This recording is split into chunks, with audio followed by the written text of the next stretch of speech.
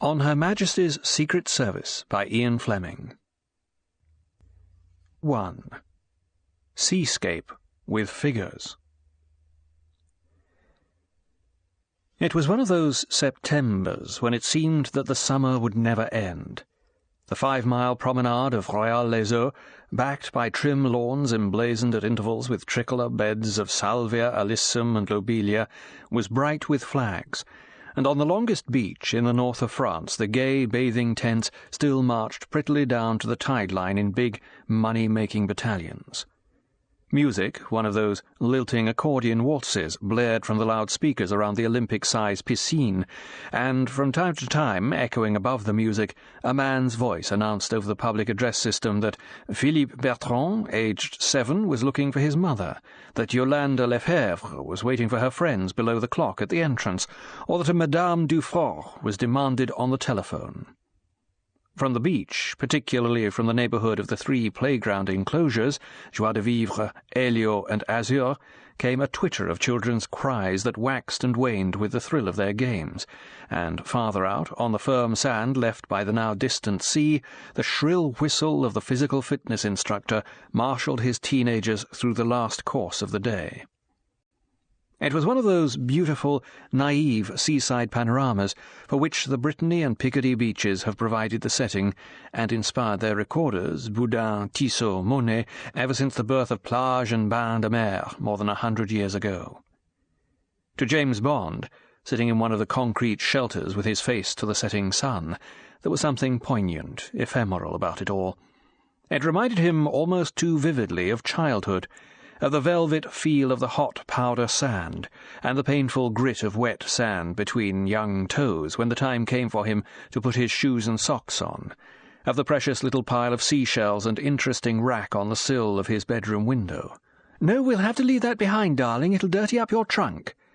Of the small crabs scuttling away from the nervous fingers groping beneath the seaweed in the rock pools, of the swimming and swimming and swimming through the dancing waves, always in those days it seemed lit with sunshine, and then the infuriating, inevitable "time to come out."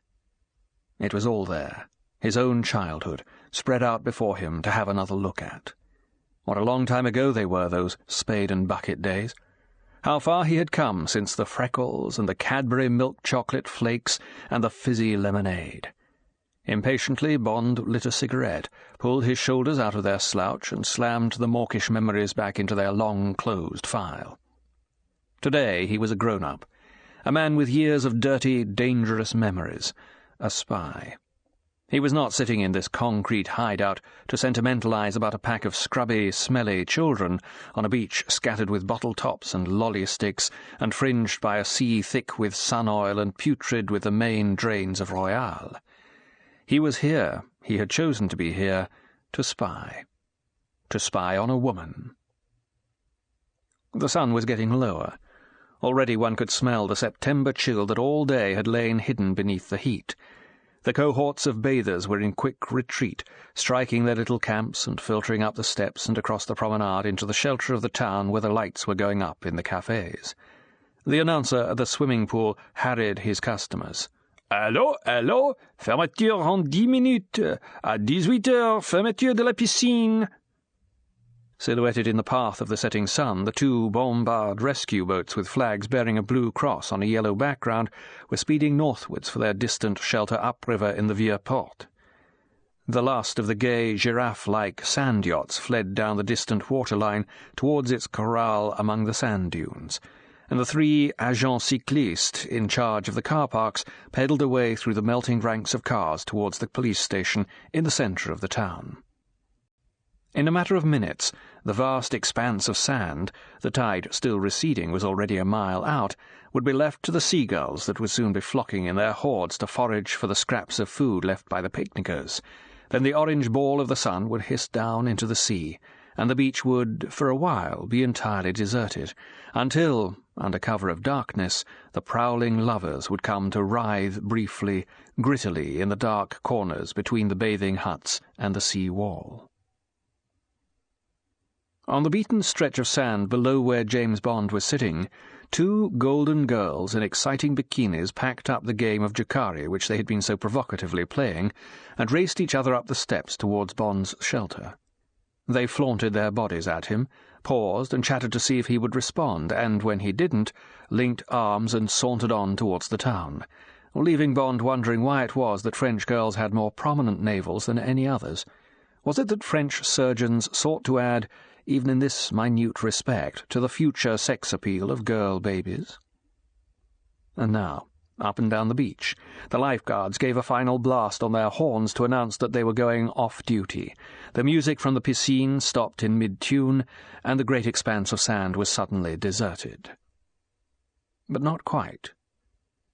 100 yards out, lying face downwards on a black-and-white striped bathing wrap on the private patch of firm sand where she had installed herself an hour before, the girl was still there, motionless, spread-eagled in direct line between James Bond and the setting sun that was now turning the left-behind pools and shallow rivulets into blood-red, meandering scrawls across the middle distance. Bond went on watching her, now, in the silence and emptiness, with an ounce more tension. He was waiting for her to do something, for something, he didn't know what, to happen. It would be more true to say that he was watching over her. He had an instinct that she was in some sort of danger. Or was it just that there was the smell of danger in the air? He didn't know. He only knew that he mustn't leave her alone, particularly now that everyone else had gone. James Bond was mistaken. Not everyone else had gone. Behind him, at the Café de la Plage, on the other side of the promenade, two men in raincoats and dark caps sat at a secluded table bordering the sidewalk. They had half-empty cups of coffee in front of them, and they didn't talk. They sat and watched the blur on the frosted glass partition of the shelter that was James Bond's head and shoulders. They also watched, but less intently, the distant white blur on the sand that was the girl. Their stillness and their unseasonable clothes would have made a disquieting impression on anyone who, in his turn, might have been watching them. But there was no such person, except their waiter, who had simply put them in the category of bad news and hoped they would soon be on their way. When the lower rim of the orange sun touched the sea, it was almost as if a signal had sounded for the girl. She slowly got to her feet, ran both hands backwards through her hair, and began to walk evenly, purposefully towards the sun and the faraway froth of the waterline over a mile away. It would be violet dusk by the time she reached the sea, and one might have guessed that this was probably the last day of her holiday, the last bathe. James Bond thought otherwise. He left his shelter, ran down the steps to the sand, and began walking out after her at a fast pace. Behind him, across the promenade, the two men in raincoats also seemed to think otherwise. One of them briskly threw down some coins, and they both got up, and walking strictly in step, crossed the promenade to the sand, and, with a kind of urgent military precision, marched rapidly side by side in Bond's tracks. Now the strange pattern of figures on the vast expanse of empty, blood-streaked sand was eerily conspicuous, yet it was surely not one to be interfered with. The pattern had a nasty, a secret smell. The white girl, the bare-headed young man, the two squat, marching pursuers, it had something of a kind of deadly grandmother's steps about it. In the café, the waiter collected the coins and looked after the distant figures, still outlined by the last quarter of the orange sun. It smelt like police business, or the other thing. He would keep it to himself, but remember it. He might get his name in the papers. James Bond was rapidly catching up with the girl. Now he knew that he would get to her just as she reached the waterline. He began to wonder what he would say to her, how he would put it. He couldn't say, "I had a hunch you were going to commit suicide, so I came after you to stop you. I was going for a walk on the beach, and I thought I recognized you. Will you have a drink after your swim?" Would be childish. He finally decided to say, "Oh, Tracy," and then when she turned round, "I was worried about you," which would at least be inoffensive and, for the matter of that, true. The sea was now gun-metal below a primrose horizon. A small westerly offshore breeze, drawing the hot land air out to sea, had risen and was piling up wavelets that scrolled in whitely as far as the eye could see.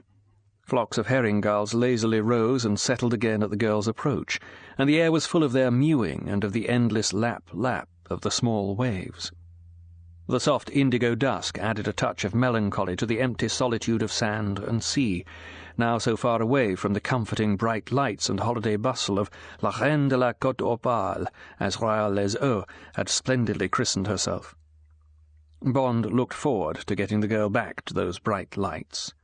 He watched the lithe golden figure in the white one-piece bathing suit and wondered how soon she would be able to hear his voice above the noise of the gulls and the sea. Her pace had slowed a fraction as she approached the waterline, and her head, with its bell of heavy fair hair to the shoulders, was slightly bowed, in thought perhaps, or tiredness. Bond quickened his step until he was only 10 paces behind her. "Hey, Tracy!" The girl didn't start or turn quickly round. Her steps faltered and stopped, and then, as a small wave creamed in and died at her feet, she turned slowly and stood squarely facing him. Her eyes, puffed and wet with tears, looked past him. Then they met his. She said dully, "What is it? What do you want?" "I was worried about you. What are you doing out here? What's the matter?" The girl looked past him again. Her clenched right hand went up to her mouth. She said something Bond couldn't understand, from behind it. Then a voice from very close behind Bond said softly, silkily, "Don't move, or you get it back of the knee." Bond swirled round into a crouch, his gun hand inside his coat. The steady silver eyes of the 2 automatics sneered at him. Bond slowly straightened himself. He dropped his hand to his side, and the held breath came out between his teeth in a quiet hiss. The 2 deadpan professional faces told him even more than the 2 silver eyes of the guns. They held no tension, no excitement. The thin half-smiles were relaxed, contented. The eyes were not even wary. They were almost bored. Bond had looked into such faces many times before. This was routine. These men were killers. Pro-killers. Bond had no idea who these men were, who they worked for, what this was all about. On the theory that worry is a dividend paid to disaster before it is due, he consciously relaxed his muscles and emptied his mind of questions. He stood and waited. "Position your hands behind your neck." The silky, patient voice was from the south, from the Mediterranean. It fitted with the men's faces. Tough-skinned, widely pored, yellow-brown, Marseillaise, perhaps, or Italian. The Mafia? The faces belonged to good secret police or tough crooks. Bond's mind ticked and whirred, selecting cards like an IBM machine. What enemies had he got in those areas? Might it be Blofeld? Had the hare turned upon the hound? When the odds are hopeless, when all seems to be lost, then is the time to be calm, to make a show of authority, at least of indifference. Bond smiled into the eyes of the man who had spoken. "I don't think your mother would like to know what you're doing this evening. You are a Catholic? So I will do as you ask." The man's eyes glittered. Touché. Bond clasped his hands behind his head. The man stood aside so as to have a clear field of fire while his number 2 removed Bond's Walter PPK from the soft leather holster inside his trouser belt and ran expert hands down his sides, down his arms to the wrists and down the inside of his thighs. Then number 2 stood back, pocketed the Walter, and again took out his own gun. Bond glanced over his shoulder. The girl had said nothing, expressed neither surprise nor alarm. Now she was standing with her back to the group, looking out to sea, apparently relaxed, unconcerned. What in God's name was it all about? Had she been used as a bait? But for whom? And now what? Was he to be executed, his body left lying to be rolled back inshore by the tide? It seemed the only solution. If it was a question of some kind of a deal, the 4 of them could not just walk back across the mile of sand to the town and say polite goodbyes on the promenade steps. No, this was the terminal point. Or was it? From the north, through the deep indigo dusk came the fast, rattling hum of an outboard, and as Bond watched, the cream of a thick bow wave showed, and then the blunt outline of one of the bombard rescue craft, the flat-bottomed inflatable rubber boats with a single Johnson engine in the flattened stern. So they had been spotted. By the Coast Guards, perhaps. And here was the rescue. By God, he'd roast these two thugs when they got to the harbour police at the Vieux Port. But what story would he tell about the girl? Bond turned back to face the men. At once he knew the worst. They had rolled their trousers up to the knees and were waiting composedly, their shoes in one hand and their guns in the other. This was no rescue. It was just part of the ride. Oh well. Paying no attention to the men, Bond bent down, rolled up his trousers as they had done, and, in the process of fumbling with his socks and shoes, palmed one of his heel knives and, half turning towards the boat that had now grounded in the shallows, transferred it to his right-hand trouser pocket. No words were exchanged. The girl climbed aboard first, then Bond, and lastly the two men who helped the engine with a final shove on the stern. The boatman, who looked like any other French deep-sea fisherman, whirled the blunt nose of the bombard round, changed gears to forward, and they were off northwards through the buffeting waves, while the golden hair of the girl streamed back and softly whipped James Bond's cheek. "Tracy, you're going to catch cold. Here, take my coat." Bond slipped his coat off. She held out a hand to help him put it on her. In the process, her hand found his and pressed it. Now what the hell? Bond edged closer to her. He felt her body respond. Bond glanced at the two men. They sat hunched against the wind, their hands in their pockets, watchful but somehow uninterested. Behind them, the necklace of lights that was Royale receded swiftly until it was only a golden glow on the horizon. James Bond's right hand felt for the comforting knife in his pocket and ran his thumb across the razor-sharp blade. While he wondered how and when he might have a chance to use it, the rest of his mind ran back over the previous 24 hours and panned them for the gold dust of truth. 2. Gran Turismo. Almost exactly 24 hours before, James Bond had been nursing his car, the old Continental Bentley, the R-type chassis with the big 6 engine and a 1340 back-axle ratio that he had now been driving for 3 years along that fast but dull stretch of N1 between Abbeville and Montreuil that takes the English tourist back to his country via Silver City Airways from Le Touquet or by ferry from Boulogne or Calais. He was hurrying safely, at between 80 and 90, driving by the automatic pilot that is built into all rally-class drivers, and his mind was totally occupied with drafting his letter of resignation from the Secret Service. The letter, addressed "Personal for M," had got to the following stage. "Sir, I have the honour to request that you will accept my resignation from the service effective forthwith. My reasons for this submission, which I put forward with much regret, are the following. 1. My duties in the service until some 12 months ago have been connected with the 00 section, and you, sir, have been kind enough from time to time to express your satisfaction with my performance of those duties, which I, for my part, have enjoyed. To my chagrin," Bond had been pleased with this fine word, however, on the successful completion of Operation Thunderball, I received personal instructions from you to concentrate all my efforts without a terminal date, another felicitous phrase, on the pursuit of Ernst Stavro Blofeld and on his apprehension, together with any members of Spectre, otherwise the Special Executive of Counterintelligence, Terror, Revenge and Extortion, if that organization had been recreated since its destruction at the climax of Operation Thunderball. 2. I accepted the assignment with, if you will recall, reluctance.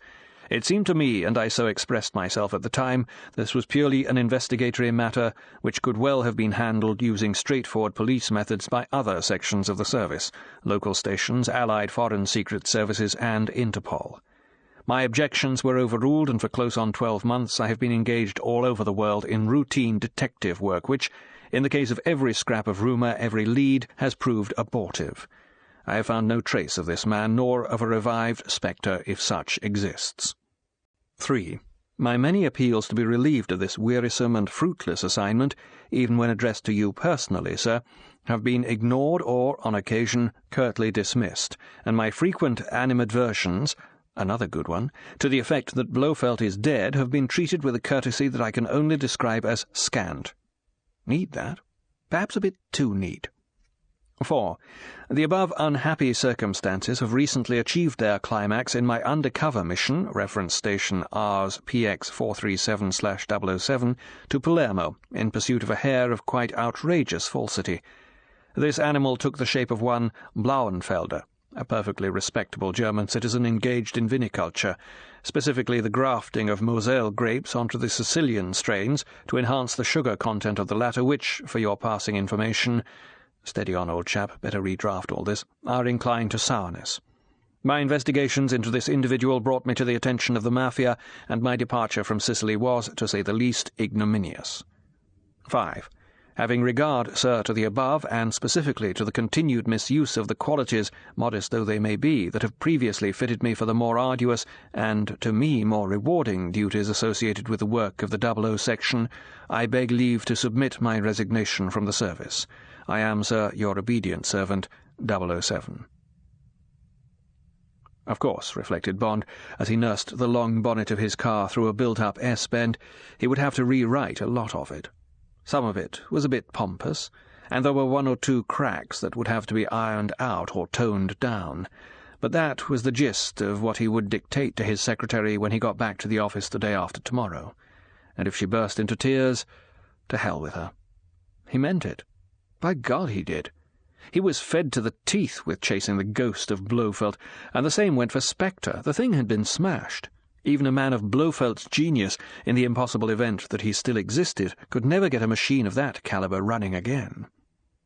It was then, on a 10-mile straight cut through a forest, that it happened. Triple wind horns screamed their banshee discord in his ear, and a low, white two-seater, a Lancia Flaminia Zagato Spider with its hood down, tore past him, cut in cheekily across his bonnet, and pulled away, the sexy boom of its twin exhausts echoing back from the border of trees. And it was a girl driving, a girl with a shocking pink scarf tied round her hair, leaving a brief pink tail that the wind blew horizontal behind her. If there was one thing that set James Bond really moving in life, with the exception of gunplay, it was being passed at speed by a pretty girl. And it was his experience that girls who drove competitively like that were always pretty and exciting. The shock of the windhorn's scream had automatically cut out George, emptied Bond's head of all other thought, and brought his car back under manual control. Now, with a tight-lipped smile, he stamped his foot into the floorboard, held the wheel firmly at 2:45, and went after her. 100, 110, 115, and he still wasn't gaining. Bond reached forward to the dashboard and flicked up a red switch. The thin, high whine of machinery on the brink of torment tore at his eardrums, and the Bentley gave an almost perceptible kick forward. 120, 125. He was definitely gaining. 50 yards, 40, 30. Now he could just see her eyes in her rear mirror, but the good road was running out. One of those exclamation marks that the French use to denote danger flashed by on his right, and now over a rise there was a church spire, the clustered houses of a small village at the bottom of a steepish hill, the snake sign of another S-bend. Both cars slowed down, 90, 80, 70. Bond watched her tail lights briefly blaze, saw her right hand reach down to the floor stick almost simultaneously with his own and change down. Then they were in the S-bend on cobbles, and he had to brake as he enviously watched the way her de Dion axle married her rear wheels to the rough going, which his own live axle hopped and skittered as he wrenched at the wheel. And then it was the end of the village, and with a brief wag of her tail as she came out of the S, she was off like a bat out of hell up the long straight rise, and he had lost 50 yards. And so the race went on, Bond gaining a little on the straights but losing it all to the famous Lancia road-holding through the villages, and, he had to admit, to her wonderful, nerveless driving. And now a big Michelin sign said, Montreuil 5, Royal-les-Eaux 10, Le Touquet-Paris-Plage 15, and he wondered about her destination, and debated with himself whether he shouldn't forget about Royal, and the night he had promised himself at its famous casino, and just follow where she went, wherever it was, and find out who this devil of a girl was. The decision was taken out of his hands. Montreuil is a dangerous town with cobbled, twisting streets and much farm traffic. Bond was 50 yards behind her at the outskirts, but with his big car he couldn't follow her fast slalom through the hazards, and by the time he was out of the town and over the Étaples-Paris level crossing, she had vanished. The left-hand turn for Royal came up. Was there a little dust hanging in the bend? Bond took the turn, somehow knowing that he was going to see her again. He leaned forward and flicked down the red switch. The moan of the blower died away, and there was silence in the car as he motored along, easing his tense muscles. He wondered if the supercharger had damaged the engine. Against the solemn warnings of Rolls-Royce, he had had fitted by his pet expert at the headquarters motor pool an Arnott supercharger controlled by a magnetic clutch. Rolls-Royce had said the crankshaft bearings wouldn't take the extra load, and when he confessed to them what he had done, they regretfully but firmly withdrew their guarantees and washed their hands of their bastardized child.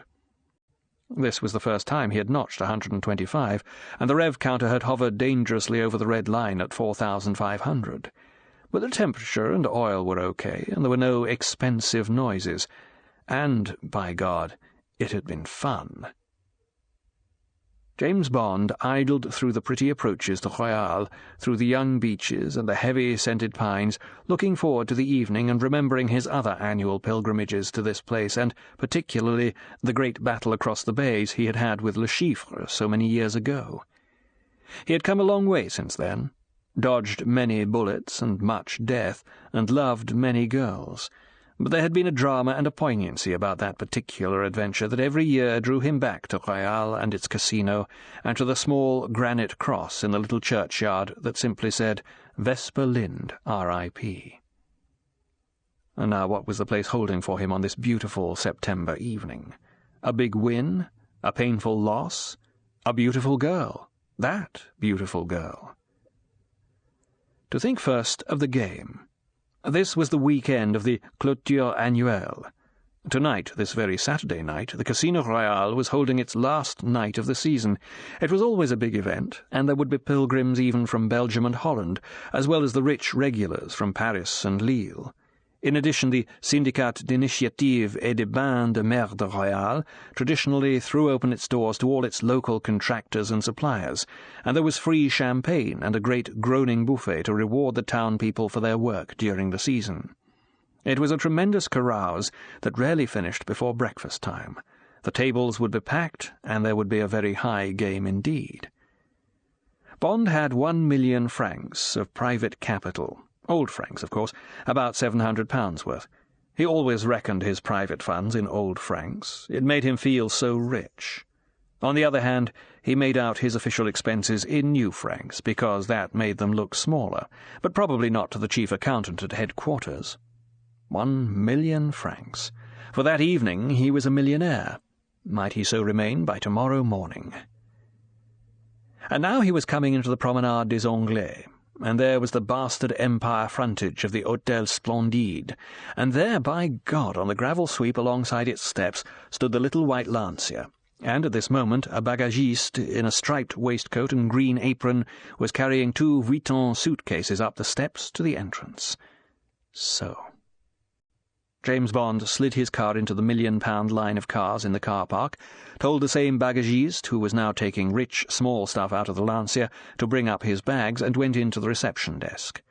The manager impressively took over from the clerk and greeted Bond with golden-toothed effusion, while making a mental note to earn a good mark with the chef de police by reporting Bond's arrival, so that the chef could, in his turn, make a good mark with the 2e and the SDT by putting the news on the teleprinter to Paris. Bond said, "By the way, Monsieur Maurice, who is the lady who has just driven up in the white Lancia? She is staying here?" "Yes, indeed, mon commandant." Bond received an extra 2 teeth in the enthusiastic smile. "The lady is a good friend of the house. The father is a very big industrial from the south. She is la Comtesse Teresa di Vicenzo. Monsieur must surely have read of her in the papers. Madame la Comtesse is a lady. How shall I put it?" The smile became secret between men. "A lady, shall we say, who lives life to the full." "Ah, yes, thank you. And how has the season been?" The small talk continued as the manager personally took Bond up in the lift and showed him into one of the handsome grey-and-white directoire rooms with a deep rose coverlet on the bed that Bond remembered so well. Then, with a final exchange of courtesies, James Bond was alone. Bond was faintly disappointed. She sounded a bit grand for him, and he didn't happen to like girls, film stars for instance, who were in any way public property. He liked private girls he could discover himself and make his own. Perhaps, he admitted, there was inverted snobbery in this. Perhaps, even less worthily, it was that the famous ones were less easy to get. His 2 battered suitcases came, and he unpacked leisurely, and then ordered from room service a bottle of the Taittinger Blanc de Blanc that he had made his traditional drink at Royal. When the bottle, in its frosted silver bucket, came, he drank a quarter of it rather fast, and then went into the bathroom and had an ice-cold shower and washed his hair with Pinot Elixir, that prince among shampoos, to get the dust of the roads out of it. Then he slipped on his dark blue tropical worsted trousers, white Sea Island cotton shirt, socks and black casual shoes — he abhorred shoelaces — and went and sat by the window and looked out across the promenade to the sea and wondered where he would have dinner and what he would choose to eat. James Bond was not a gourmet. In England he lived on grilled soles, œuf cocotte, and cold roast beef with potato salad, but when travelling abroad, generally by himself, meals were a welcome break in the day, something to look forward to, something to break the tension of fast driving with its risks taken or avoided, the narrow squeaks, the permanent background of concern for the fitness of his machine. In fact, at this moment, after covering the long stretch from the Italian frontier at Ventimiglia in a comfortable 3 days, God knew there was no reason to hurry back to headquarters, he was fed to the teeth with the sucker traps for gormandizing tourists, the hostellerie, the vieille auberge, the relais fleuri. He had had the lot. He had had their bon table and their fine bouteille. He had had their spécialité du chef, generally a rich sauce of cream and wine, and a few button mushrooms concealing poor quality meat or fish. He had had the whole lip-smacking ritual of winemanship and foodmanship, and, incidentally, he had had quite enough of the bisadol that went with it. The French belly region had delivered its final kick at him the night before. Wishing to avoid Orléans, he had stopped south of this uninspiring city and had chosen a mock Breton auberge on the south bank of the Loire, despite its profusion of window boxes and sham beams, ignoring the china cat pursuing the china bird across its gabled roof, because it was right on the edge of the Loire, perhaps Bond's favourite river in the world. He had stoically accepted the hammered copper warming pans, brass cooking utensils, and other antique bogosities that cluttered the walls of the entrance hall, had left his bag in his room and had gone for an agreeable walk along the softly running swallow-skimmed river. The dining-room, in which he was one of a small handful of tourists, had sounded the alarm. Above a fireplace of electric logs and over-polished fire-irons, there had hung a coloured plaster escutcheon bearing the dread device, Ici Dulce France. All the plates of some hideous local ware bore the jingle, irritatingly inscrutable, Jamais en vin, toujours en vin.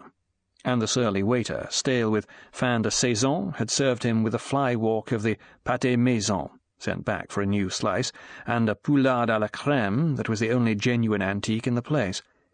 Bond had moodily washed down this sleazy provender with a bottle of instant Puy Fuissé, and was finally insulted the next morning by a bill for the meal in excess of £5. It was to efface all these dyspeptic memories that Bond now sat at his window, sipped his Taittinger, and weighed up the pros and cons of the local eating places, and wondered what dishes it would be best to gamble on. He finally chose one of his favourite restaurants in France, a modest establishment unpromisingly placed exactly opposite the railway station of Étaples, rang up his old friend Monsieur Bécaud from a table, and 2 hours later was motoring back to the casino with turbot poché, sauce mousseline, and half the best roast partridge he had eaten in his life under his belt. Greatly encouraged and further stimulated by half a bottle of Mouton Rothschild 53 and a glass of 10-year-old Calvados, with his 3 cups of coffee, he went cheerfully up the thronged steps of the casino with the absolute certitude that this was going to be a night to remember. 3. The Gambit of Shame. The bombard had now beaten round the dolefully clanging bell-buoy and was hammering slowly up the River Royale against the current. The gay lights of the little marina, haven of cross-channel yachtsmen, showed way up on the right bank, and it crossed Bond's mind to wait until they were slightly above it and then plunge his knife into the side and bottom of the rubber bombard and swim for it. But he already heard in his mind the boom of the guns and heard the zwip and splash of the bullets round his head until, probably, there came the bright burst of light and the final flash of knowledge that he had at last had it. And anyway, how well could the girl swim, and in this current? Bond was now very cold. He leant closer against her and went back to remembering the night before and combing his memories for clues. After the long walk across the salle d'entrée, past the vitrine of Van Cleef, Lanvin, Hermès, and the rest, there came the brief pause for identification at the long desk backed by the tiers of filing cabinets, the payment for the carte d'entrée pour les salles de jeu, the quick comptometer survey of the physionomiste at the entrance, the bow and flourish of the garishly uniformed huissier at the door, and James Bond was inside the belly of the handsome, scented machine. He paused for a moment by the case, his nostrils flaring at the smell of the crowded, electric, elegant scene. Then he walked slowly across to the top chemin de fer table beside the entrance to the luxuriously appointed bar and caught the eye of Monsieur Paul, the chef de jeu of the high game. Monsieur Paul spoke to a huissier, and Bond was shown to number 7, reserved by a counter from the huissier's pocket. The huissier gave a quick brush to the bays inside the line, that famous line that had been the bone of contention in the Tranby Croft case involving King Edward VII, polished an ash-tray and pulled out the chair for Bond. Bond sat down. The shoe was at the other end of the table at number 3. Cheerful and relaxed, Bond examined the faces of the other players, while the changeur changed his notes for 100,000 into 10 blood-red counters of 10,000 each.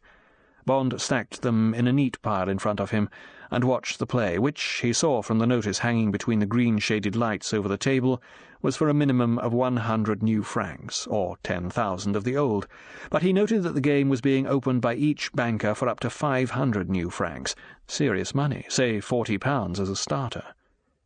The players were the usual international mixture.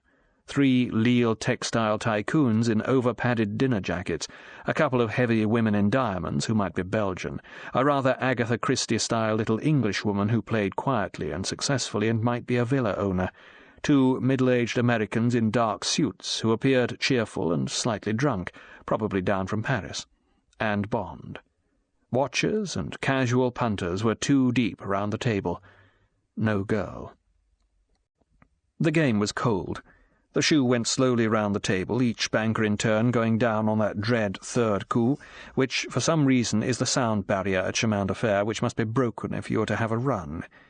Each time, when it came to Bond's turn, he debated whether to bow to the pattern and pass his bank after the 2nd coup. Each time, for nearly an hour of play, he obstinately told himself that the pattern would break, and why not with him? That the cards have no memory, and that it was time for them to run. And each time, as did the other players, he went down on the 3rd coup. The shoe came to an end. Bond left his money on the table and wandered off among the other tables, visiting the roulette, the 30 et 40, and the baccarat table, to see if he could find the girl.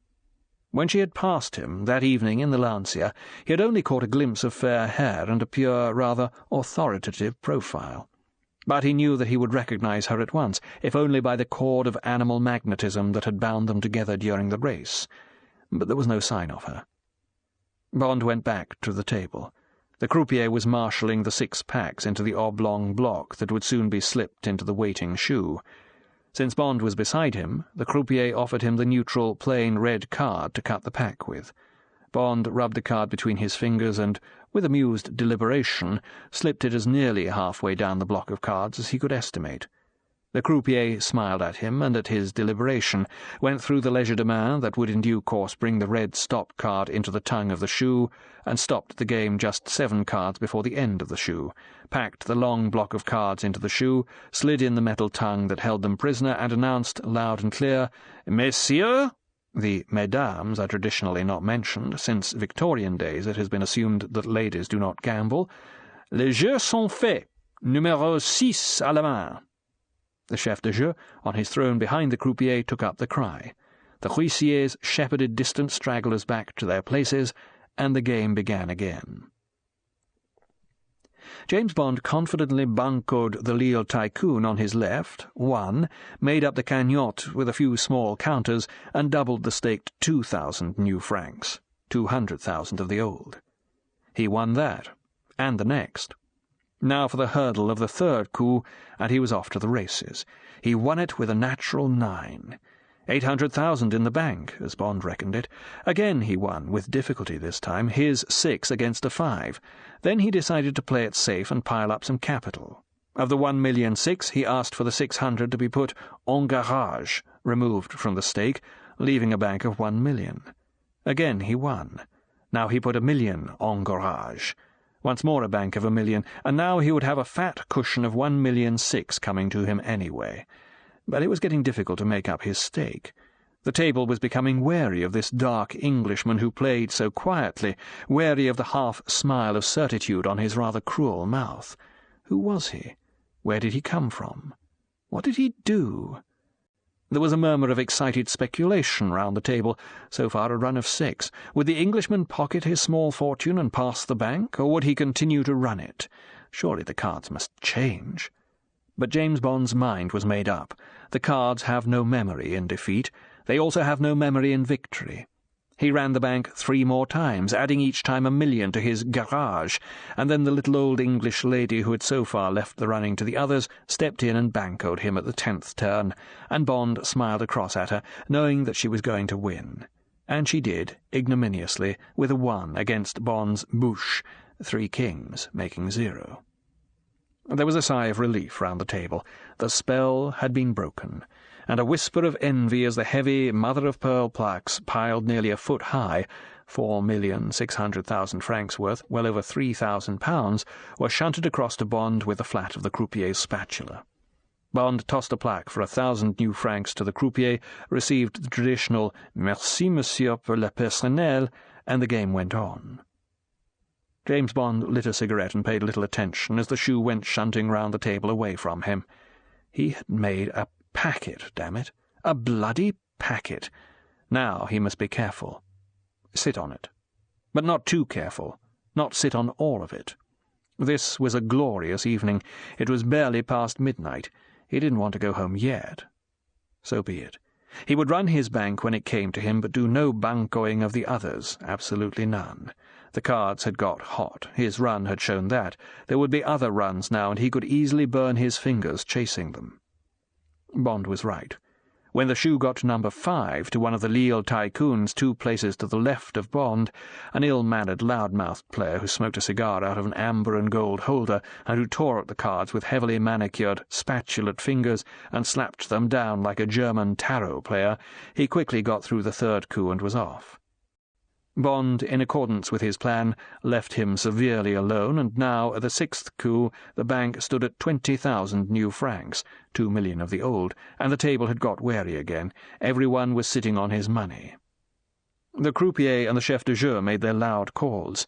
"Un banco de 20,000! Faites vos jeux, monsieur! Il reste à compléter!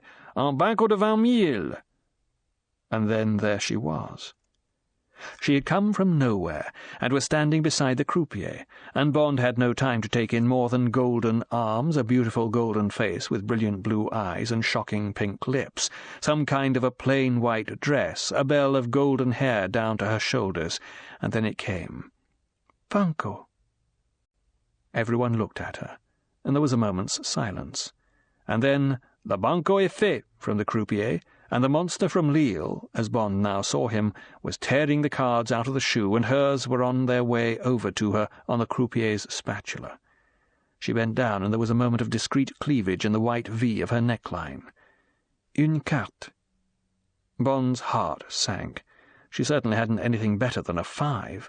The monster turned his up, 7, and now he scrabbled out a card for her and flicked it contemptuously across, a simpering queen. The croupier delicately faced her other 2 cards with the tip of his spatula. A 4. She had lost. Bond groaned inwardly and looked across to see how she had taken it. What he saw was not reassuring. The girl was whispering urgently to the chef de jeu. He was shaking his head. Sweat was beading on his cheeks. In the silence that had fallen round the table, the silence that licks its lips at the strong smell of scandal, which was now firmly in the air, Bond heard the chef de jeu say firmly, "Mais c'est impossible, je regrette, madame. Il faut vous arranger à la casse." And now that most awful of all whispers in a casino was running among the watchers and the players like a slithering reptile. Le coup de déshonneur. C'est le coup de déshonneur. Quelle honte! Quelle honte! Oh, my God, thought Bond. She's done it. She hasn't got the money. And for some reason she can't get any credit at the case. The monster from Lille was making the most of the situation. He knew that the casino would pay in the case of a default. He sat back with lowered eyes, puffing at his cigar, the injured party. But Bond knew of the stigma the girl would carry for the rest of her life. The casinos of France are a strong trade union. They have to be. Tomorrow the telegrams would go out. Madame la Comtesse Teresa de Vicenzo, passport number X, is to be put on the blacklist. That would be the end of her casino life in France, in Italy, probably also in Germany, Egypt, and, today, England. It was like being declared a bad risk at Lloyd's, or with the city security firm of Dun & Bradstreet. In American gambling circles, she might even have been liquidated. In Europe, for her, the fate would be almost as severe. In the circles in which, presumably, she moved, she would be bad news, unclean. The coup de déshonneur simply wasn't done. It was social ostracism. Not caring about the social ostracism, thinking only about the wonderful girl who had outdriven him, shown him her tale between Abbeville and Montreuil, James Bond leant slightly forward. He tossed two of the precious pearly plaques into the centre of the table. He said, with a slightly bored, slightly puzzled intonation, "Forgive me, Madame has forgotten that we agreed to play in partnership this evening." And not looking at the girl, but speaking with authority to the chef de jeu, "I beg your pardon. My mind was elsewhere. Let the game continue." The tension round the table relaxed. Or rather it changed to another target, away from the girl. Was it true what this Englishman had said? But it must be. One does not pay 2 million francs for a girl. But previously there had been no relationship between them, so far as one could see. They had been at opposite sides of the table. No signs of complicity had been exchanged. And the girl? She had shown no emotion. She had looked at the man once with directness. Then she had quietly moved away from the table towards the bar. There was certainly something odd here, something one did not understand. But the game was proceeding. The chef de jeu had surreptitiously wiped a handkerchief across his face. The croupier had raised his head, which previously had seemed to be bowed under some kind of emotional guillotine, and now the old pattern had re-established itself. "La partie continue. Un banco de 40,000. James Bond glanced down at the still formidable pile of counters between his curved, relaxed arms. It would be nice to get that 2 million francs back. It might be hours before a banco of equal size offered the chance. After all, he was playing with the casino's money. His profits represented found money, and if he lost, he could still go away with a small profit, enough and to spare to pay for his night at Royal. And he had taken a dislike to the monster from Lille. It would be amusing to reverse the old fable, first to rescue the girl, then to slay the monster. And it was time for the man's run of luck to end. After all, the cards have no memory. James Bond had not enough funds to take the whole banco, only half of it, what is known as avec la table, meaning that the other players could make up the remaining half if they wanted to. Bond, forgetting the conservative strategy he had sworn himself to only half an hour before, leant slightly forward and said, "Avec la table," and pushed 20,000 new francs over the line. Money followed his onto the table. Was this not the Englishman with the green fingers? And Bond was pleased to note that the little old Agatha Christie Englishwoman supported him with 1,000. That was a good omen. He looked at the banker, the man from Lille. His cigar had gone out in its holder, and his lips, where they gripped the holder, were white. He was sweating profusely. He was debating whether to pass the hand and take his fat profits or have one more go. The sharp, pig-like eyes darted round the table, estimating if his 4 million was covered. The croupier wanted to hurry the play. He said firmly, "C'est plus que fait, monsieur." The man from Lille made up his mind. He gave the shoe a fat slap, wiped his hand on the baize, and forced out a card, then one for himself, another for Bond, the fourth for him. Bond did not reach across number 6 for the cards. He waited for them to be nudged towards him by the croupier's spatula. He raised them just off the table, slid them far enough apart between his hands to see the count, edged them together again, and laid them softly face down again on the table. He had a 5. That dubious jade on which one can either draw or not. The chances of improving your hand towards or away from a 9 are equal. He said, "No," quietly, and looked across at the 2 anonymous pink backs of the cards in front of the banker. The man tore them up, disgustedly tossed them out onto the table. 2 knaves. A bouche. 0. Now there were only 4 cards that could beat Bond, and only one, the 5, that could equal him.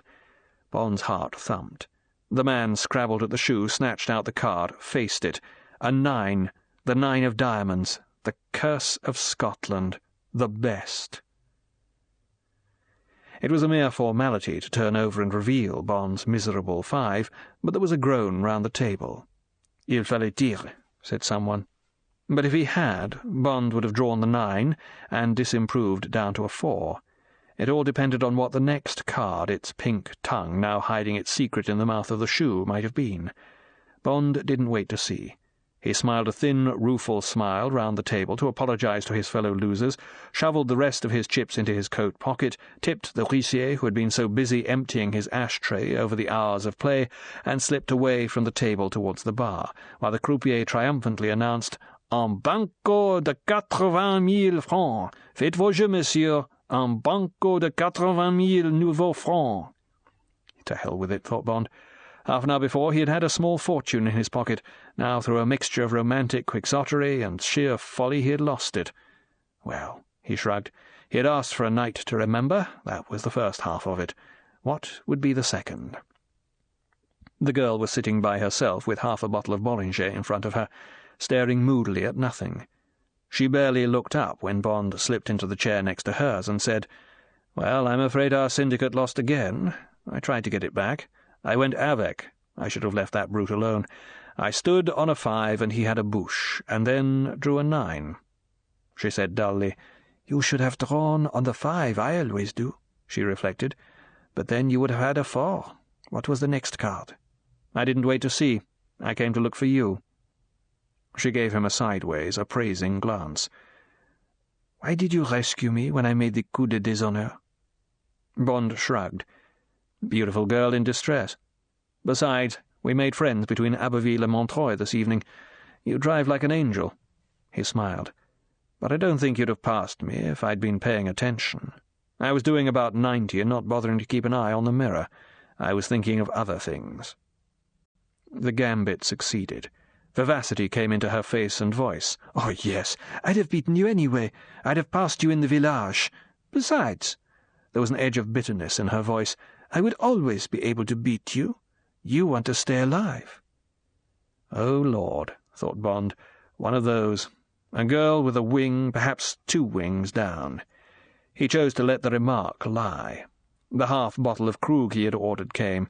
After the huissier had half-filled the glass, Bond topped it to the brim. He held it towards her without exaggeration. "My name is Bond. James Bond.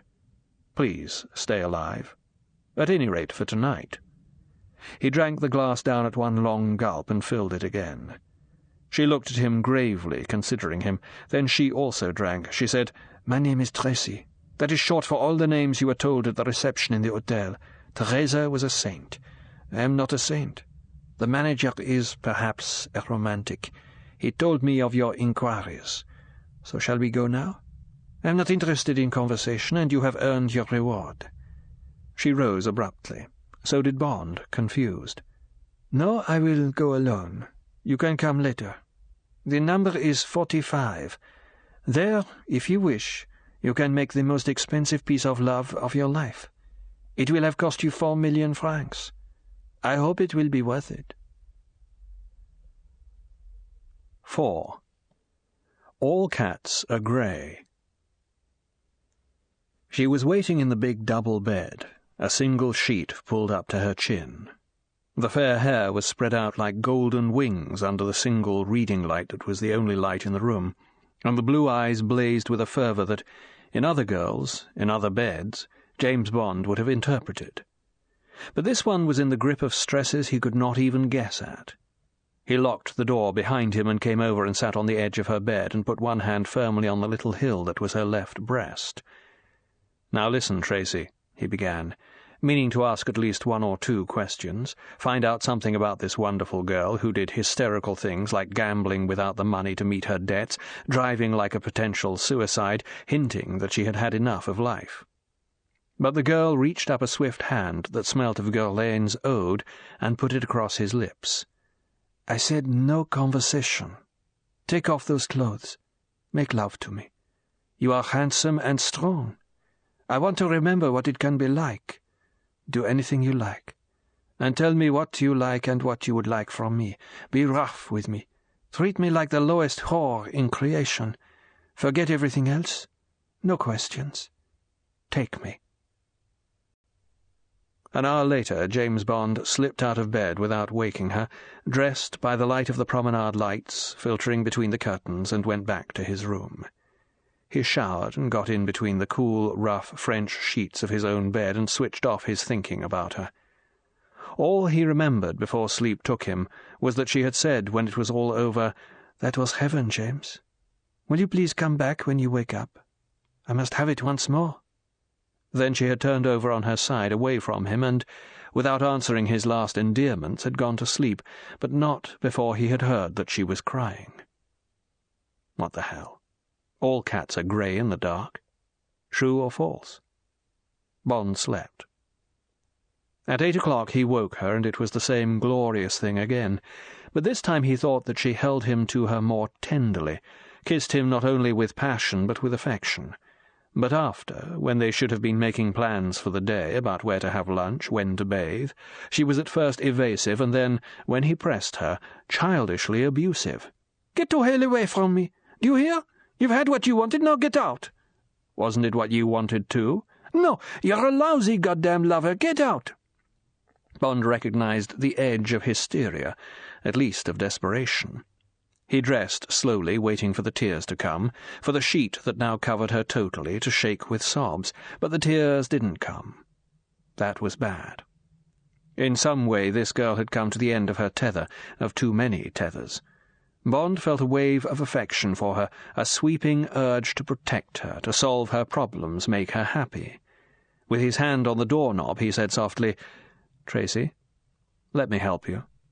You've got some troubles. That's not the end of the world. So have I. So has everyone else." The dull clichés fell into the silent, sun-barred room, like clinker in a grate. "Go to hell!" In the instant of opening and closing the door, Bond debated whether to bang it shut, to shake her out of her mood, or to close it softly. He closed it softly. Harshness would do no good with this girl. She had had it, somehow, somewhere, too much of it. He went off down the corridor, feeling, for the first time in his life, totally inadequate. The bombard thrashed on upriver. It had passed the marina, and with the narrowing banks the current was stronger. The two thugs in the stern still kept their quiet eyes on Bond. In the bow the girl still held her proud profile into the wind like the figurehead on a sailing ship. In Bond the only warmth was in his contact with her back and his hand on the haft of his knife. Yet in a curious way he felt closer to her, far closer than in the transports of the night before. Somehow he felt that she was as much a prisoner as he was. How? Why? Way ahead the lights of the Vieux Port, once close to the sea but now left behind by some quirk of the channel currents that had built up the approaches to the river, shone sparsely. Before many years they would go out, and a new harbour nearer the mouth of the river would be built for the deep-sea trawlers that served Royal with their soles and lobsters and crabs and prawns. On this side of the lights were occasional gaunt jetties built out into the river by private yacht owners. Behind them were villas that would have names like Rosalie, Toi et Moi, Nid d'Azur, and Nouvelle Vague. James Bond nursed the knife, and smelt the ode that came to him above the stink of mud and seaweed from the river banks. His teeth had never chattered before. Now they chattered. He stopped them and went back to his memories.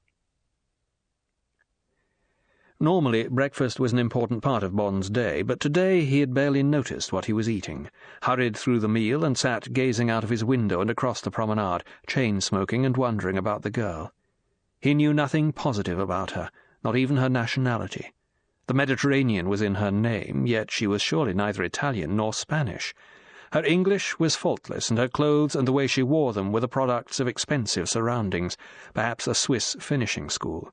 She didn't smoke, seemed to drink only sparingly, and there was no sign of drug-taking.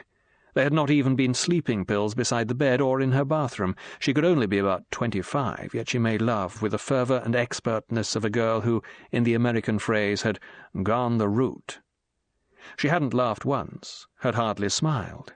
She seemed in the grip of some deep melancholy, some form of spiritual accident that made life, on her own admission, no longer worth living. And yet there were none of those signs that one associates with the hysteria of female neurotics, the unkempt hair and sloppy makeup, the atmosphere of disarray and chaos they create around them. On the contrary, she seemed to possess an ice-cold will, authority over herself, and an exact idea of what she wanted and where she was going. And where was that? In Bond's book she had desperate intentions, most likely suicide, and last night had been the last fling. He looked down at the little white car that was now not far from his in the parking lot. Somehow he must stick close to her, watch over her, at least until he was satisfied that his deadly conclusions were wrong. As a first step he rang down to the concierge and ordered a drive-yourself Simca errand. Yes, it should be delivered at once and left in the parking lot. He would bring his international driving license and green insurance card down to the concierge, who would kindly complete the formalities. Bond shaved and dressed and took the papers down and returned to his room. He stayed there watching the entrance and the little white car until 4:30 in the afternoon. Then, at last, she appeared in the black and white striped bathing wrap, and Bond ran down the corridor to the lift. It was not difficult to follow her as she drove along the promenade and left her car in one of the parking lots, and it was also no problem for the little anonymous 2CV Citroën that followed Bond. And then had been set up the train of the watchers and the watched, which was now drawing to its mysterious climax as the little bombard thrashed its way up the River Royale under the stars. What to make of it all? Had she been a witting or unwitting bait? Was this a kidnapping? If so, of one or of both? Was it blackmail? The revenge of a husband or another lover? Or was it to be murder? Bond was still raking his mind for clues when the helmsman turned the bombard in a wide curve across the current towards a battered, skeletal jetty that projected from the muddy bank into the stream. He pulled up under its lee. A powerful flashlight shone down on them out of the darkness. A rope clattered down, and the boat was hauled to the foot of muddy wooden steps. One of the thugs climbed out first, followed by the girl, the white bottom of her bathing dress lascivious below Bond's coat, then Bond, then the second thug. Then the bombard backed quickly away and continued upriver, presumably, thought Bond, to its legitimate mooring in the Vieux Port. There were two more men, of much the same build as the others, on the jetty. No words were spoken as, surrounded, the girl and Bond were escorted up the small dust road that led away from the jetty through the sand dunes. 100 yards from the river, tucked away in a gully between tall dunes, there was a glimmer of light.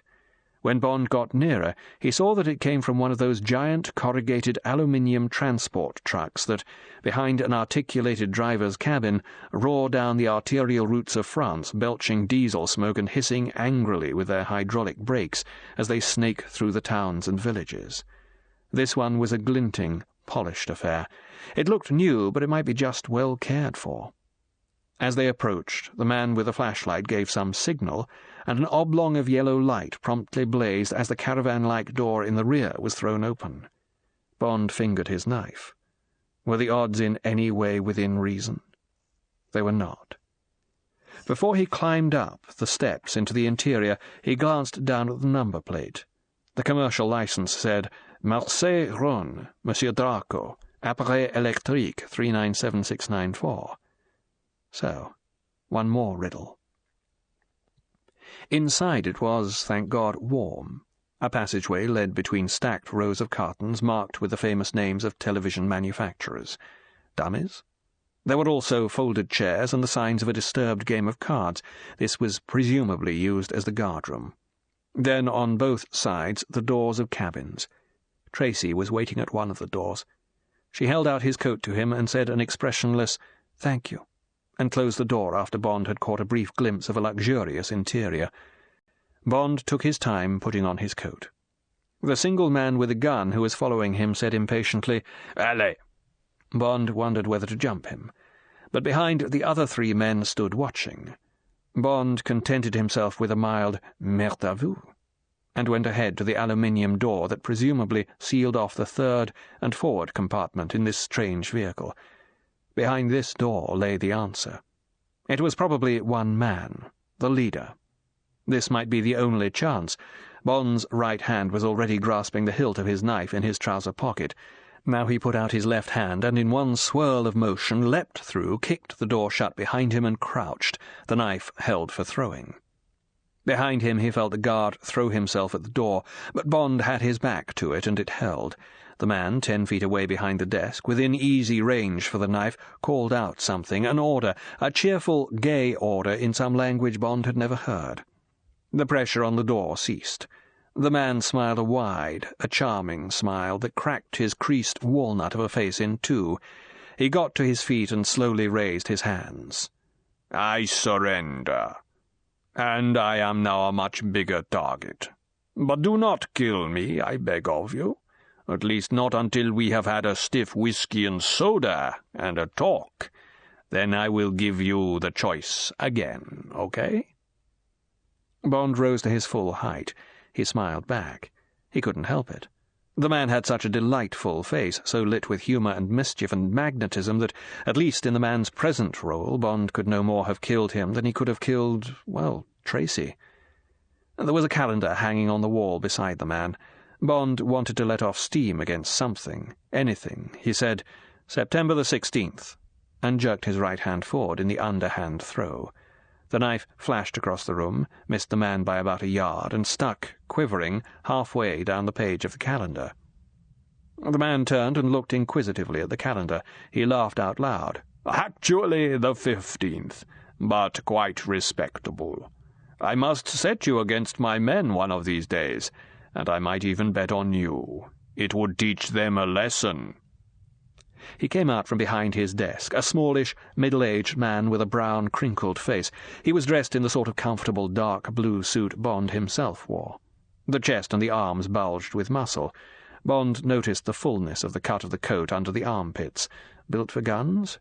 The man held out a hand. It was warm and firm and dry. "Marc-Ange Draco is my name. You have heard of it?" "No." "Aha! But I have heard of yours. It is Commander James Bond.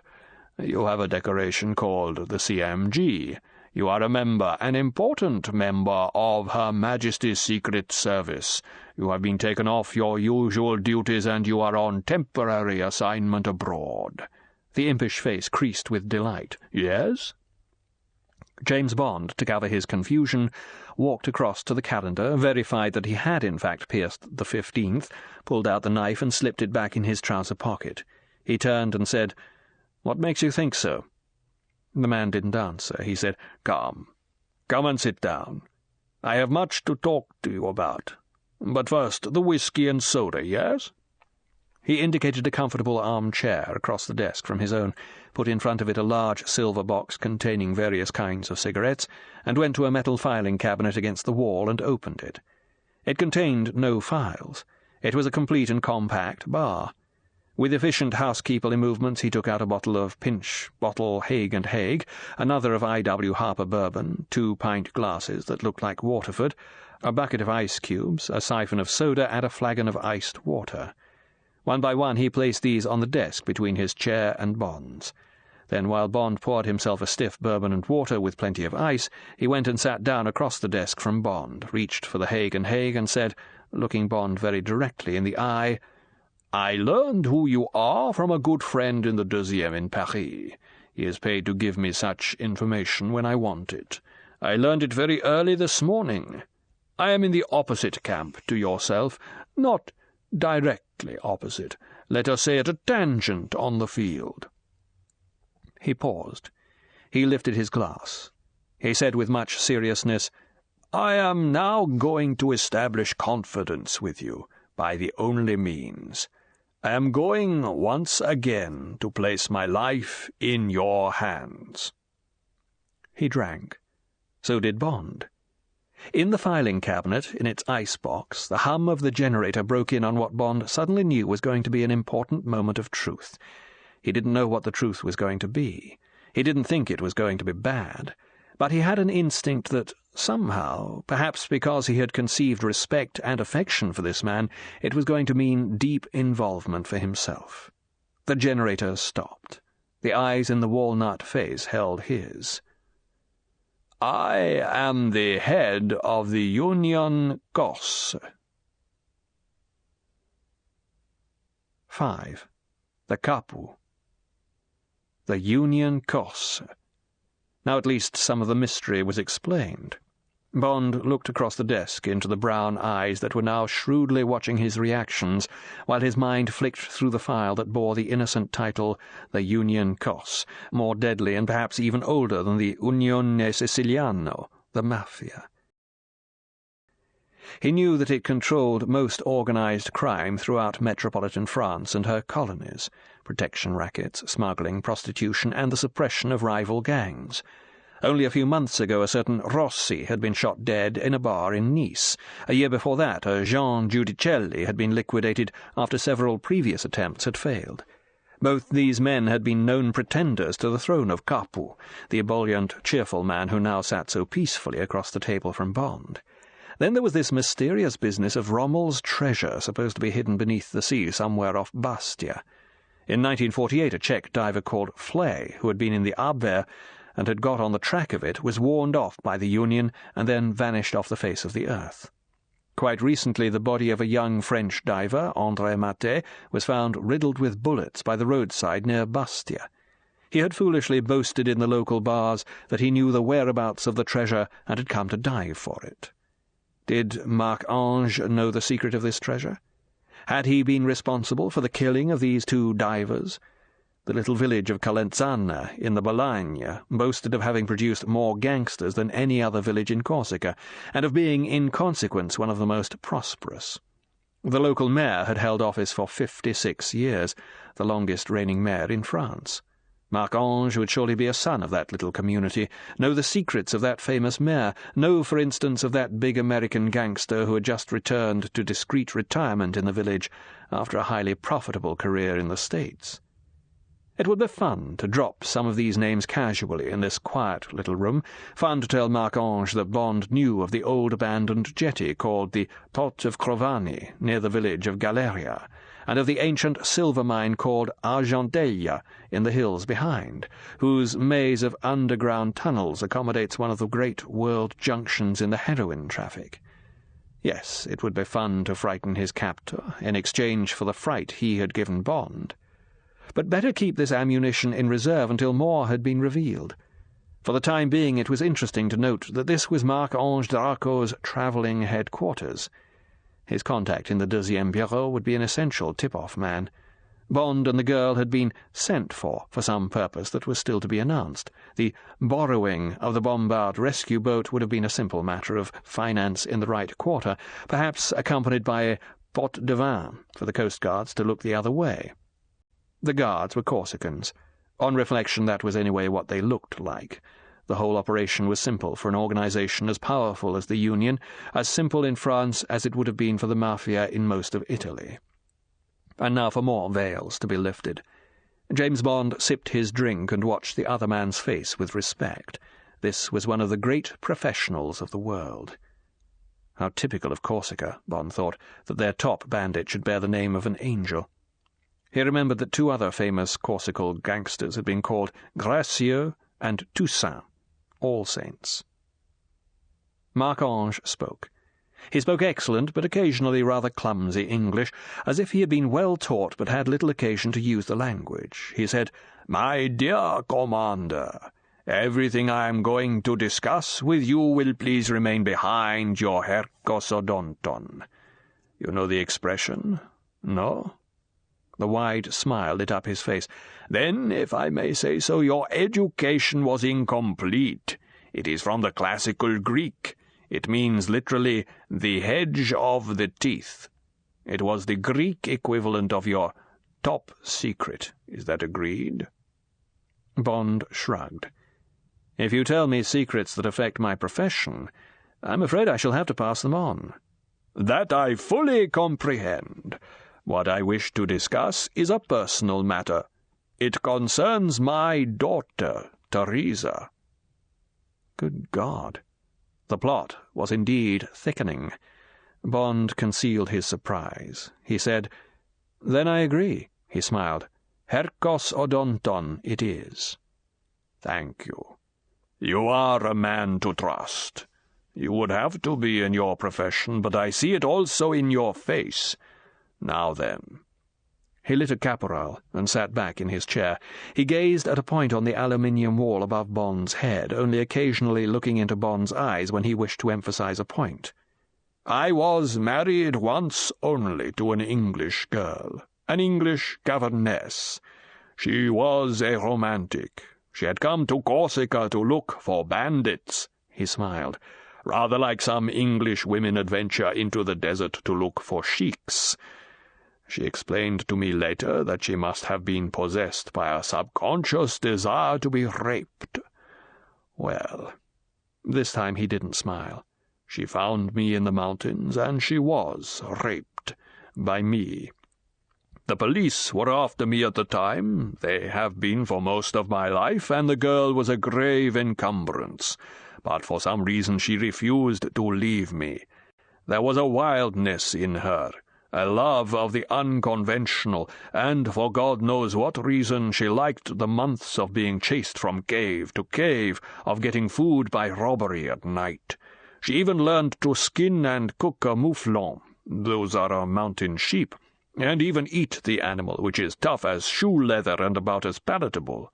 And in those crazy months I came to love this girl, and I smuggled her away from the island to Marseille and married her." He paused and looked at Bond. "The result, my dear Commander, was Teresa, my only child." So, thought Bond, that explained the curious mixture the girl was, the kind of wild lady that was so puzzling in her. What a complex of bloods and temperaments. Corsican English. No wonder he hadn't been able to define her nationality. "My wife died 10 years ago." Marc-Ange held up his hand, not wanting sympathy. "And I had the girl's education finished in Switzerland. I was already rich, and at that time I was elected capo, that is, chief of the Union, and became infinitely richer, by means, my dear Commander, which you can guess but need not inquire into. The girl was, how do you say, that charming expression, the apple of my eye, and I gave her all she wanted. But she was a wild one, a wild bird without a proper home, or since I was always on the move, without proper supervision. Through her school in Switzerland, she entered the fast international set that one reads of in the newspapers, the South American millionaires, the Indian princelings, the Paris English and Americans, the playboys of Cannes and Gstaad. She was always getting in and out of scrapes and scandals, and when I remonstrated with her, cut off her allowance, she would commit some even grosser folly, to spite me, I suppose." He paused and looked at Bond, and now there was a terrible misery in the happy face. "And yet all the while, behind her bravado, the mother's side of her blood was making her hate herself, despise herself more and more, and as I now see it, the worm of self-destruction had somehow got a hold inside her, and behind the wild playgirl facade was eating away what I can only describe as her soul." He looked at Bond. "You know that this can happen, my friend, to men and to women. They burn the heart out of themselves by living too greedily, and suddenly they examine their lives and see that they are worthless. They have had everything, eaten all the sweets of life at one great banquet, and there is nothing left. She made what I now see was a desperate attempt to get back on the rails, so to speak. She went off without telling me and married, perhaps with the idea of settling down. But the man, a worthless Italian called Vincenzo, Count Giulio di Vincenzo, took as much of her money as he could lay his hands on and deserted her, leaving her with a girl child. I purchased a divorce and bought a small chateau for my daughter in the Dordogne and installed her there, and for once, with the baby and a pretty garden to look after, she seemed almost at peace. And then, my friend, 6 months ago the baby died. Died of that most terrible of all children's ailments, spinal meningitis. There was silence in the little metal room. Bond thought of the girl a few yards away down the corridor. Yes, he had been near the truth. He had seen some of this tragic story in the calm desperation of the girl. She had indeed come to the end of the road. Marc-Ange got slowly out from his chair and came round and poured out more whisky for himself and for Bond. He said, "Forgive me. I am a poor host. But the telling of this story, which I have always kept locked up inside me to another man, has been a great relief." He put a hand on Bond's shoulder. "You understand that?" "Yes, I understand that. But she is a fine girl. She still has nearly all her life to live. Have you thought of psychoanalysis? Of her church? Is she a Catholic?" "No. Her mother would not have it. She is Presbyterian. But wait, while I finish the story." He went back to his chair and sat down heavily. "After the tragedy, she disappeared. She took her jewels and went off in that little car of hers, and I heard occasional news of her, selling the jewels and living furiously all over Europe with her old set.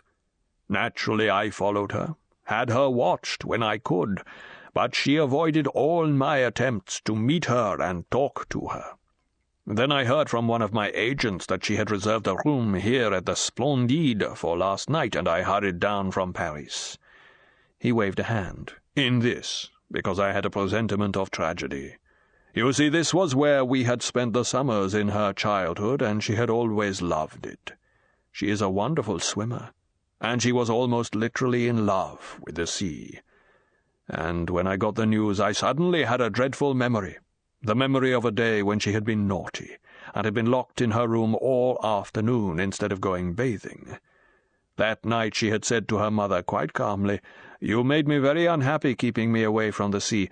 One day, if I get really unhappy, I shall swim out into the sea down the path of the moon or the sun and go on swimming until I sink, so there.' Her mother told me the story, and we laughed over it together at the childish tantrum. But now I suddenly remembered again the occasion, and it seemed to me that the childish fantasy might well have stayed with her, locked away deep down, and that now, wanting to put an end to herself, she had resurrected it and was going to act on it. And so, my dear friend, I had her closely watched from the moment she arrived. Your gentlemanly conduct in the casino, for which," he looked across at Bond, "I now deeply thank you, was reported to me, as of course were your later movements together." He held up his hand as Bond shifted with embarrassment. "There is nothing to be ashamed of, to apologize for, in what you did last night. A man is a man, and who knows? But I shall come to that later. What you did, the way you behaved in general, may have been the beginning of some kind of therapy." Bond remembered how, in the bombard, she had yielded when he leaned against her. It had been a tiny reaction, but it had held more affection, more warmth than all the physical ecstasies of the night. Now, suddenly, he had an inkling of why he might be here, where the root of the mystery lay, and he gave an involuntary shudder, as if someone had walked over his grave. Marc-Ange continued. "So I put in my inquiry to my friend from the 2e at 6 o'clock this morning. At 8 o'clock he went to his office and to the central files, and by 9 o'clock he had reported to me fully about you, by radio. I have a high-powered station in this vehicle." He smiled. "And that is another of my secrets that I deliver into your hands. The report, if I may say so, was entirely to your credit, both as an officer in your service and, more important, as a man. A man, that is, in the terms that I understand the world. So I reflected. I reflected all through this morning, and in the end I gave orders that you were both to be brought to me here." He made a throwaway gesture with his right hand. "I need not tell you the details of my instructions. You yourself saw them in operation. You have been inconvenienced. I apologize. You have perhaps thought yourself in danger. Forgive me. I only trust that my men behaved with correctness, with finesse." Bond smiled. "I am very glad to have met you. If the introduction had to be effected at the point of 2 automatics, that will only make it all the more memorable. The whole affair was certainly executed with neatness and expedition." Marc-Ange's expression was rueful. "Now you are being sarcastic. But believe me, my friend, drastic measures were necessary. I knew they were." He reached to the top drawer of his desk, took out a sheet of writing paper, and passed it over to Bond. "And now, if you read that, you will agree with me. That letter was handed in to the concierge of the Splendide at 4:30 this afternoon for posting to me in Marseille, when Teresa went out and you followed her. You suspected something? You also feared for her? Read it, please." Bond took the letter. He said, "Yes, I was worried about her. She is a girl worth worrying about." He held up the letter. It contained only a few words written clearly with decision. "Dear Papa, I am sorry, but I have had enough. It is only sad because tonight I met a man who might have changed my mind. He is an Englishman called James Bond. Please find him and pay him 20,000 new francs, which I owe him, and thank him from me. This is nobody's fault but my own. Goodbye, and forgive me. Tracy." Bond didn't look at the man who had received this letter. He slid it back to him across the desk. He took a deep drink of the whiskey and reached for the bottle. He said, "Yes, I see. She likes to call herself Tracy. She thinks Teresa sounds too grand." "Yes." "Commander Bond." There was now a terrible urgency in the man's voice. Urgency, authority, and appeal. "My friend, you have heard the whole story, and now you have seen the evidence. Will you help me? Will you help me save this girl? It is my only chance, that you will give her hope, that you will give her a reason to live. Will you?" Bond kept his eyes on the desk in front of him. He dared not look up and see the expression on this man's face. So he had been right to fear that he was going to become involved in all this private trouble. He cursed under his breath. The idea appalled him. He was no good Samaritan. He was no doctor for wounded birds. What she needed, he said fiercely to himself, was the psychiatrist's couch. All right, so she had taken a passing fancy to him, and he to her. Now he was going to be asked, he knew it, to pick her up and carry her perhaps for the rest of his life, haunted by the knowledge, the unspoken blackmail that, if he dropped her, it would almost certainly be to kill her. He said glumly, "I do not see that I can help. What is it you have in mind?" He picked up his glass and looked into it. He drank to give him courage to look across the desk into Marc-Ange's face. The man's soft brown eyes glittered with tension. The creased dark skin round the mouth had sunk into deeper folds. He said, holding Bond's eyes, "I wish you to pay court to my daughter and marry her. On the day of the marriage, I will give you a personal dowry of £1,000,000 in gold." James Bond exploded angrily. "What you ask is utterly impossible. The girl is sick. What she needs is a psychiatrist, not me. And I do not want to marry, not anyone. Nor do I want £1,000,000. I have enough money for my needs. I have my profession." "Is that true? What about that letter of resignation?" Bond ignored the private voice. "You must understand all this." Suddenly he could not bear the hurt in the man's face. He said softly, "She is a wonderful girl. I will do all I can for her. But only when she is well again. Then I would certainly like to see her again, very much.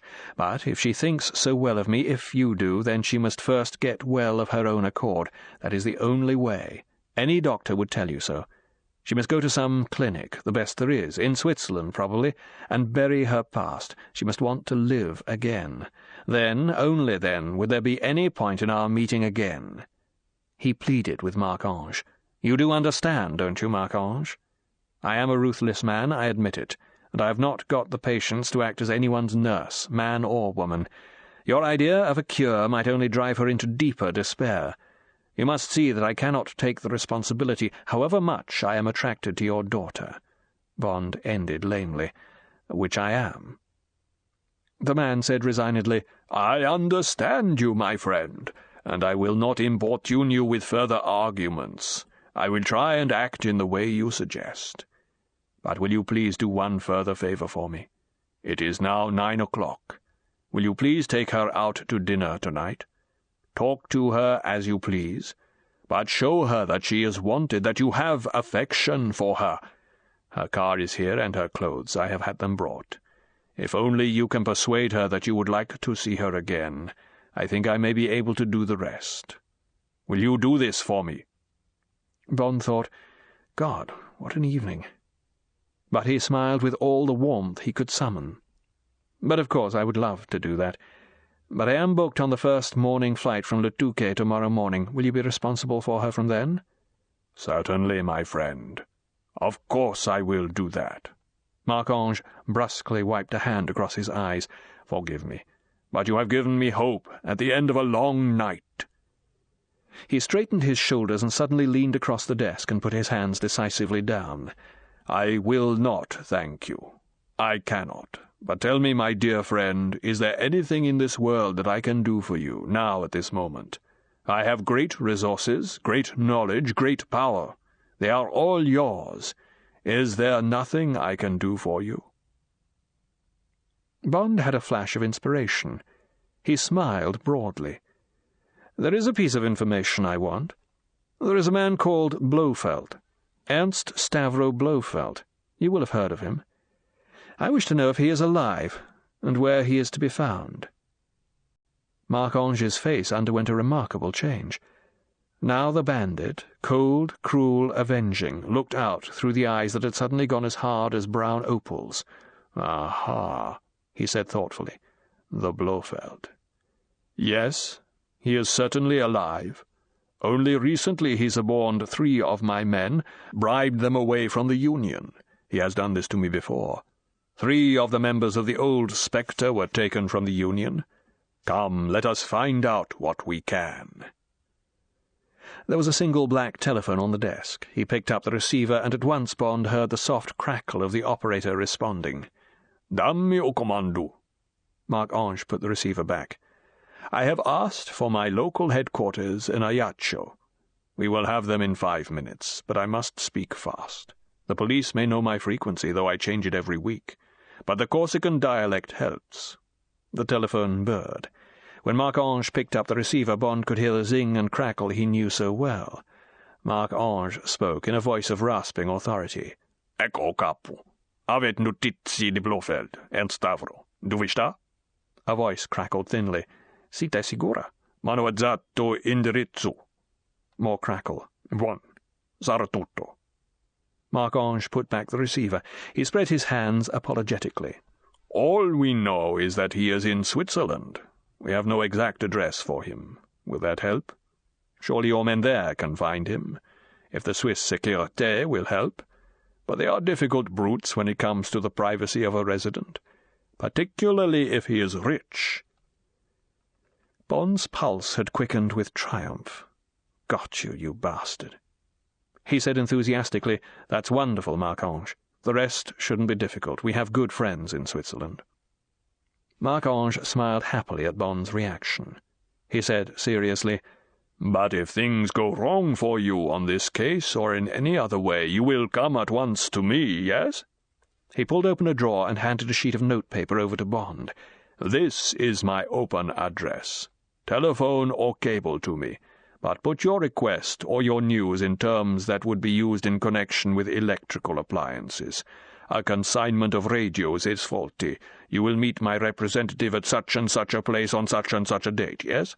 You understand these tricks, and anyway," he smiled slyly, "I believe you are connected with an international export firm. A universal export, isn't it?" Bond smiled. How did the old devil know these things? Should he warn security? No, this man had become a friend. And anyway, all this was herkos odonton. Marc-Ange said diffidently, "And now may I bring in Teresa? She does not know what we have been discussing. Let us say it is about one of the south of France jewel robberies. You represent the insurance company. I have been making a private deal with you. You can manage that? Good." He got up and came over to Bond and put his hand on Bond's shoulder. "And thank you. Thank you for everything." Then he went out of the door. Oh, my God, thought Bond. Now for my side of the bargain. 6. Bond of Bond Street? It was 2 months later, in London, and James Bond was driving lazily up from his Chelsea flat to his headquarters. It was 9:30 in the morning of yet another beautiful day of this beautiful year, but in Hyde Park the fragrance of burning leaves meant that winter was only just round the corner. Bond had nothing on his mind except the frustration of waiting for Station Z somehow to penetrate the reserves of the Swiss Sécurité and come up with the exact address of Blofeld. But their friends in Zurich were continuing to prove obtuse, or, more probably, obstinate. There was no trace of any man, either tourist or resident, called Blofeld in the whole of Switzerland, nor was there any evidence of the existence of a reborn spectre on Swiss soil. Yes, they fully realized that Blofeld was still urgently wanted by the governments of the NATO alliance. They had carefully filed all the circulars devoted to the apprehension of this man, and for the past year he had been constantly reconfirmed on their watch lists at all frontier posts. They were very sorry, but unless the SIS could come up with further information or evidence about this man, they must assume that the SIS was acting on mistaken evidence. Station Z had asked for an examination of the secret lists at the banks, a search through those anonymous numbered accounts which conceal the owners of most of the fugitive money in the world. This request had been peremptorily refused. Blofeld was certainly a very great criminal, but the Sécurité must point out that such information could only be legally obtained if the criminal in question was guilty of some crime committed on federal soil and indictable under the federal code. It was true that this Blofeld had held up Britain and America to ransom by his illegal possession of atomic weapons, but this could not be considered a crime under the laws of Switzerland, and particularly not having regard to Article 47b of the banking laws. So that was that. The Holy Franc, and the funds which backed it, wherever they came from, must remain untouchable. Wir bitten hoffentlich Entschuldigung. Bond wondered if he should get in touch with Marc-Ange. So far, in his report, he had revealed only a lead into the Union Goss, whom he gave corporately as the source of his information, but he shied away from this course of action, which would surely have as one consequence the reopening with Marc-Ange of the case of Tracy. And that corner of his life, of his heart, he wanted to leave undisturbed for the time being. Their last evening together had passed quietly, almost as if they had been old friends, old lovers. Bond had said that Universal Export was sending him abroad for some time. They would certainly meet when he returned to Europe. The girl had accepted this arrangement. She herself had decided to go away for a rest. She had been doing too much. She had been on the verge of a nervous breakdown. She would wait for him. Perhaps they could go skiing together around Christmas time. Bond had been enthusiastic. That night, after a wonderful dinner at Bond's little restaurant, they had made love, happily, and this time without desperation, without tears. Bond was satisfied that the cure had really begun. He felt deeply protective towards her. But he knew that their relationship and her equanimity rested on a knife edge which must not be disturbed. It was at this moment in his reflections that the synchrophone in his trouser pocket began to bleep. Bond accelerated out of the park and drew up beside the public telephone booth at Marble Arch. The synchrophone had recently been introduced and was carried by all officers attached to headquarters. It was a light plastic radio receiver about the size of a pocket watch. When an officer was somewhere in London, within a range of 10 miles of headquarters, he could be bleeped on the receiver. When this happened, it was his duty to go at once to the nearest telephone and contact his office. He was urgently needed. Bond rang his exchange on the only outside number he was allowed to use, said 007 reporting, and was at once put through to his secretary. She was a new one, Louisa Ponsonby had at last left to marry a dull but worthy and rich member of the Baltic Exchange, and confined her contacts with her old job to rather yearning Christmas and birthday cards to the members of the 00 section.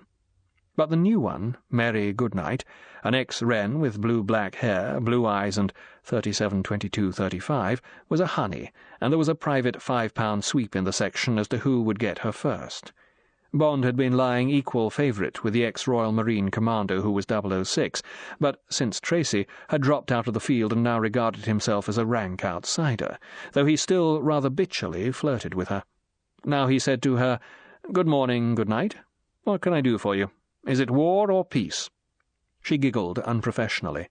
"It sounds fairly peaceful. As peaceful as a hurry message from upstairs can be. You're to go at once to the College of Arms and ask for Griffin Orr." "Or what?" "Just Orr. Oh, and he's pursuivant as well, whatever that means. He's one of the heralds. Apparently they've got some kind of a line on Bedlam."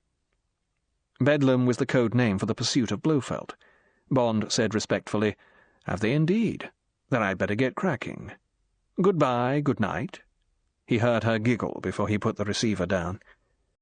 Now what the hell?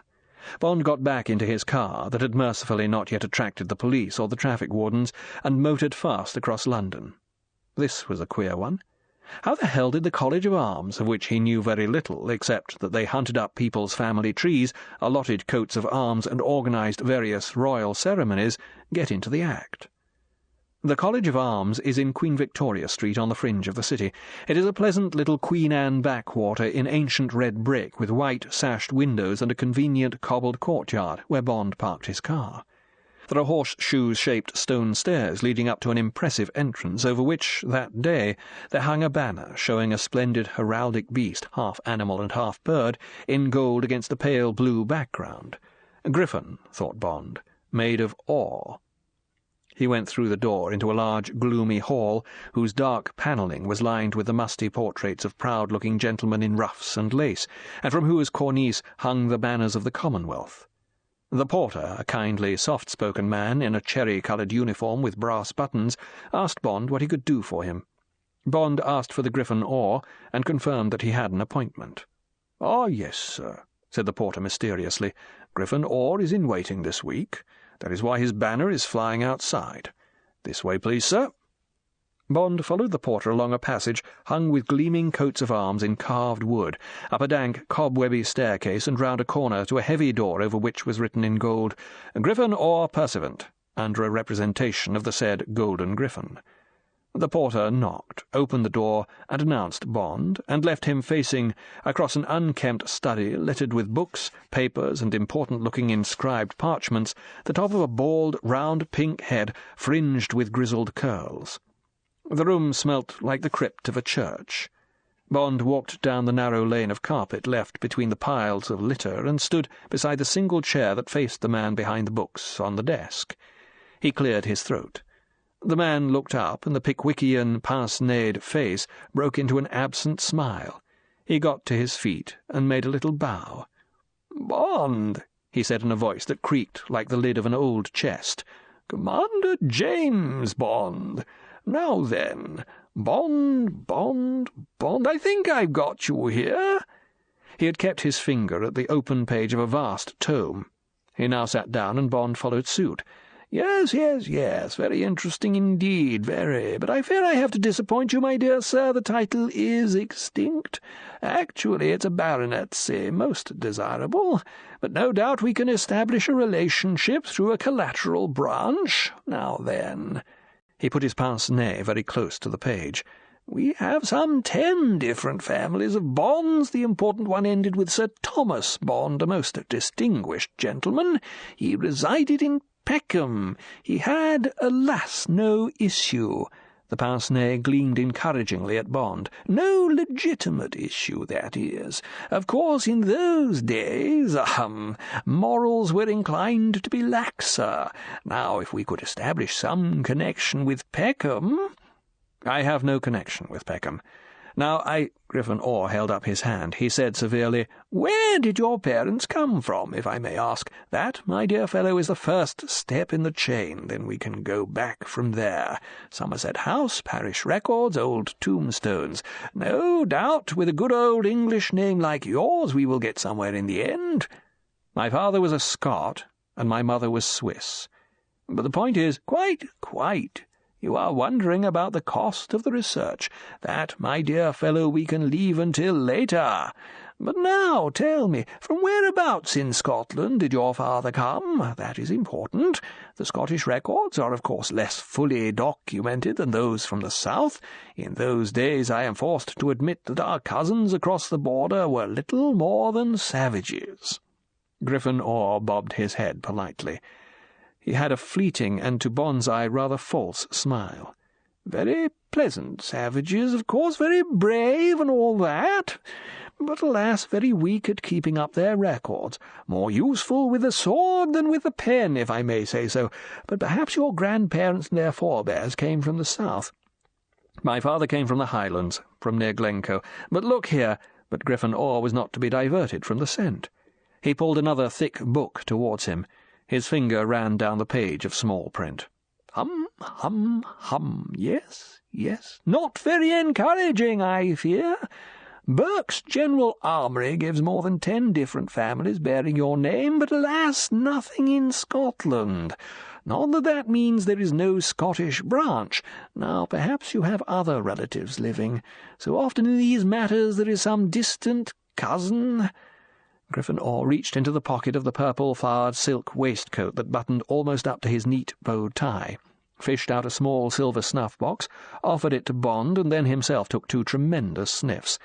He exploded twice into an ornate bandana handkerchief. Bond took his opportunity. He leaned forward and said distinctly and forcibly, "I didn't come here to talk about myself.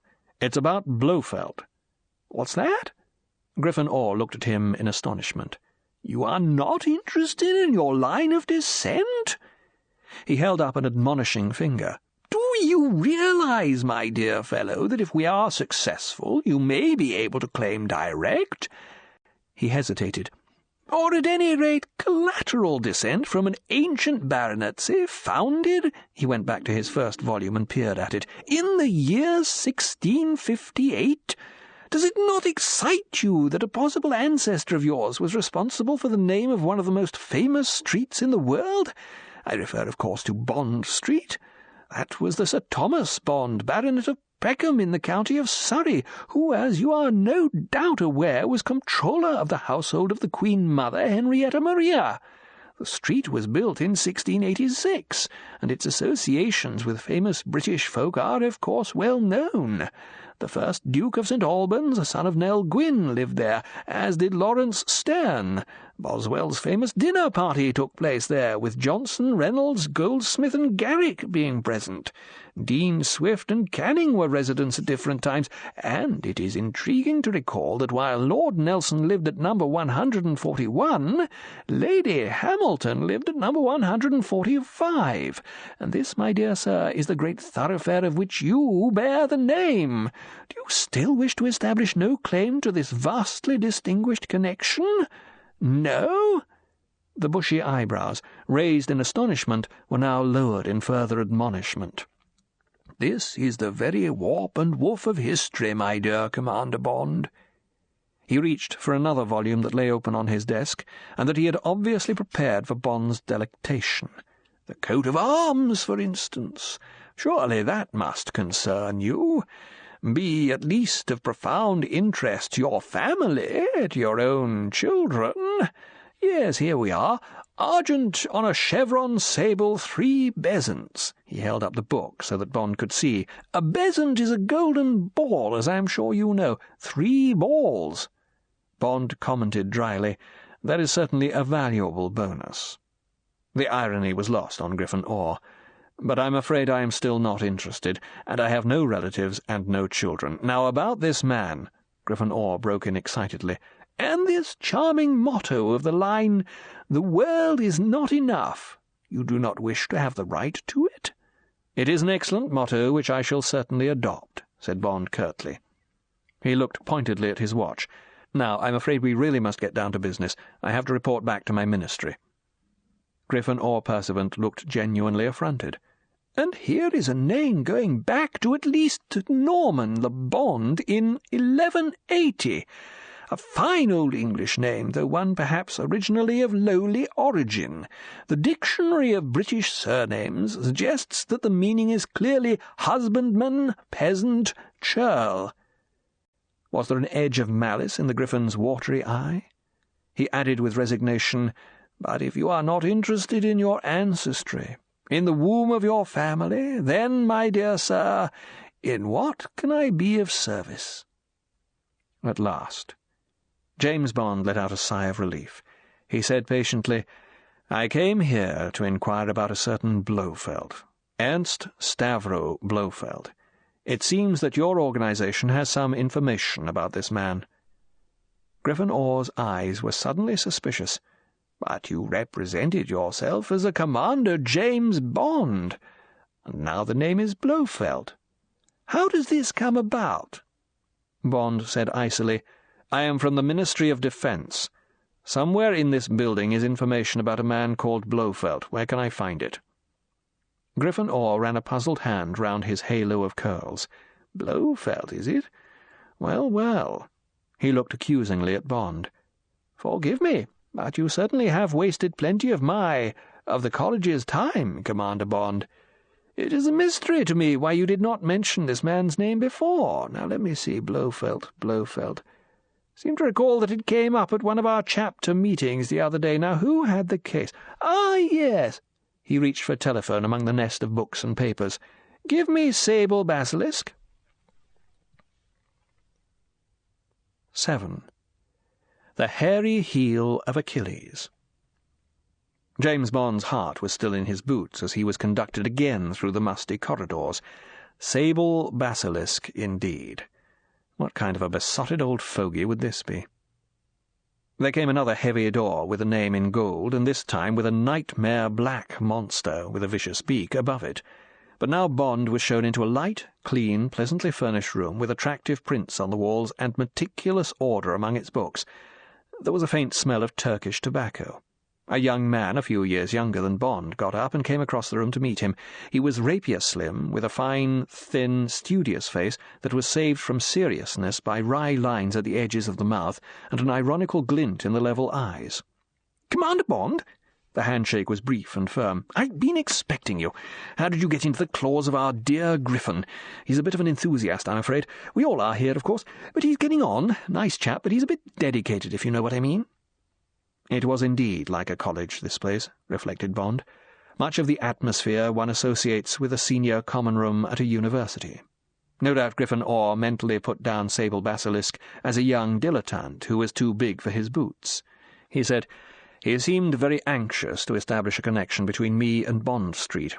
It took some time to persuade him that I'm perfectly content to be an ordinary Bond, which, by the way, he rather churlishly, I thought, said meant a churl." Sable Basilisk laughed.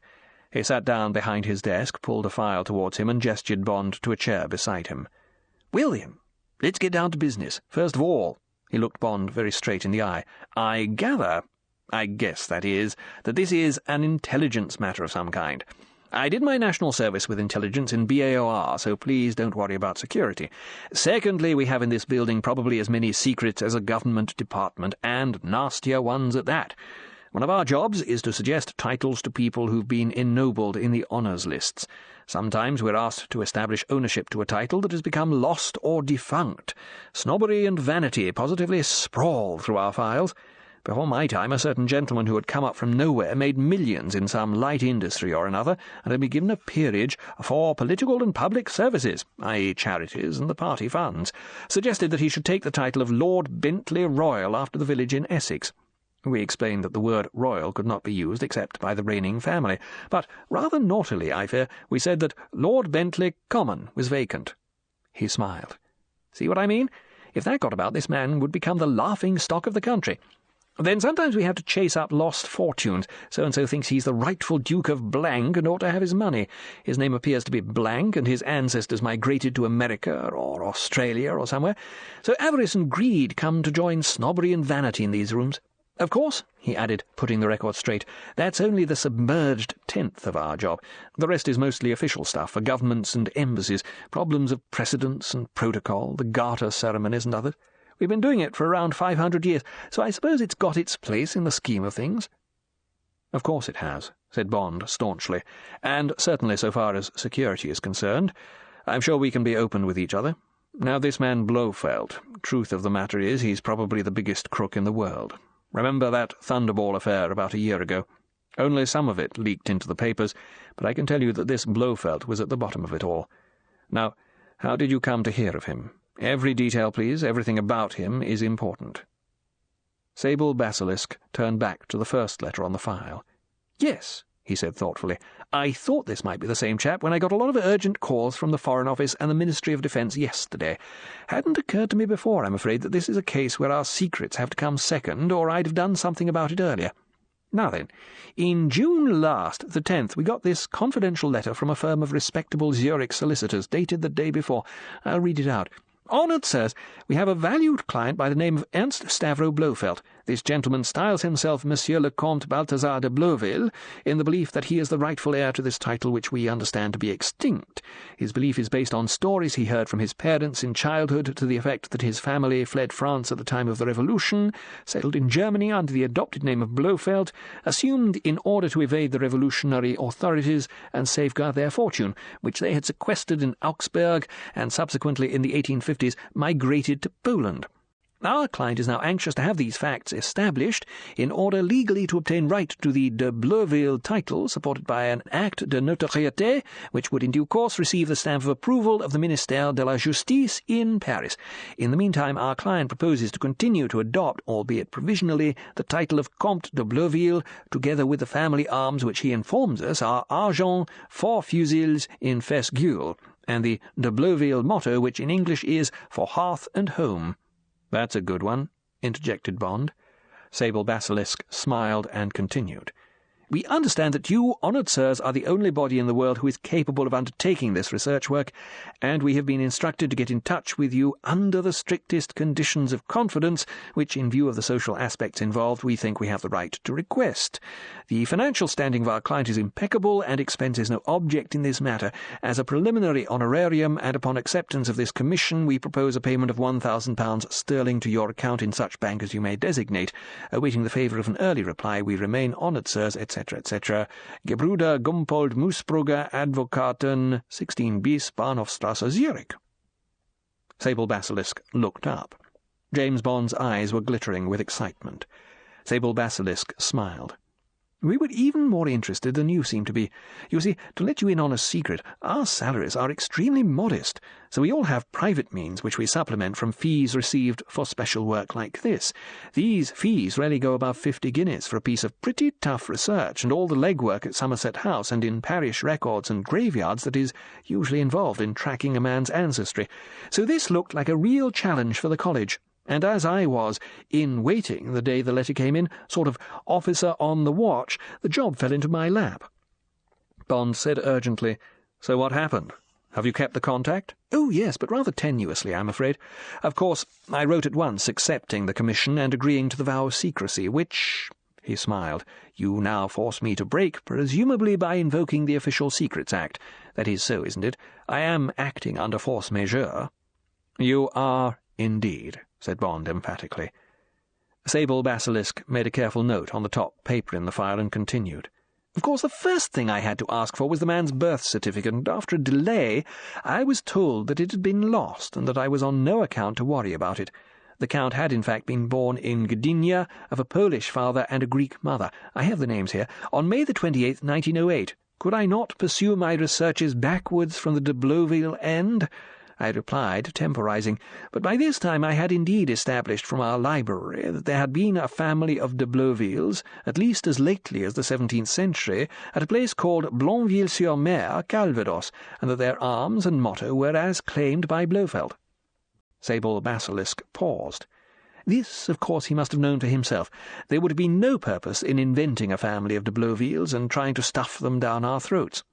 I told the lawyers of my discovery, and in my summer holidays — the north of France is more or less my private heraldic beat, so to speak, and very rich it is, too, in connections with England — I motored down there and sniffed around. But meanwhile I had, as a matter of routine, written to our ambassador in Warsaw and asked him to contact our consul in Gdynia and request him to employ a lawyer to make the simple researches with the registrar and the various churches where Blofeld might have been baptized. The reply early in September was, but is no longer, surprising. The pages containing the record of Blofeld's birth had been neatly cut out. I kept this information to myself, that is to say, I did not pass it on to the Swiss lawyers, because I had been expressly instructed to make no inquiries in Poland. Meanwhile I had carried out similar inquiries through a lawyer in Augsburg. There was indeed a record of Blofeld's, but of a profusion of them, for it is a fairly common German name, and in any case nothing to link any of them with the de Blovilles from Calvados, so I was stumped. But no more than I have been before, and I wrote a neutral report to the Swiss lawyers and said that I was continuing my researches, and there Sable Basilisk slapped the file shut, until my telephone began ringing yesterday, presumably because someone in the Northern Department of the Foreign Office was checking the file copies from Warsaw, and the name Blofeld rang a bell, and you appeared looking very impatient from the cave of my friend the Griffin. The case rests." Bond scratched his head thoughtfully. "But the ball's still in play?" "Oh, yes, definitely." "Can you keep it in play? I take it you haven't got Blofeld's present address?" Sable Basilisk shook his head. "Then would there be any conceivable excuse for an envoy from you?" Bond smiled. "Me, for example? To be sent out from the college to have an interview with Blofeld? Some tricky point that cannot be cleared up by correspondence? Something that needs a personal inquiry from Blofeld?" "Well, yes, there is, in a way." Sable Basilisk looked rather dubious. "You see, in some families there is a strong physical characteristic that goes on inevitably from generation to generation. The Habsburg lip is a case in point. So is the tendency to haemophilia among descendants of the Bourbons. The hawk nose of the Medici is another. A certain royal family have minute vestigial tails. The original Maharajas of Mysore were born with 6 fingers on each hand. I could go on indefinitely, but those are the most famous cases. Now, when I was scratching around in the crypt of the chapel at Blanville, having a look at the old Bloville tombs, my flashlight, moving over the stone faces, picked out a curious fact that I tucked away in my mind but that your question has brought to the surface. None of the de Blovilles, as far as I could tell, and certainly not through 150 years, had lobes to their ears." "Ah," said Bond, running over in his mind the identicast picture of Blofeld and the complete printed physiognometry of the man in records. "So he shouldn't by rights have lobes to his ears, or at any rate it would be a strong piece of evidence for his case if he hadn't." "That's right." "Well, he has got lobes," said Bond, annoyed. "Rather pronounced lobes, as a matter of fact. Where does that get us?" "To begin with, added to what I know anyway, that makes him probably not de Bloville. But after all," Sable Basilisk looked sly, "there's no reason why he should know what physical characteristic we're looking for in this interview." "You think we could set one up?" "Don't see why not. But," Sable Basilisk was apologetic, "would you mind if I got clearance from Garter, King of Arms? He's my boss, so to speak, under the Duke of Norfolk, that is, the Earl Marshal, and I can't remember that we've ever been mixed up in this sort of cloak-and-dagger stuff before. Actually," Sable Basilisk waved a deprecating hand, We have to be damned meticulous. You do see that, don't you?"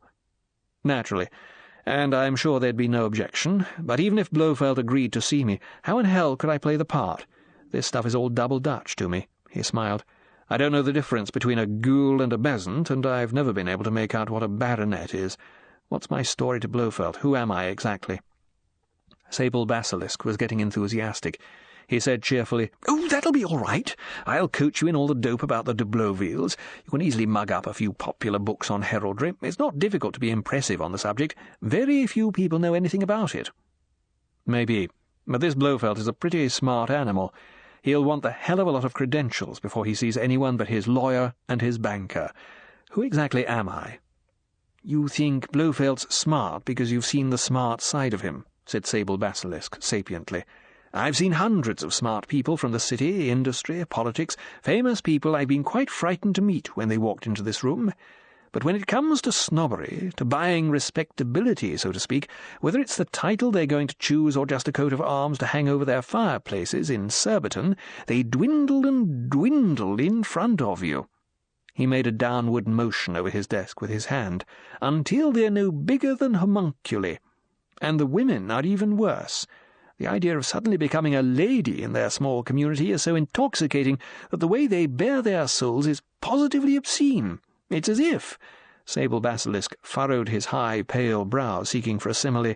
"These fundamentally good citizens, these Smiths and Browns and Joneses and—" he smiled across the desk, "Bonds, regarded the process of ennoblement as a sort of laying on of hands, a way of ridding themselves of all the drabness of their lives, of all their, so to speak, essential meagreness, their basic inferiority. Don't worry about Blofeld.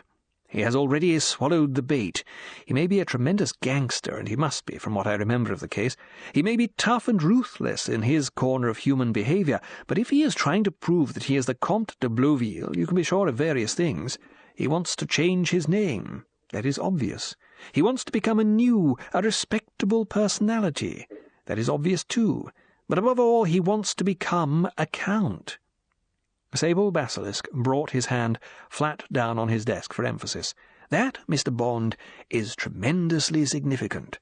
He is a rich and successful man in his line of business, no matter what it is. He no longer admires the material things, riches and power. He is now 54, as I reckon it. He wants a new skin. I can assure you, Mr. Bond, that he will receive you, if we play our cards right, that is, as if he were consulting his doctor about—" Sable Basilisk's aristocratic face took on an expression of distaste. "As if he were consulting his doctor after contracting VD." Sable Basilisk's eyes were now compelling. He sat back in his chair and lit his first cigarette. The smell of Turkish tobacco drifted across to Bond. "That's it," he said with certitude. "This man knows he is unclean, a social pariah, which of course he is. Now he has thought up this way of buying himself a new identity. If you ask me, we must help the hair to grow and flourish on his heel of Achilles until it is so luxuriant that he trips on it." 8. Fancy cover. "And who the hell are you supposed to be?" M more or less repeated Bond's question when, that evening, he looked up from the last page of the report that Bond had spent the afternoon dictating to Mary Goodnight. M's face was just outside the pool of yellow light, cast by the green-shaded reading lamp on his desk, but Bond knew that the lined sailor's face was reflecting, in various degrees, scepticism, irritation, and impatience. The hell told him so. M rarely swore, and when he did it was nearly always at stupidity. M obviously regarded Bond's plan as stupid, and now, away from the dedicated, minutely focused world of the heralds, Bond wasn't sure that M wasn't right. "I'm to be an emissary from the College of Arms, sir. This basilisk chap recommended that I should have some kind of a title, the sort of rather highfalutin one that would impress a man with this kind of bee in his bonnet, and Blofeld's obviously got this bee, or he wouldn't have revealed his existence, even to such a presumably secure and sort of remote corner of the world as the College of Arms. I've put down there the arguments of this chap, and they make a lot of sense to me. Snobbery's a real Achilles' heel with people. Blofeld's obviously got the bug badly. I think we can get to him through it." "Well, I think it's all a pack of nonsense," said M testily. Not many years before, M had been awarded the KCMG for his services, and Miss Moneypenny, his desirable secretary, had revealed in a moment of candour to Bond that M had not replied to a single one of the notes and letters of congratulation. After a while he had refused even to read them, and had told Miss Moneypenny not to show him any more, but to throw them in the waste-paper basket. "All right, then. What's this ridiculous title to be, and what happens next?" If Bond had been able to blush, he would have blushed. He said, "Well, sir, it seems there's a chap called Sir Hilary Bray, friend of Sable Basilisk's, about my age and not unlike me to look at. His family came from some place in Normandy, family tree as long as your arm, William the Conqueror and all that, and a coat of arms that looks like a mixture between a jigsaw puzzle and Piccadilly Circus at night. Well, Sable Basilisk says he can fix it with him. This man's got a good war record and sounds a reliable sort of chap. He lives in some remote glen in the Highlands, watching birds and climbing the hills with bare feet. Never sees a soul. No reason why anyone in Switzerland should have heard of him. Bond's voice became defensive, stubborn. Well, sir, the idea is that I should be him. Rather fancy cover, but I think it makes sense. Sir Hilary Bray, eh? M tried to conceal his scorn. And then what do you do? Run round the Alps waving this famous banner of his? Bond said patiently, obstinately, refusing to be browbeaten, "First I'll get passport control to fix up a good passport, then I mug up Bray's family tree until I'm word perfect on the thing. Then I swat away at the rudiments of this heraldry business. Then, if Blofeld takes the bait, I go out to Switzerland with all the right books and suggest that I work out his de Bloville pedigree with him. Then what? Then I try and winkle him out of Switzerland, get him over the frontier to somewhere where we can do a kidnap job on him, rather like the Israelis did with Eichmann. But I haven't worked out all the details yet, sir. Had to get your approval, and then Sable Basilisk has got to make up a damned attractive fly and throw it over these Zurich solicitors." "Why not try putting pressure on the Zurich solicitors and winkle Blofeld to dress out of them? Then we might think of doing some kind of a commando job." "You know the Swiss, sir. God knows what kind of a retainer these lawyers have from Blofeld, but it's bound to be millionaire size. We might eventually get the address, but they'd be bound to tip off Blofeld if only to lay their hands on their fees before he vamoosed. Money's the religion of Switzerland." "I don't need a lecture on the qualities of the Swiss, thank you, 007. At least they keep their trains clean and cope with the beatnik problem." Two very rampant bees in M's bonnet. "But I dare say there's some truth in what you say. Oh, well." M wearily pushed the file over to Bond. "Take it away. It's a messy-looking bird's nest of a plan, but I suppose it had better go ahead." M shook his head sceptically. "Sir Hilary Bray. Oh, well, tell the Chief of Staff I approve, but reluctantly. Tell him you can have the facilities. Keep me informed." M reached for the cabinet telephone. His voice was deeply disgruntled. "Suppose I'll have to tell the PM we've got a line on the chap. The kind of tangle it is, I'll keep to myself. That's all, 007. "Thank you, sir. Good night." As Bond went across to the door, he heard M say into the green receiver, "M speaking. I want the Prime Minister personally, please." He might have been asking for the mortuary. Bond went out and softly closed the door behind him. So, as November blustered its way into December, James Bond went unwillingly back to school, swatting up heraldry at his desk instead of top-secret reports, picking up scraps of medieval French and English, steeping himself in fusty lore and myth, picking the brains of Sable Basilisk, and occasionally learning interesting facts, such as that the founders of Gamages came from the de Gamache in Normandy, and that Walt Disney was remotely descended from the Désigny of the same part of France. But these were nuggets in a wasteland of archaisms, and when, one day, Mary Goodnight, in reply to some sally of his, addressed him as Sir Hilary, he nearly bit her head off. Meanwhile, the highly delicate correspondence between Sable Basilisk and the Gebruder Moosbrugger proceeded haltingly and at a snail's pace. They, or rather Blofeld behind them, posed countless irritating but, Sable Basilisk admitted, erudite queries, each one of which had to be countered with this or that degree of heraldic obfuscation. Then there were minute questions about this emissary, Sir Hilary Bray. Photographs were asked for, and, suitably doctored, were provided. His whole career since his schooldays had to be detailed and was sent down from Scotland with a highly amused covering note from the real man. To test the market, more funds were asked for by Sable Basilisk and, with encouraging promptitude, were forthcoming in the shape of a further £1,000. When the cheque arrived on December the 15th, Sable Basilisk telephoned Bond delightedly. "We've got him," he said. "He's hooked." And sure enough, the next day came a letter from Zurich to say that their client agreed to a meeting with Sir Hilary. Would Sir Hilary please arrive at Zurich Central Airport by Swissair flight number 105, due at Zurich at 1300 hours on December the 21st. On Bond's prompting, Sable Basilisk wrote back that the date was not convenient to Sir Hilary, owing to a prior engagement with the Canadian High Commissioner regarding a detail in the arms of the Hudson's Bay Company. Sir Hilary could, however, manage the 22nd. By return came a cable agreeing, and, to Bond, confirming that the fish had not only swallowed the hook, but the line and sinker as well. The last few days were spent in a flurry of meetings, with the Chief of Staff presiding, at headquarters. The main decisions were that Bond should go to the meeting with Blofeld absolutely clean. He would carry no weapons, no secret gear of any kind, and he would not be watched or followed by the service in any way. He would communicate only with Sable Basilisk, getting across such information as he could by using heraldic double-talk.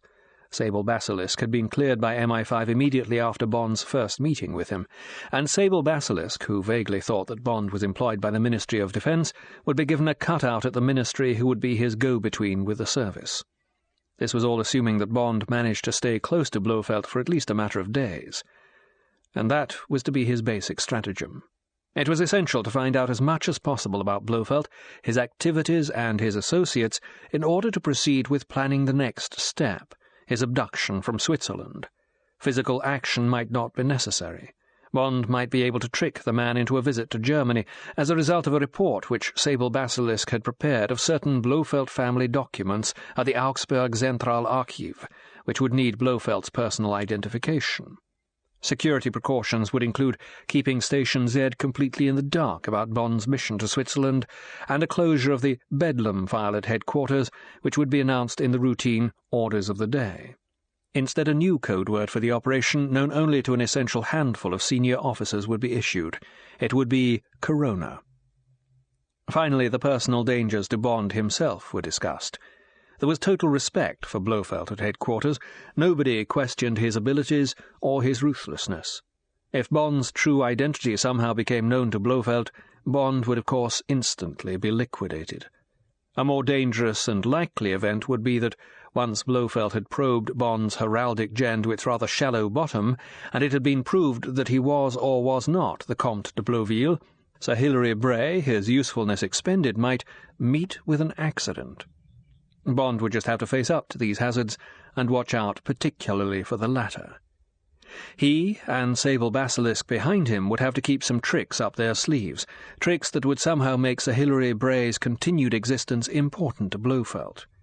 In conclusion, the Chief of Staff said he considered the whole operation a lot of bezants, and that bezants would have been a better code word than Corona. However, he wished Bond the best of luck and said cold-heartedly that he would instruct the technical section to proceed forthwith with the devising of a consignment of explosive snowballs for Bond's protection. It was on this cheery note that Bond, on the evening of December the 21st, returned to his office for a last run-through of his documentation with Mary Goodnight. He sat sideways to his desk, looking out over the triste winter twilight of Regent's Park under snow, while she sat opposite him and ran through the items. Burke's extinct and dormant baronetage, property of the College of Heralds, stamped not to be removed from the library. The printed Visitations in the College of Arms, stamped ditto. Genealogist's Guide by G.W. Marshall, with Hatchard's receipted bill to Sable Basilisk inserted. Burke's General Armoury, stamped property of the London Library, wrapped and franked December 10th. Passport in the name of Sir Hilary Bray, containing various recently dated frontier stamps in and out of France, Germany, and the Low Countries, fairly well used and dog-eared. One large file of correspondence with Augsburg and Zurich on College of Arms writing paper, and the writing paper of the addressees, and that's the lot. You've fixed your laundry tags and so on? Yes, said Bond dully, I've fixed all that. And I've got 2 new suits with cuffs and double vents at the back and 4 buttons down the front. Also a gold watch and chain with the Bray seal. Quite the little baronet. Bond turned and looked across the desk at Mary Goodnight. What do you think of this caper, Mary? Think it'll come off? Well, it should do, she said staunchly, with all the trouble that's been taken. But, she hesitated, I don't like you taking this man on without a gun. She waved a hand at the pile on the floor. And all these stupid books about heraldry. It's just not you. You will take care, won't you? Oh, I'll do that all right, said Bond reassuringly. Now be a good girl and get a radio taxi to the Universal Export entrance, and put all that junk inside it, will you? I'll be down in a minute. I'll be at the flat all this evening. He smiled sourly, packing my silk shirts with the crests on them. He got up. So long, Mary. Or rather, good night, and keep out of trouble till I get back. She said, You do that yourself. She bent and picked up the books and papers from the floor, and keeping her face hidden from Bond, went to the door and kicked it shut behind her with her heel. A moment or two later, she opened the door again. Her eyes were bright. "I'm sorry, James. Good luck, and happy Christmas." She closed the door softly behind her. Bond looked at the blank face of the Office of Work's cream door. What a dear girl Mary was. But now there was Tracy. He would be near her in Switzerland. It was time to make contact again. He had been missing her, wondering about her. There had been 3 non-committal but cheerful postcards from the Clinique de l'Aube at Davos. Bond had made inquiries and had ascertained that this was run by a Professor Auguste Commet, president of the Société Psychiatrique et Psychologique Suisse. Over the telephone, Sir James Maloney, the nerve specialist by appointment to the service, had told Bond that Commet was one of the top men in the world at his job. Bond had written affectionately and encouragingly to Tracy, and had had the letters posted from America. He had said he would be home soon and would be in touch with her. Would he? And what would he do then? Bond had a luxurious moment feeling sorry for himself, for the miscellaneous burdens he was carrying alone. He then crushed out his cigarette and, banging doors behind him, got the hell out of his office and down in the lift to the discreet side entrance that said Universal Export. The taxi was waiting. It was 7 o'clock. As the taxi got under way, Bond made his plan for the evening. He would first do an extremely careful packing job of his single suitcase, the one that had no tricks to it, have 2 double vodkas and tonics, with a dash of Angostura, eat a large dish of May's specialty, scrambled eggs, fine herbe, have 2 more vodkas and tonics, and then, slightly drunk, go to bed with half a grain of seconal. Encouraged by the prospect of this cosy self-anesthesia, Bond brusquely kicked his problems under the carpet of his consciousness. 9. Irma la not so douce. The next day at London Airport, James Bond, bowler hat, rolled umbrella, neatly folded Times and all, felt faintly ridiculous. He felt totally so when he was treated with the deference due to his title and shown into the VIP lounge before takeoff. At the ticket desk, when he had been addressed as Sir Hilary, he had looked behind him to see who the girl was talking to. He really must pull himself together and damn well be Sir Hilary Bray. Bond had a double brandy and ginger ale and stood aloof from the handful of other privileged passengers in the gracious lounge, trying to feel like a baronet. Then he remembered the real Sir Hilary Bray, perhaps now gralloching a hind with his bare hands somewhere up in the glens. There was nothing of the baronet about him. He really must get rid of the inverted snobbery that, with its opposite, is ingrained in so many of the English. He must stop acting a part, being a stage nobleman. He would just be himself, and if he gave the appearance of being rather a rough-hewn baronet, the easy-going kind, well, that at least was like the real one up in Scotland. Bond threw down the Times that he had been carrying as an extra badge of top peopleship, picked up the Daily Express, and asked for another brandy and ginger ale. Then, with its twin jets whispering far back of the first-class cabin, the Swissair Caravelle was airborne, and Bond's mind was reaching forward to the rendezvous that had been so briefly detailed by the Zurich solicitors. Sir Hilary would be met at the airport by one of the Comte de Blauville's secretaries. He would be seeing the Count that day or the next. Bond had a moment of panic. How should he address the man when he met him? Count? Monsieur le Comte? No, he would call him nothing, perhaps an occasional patronizing "my dear sir" in context. What would Blofeld look like? Would he have changed his appearance much? Probably, or the fox wouldn't have kept ahead of the hounds so efficiently. Bond's excitement mounted as he consumed a delicious lunch served by a delicious stewardess, and the winter-brown checkerboard of France fled backwards distantly below. Now there was scattered snow and barren trees as they crossed the tiny hillocks of the Vosges, then permanent snow and ice floes on the Rhine, a short stop at Bâle, and then the black criss-cross of Zurich airport, and "Fasten your lap-straps" in 3 languages, and they were planing down, a slight bump, the roar of jet deflection, and then they were taxiing up to the apron in front of the imposing, very European-looking buildings decked with the gay flags of the nations. At the Swissair desk inside the door, a woman was standing beside the reception counter. As soon as Bond appeared in the entrance, she came forward. "Sir Hilary Bray?" "Yes. I am Fräulein Irma Bunt, personal secretary to the Count. Good afternoon. I hope you had a happy flight." She looked like a very sunburnt female wardress. She had a square, brutal face with hard yellow eyes.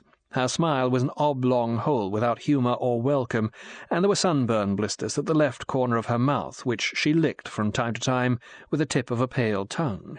Wisps of brownish-grey hair with a tight, neat bun at the back showed from under a skiing hat with a yellow talc visor that had straps which met under her chin. Her strong, short body was dressed in unbecomingly tight voilage trousers, topped by a grey wind jacket ornamented over the left breast with a large red G, topped by a coronet. "Irma la not-so-douce," thought Bond. He said, "Yes, it was very pleasant." "You have your baggage check. Will you follow me, please? And first your passport. This way." Bond followed her through the passport control and out into the customs hall. There were a few standers by. Bond noticed her head nod casually. A man with a briefcase under his arm hanging about moved away. Bond studiously examined his baggage check. Beyond the scrap of cardboard he noticed the man slip into one of the row of telephone booths in the main hall outside the customs area. "You speak German?" The tongue flicked out and licked the blisters. "No, I'm afraid not." "French, perhaps?" "A little, enough for my work." "Ah, yes. That is important, yes?" Bond's suitcase was unloaded off the trolley onto the barrier. The woman flashed some kind of a pass at the customs officer. It was very quickly done, but Bond caught a glimpse of her photograph and the heading Bundespolizei. So, Blofeld had got the fix in. The officer said deferentially, "Bitte sehr," and chalked his symbol in the colour of the day, yellow, on Bond's suitcase. A porter took it and they walked across to the entrance. When they came out on the steps, an anonymous black Mercedes 300 SE saloon pulled smartly out of the parking area and slid to a stop beside them. Next to the chauffeur sat the man who had gone to the telephone. Bond's suitcase was put in the boot, and they moved off fast in the direction of Zurich. A few hundred yards down the wide road, the man beside the driver, who, Bond noticed, had been surreptitiously watching in the twin driving mirror, said softly, "Ist gut," and the car turned right-handed up a side road which was marked "Eingang verboten, mit Ausnahme von Eigentümer und Personal von Privatflugzeugen." Bond was amused as he ticked off the little precautions. It was obvious that he was still very much on probation.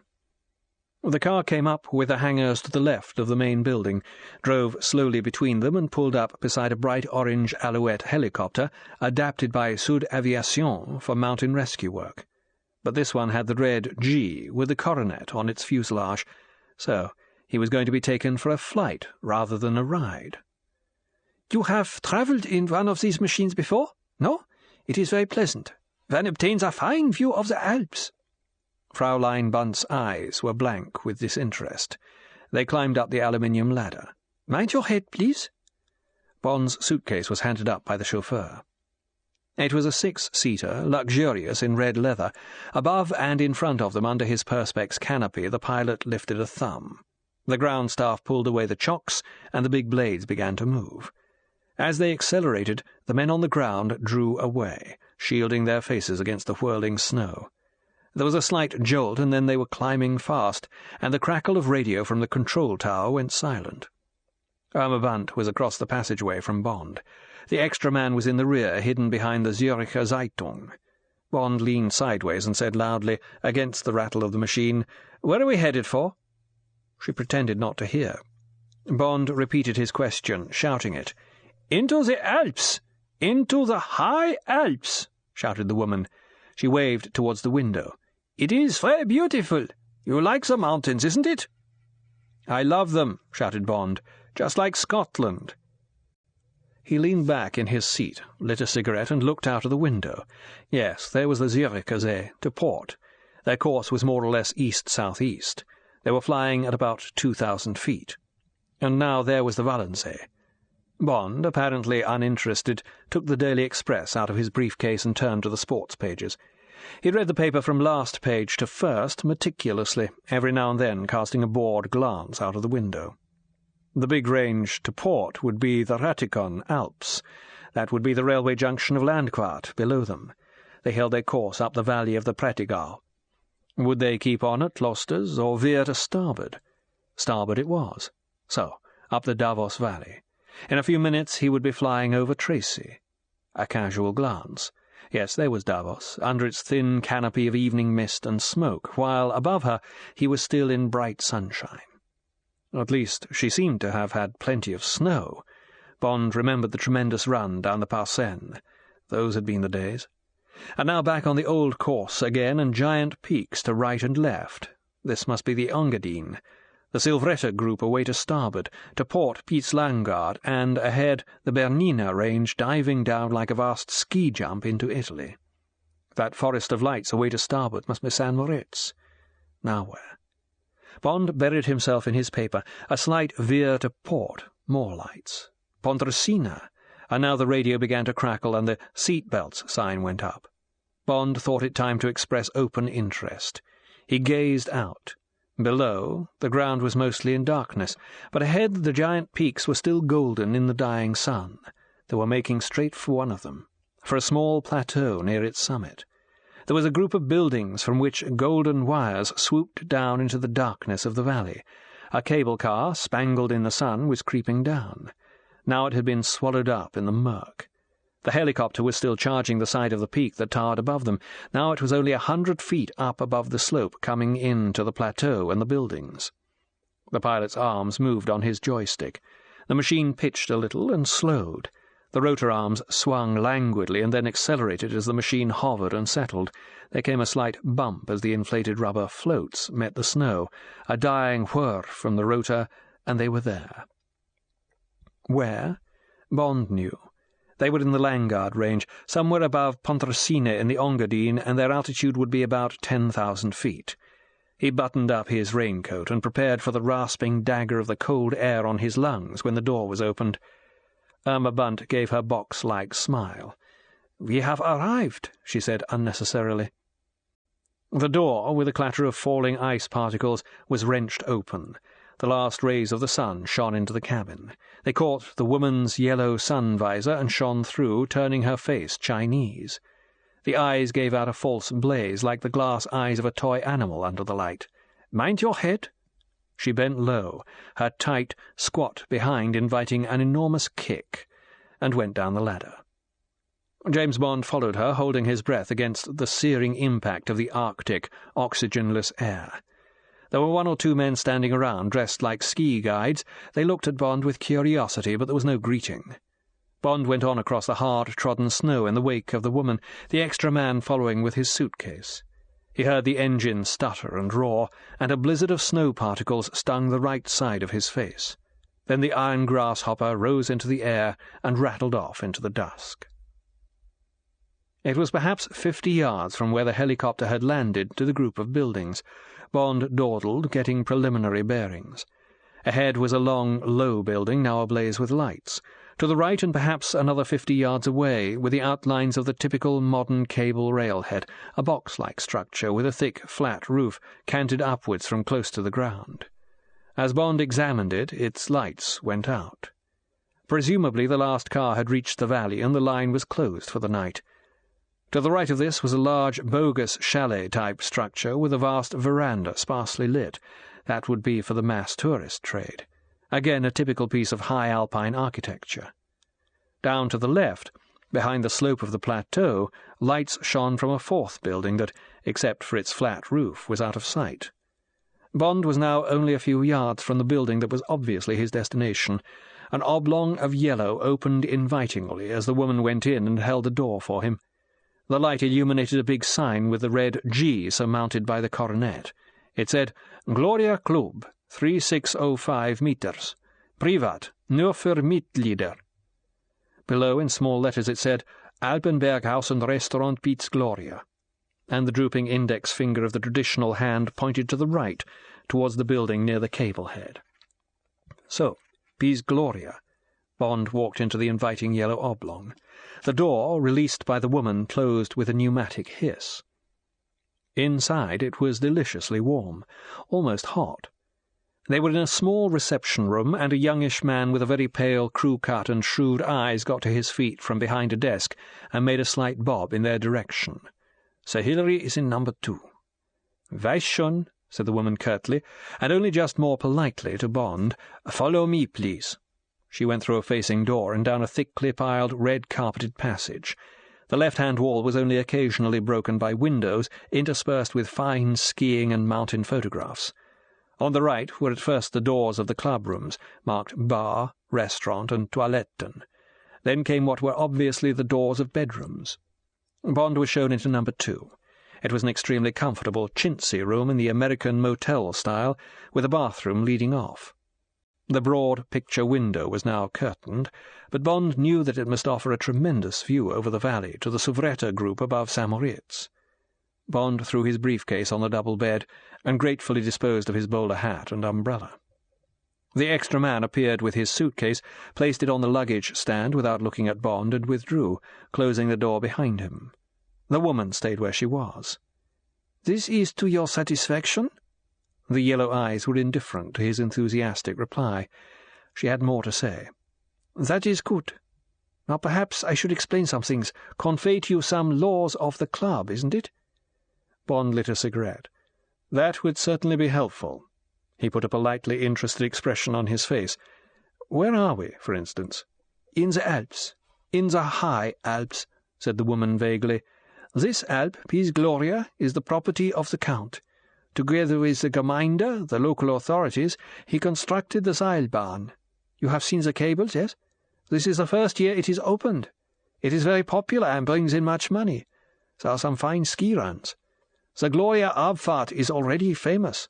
There is also a bobsleigh run that is much greater than the Cresta at St. Moritz. You have heard of that? You ski, perhaps, or make the bobsleigh?" The yellow eyes were watchful. Bond thought he would continue to answer no to all questions. Instinct told him to. He said apologetically, "I'm afraid not. Never got around to it, you know. Too much bound up with my books, perhaps." He smiled ruefully, self-critically. "Schade. That is a pity." But the eyes registered satisfaction. "These installations bring good income for the Count. That is important. It helps to support his life's work, the Institute." Bond raised his eyebrows a polite fraction. "The Institute für Psychologische Forschung. It is for scientific research. The Count is a leader in the field of allergies, you understand? This is like the hay fever, the unableness to eat shellfish, yes?" "Oh, really? Can't say I suffer from any myself." "No? The laboratories are in a separate building. There the Count also lives. In this building where we are live the patients. He asks that you will not disturb them with too many questions. These treatments are very delicate, you understand?" "Yes, of course. And when may I see the Count? I'm afraid I am a very busy man, Fräulein Bond. There are matters awaiting my attention in London." Bond spoke impressively. "The new African states.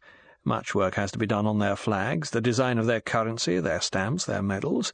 We are very short-handed at the college. I hope the Count understands that his personal problem, interesting and important though it is, must take second place to the problems of government." Bond had not got through. Now she was all eagerness, reassurance. "But of course, my dear Sir Hilary, the Count asks you to be excused tonight, but he would much like to receive you at 11 o'clock tomorrow morning. This is suitable?" "Certainly, certainly. That will give me time to marshal my documents, my books.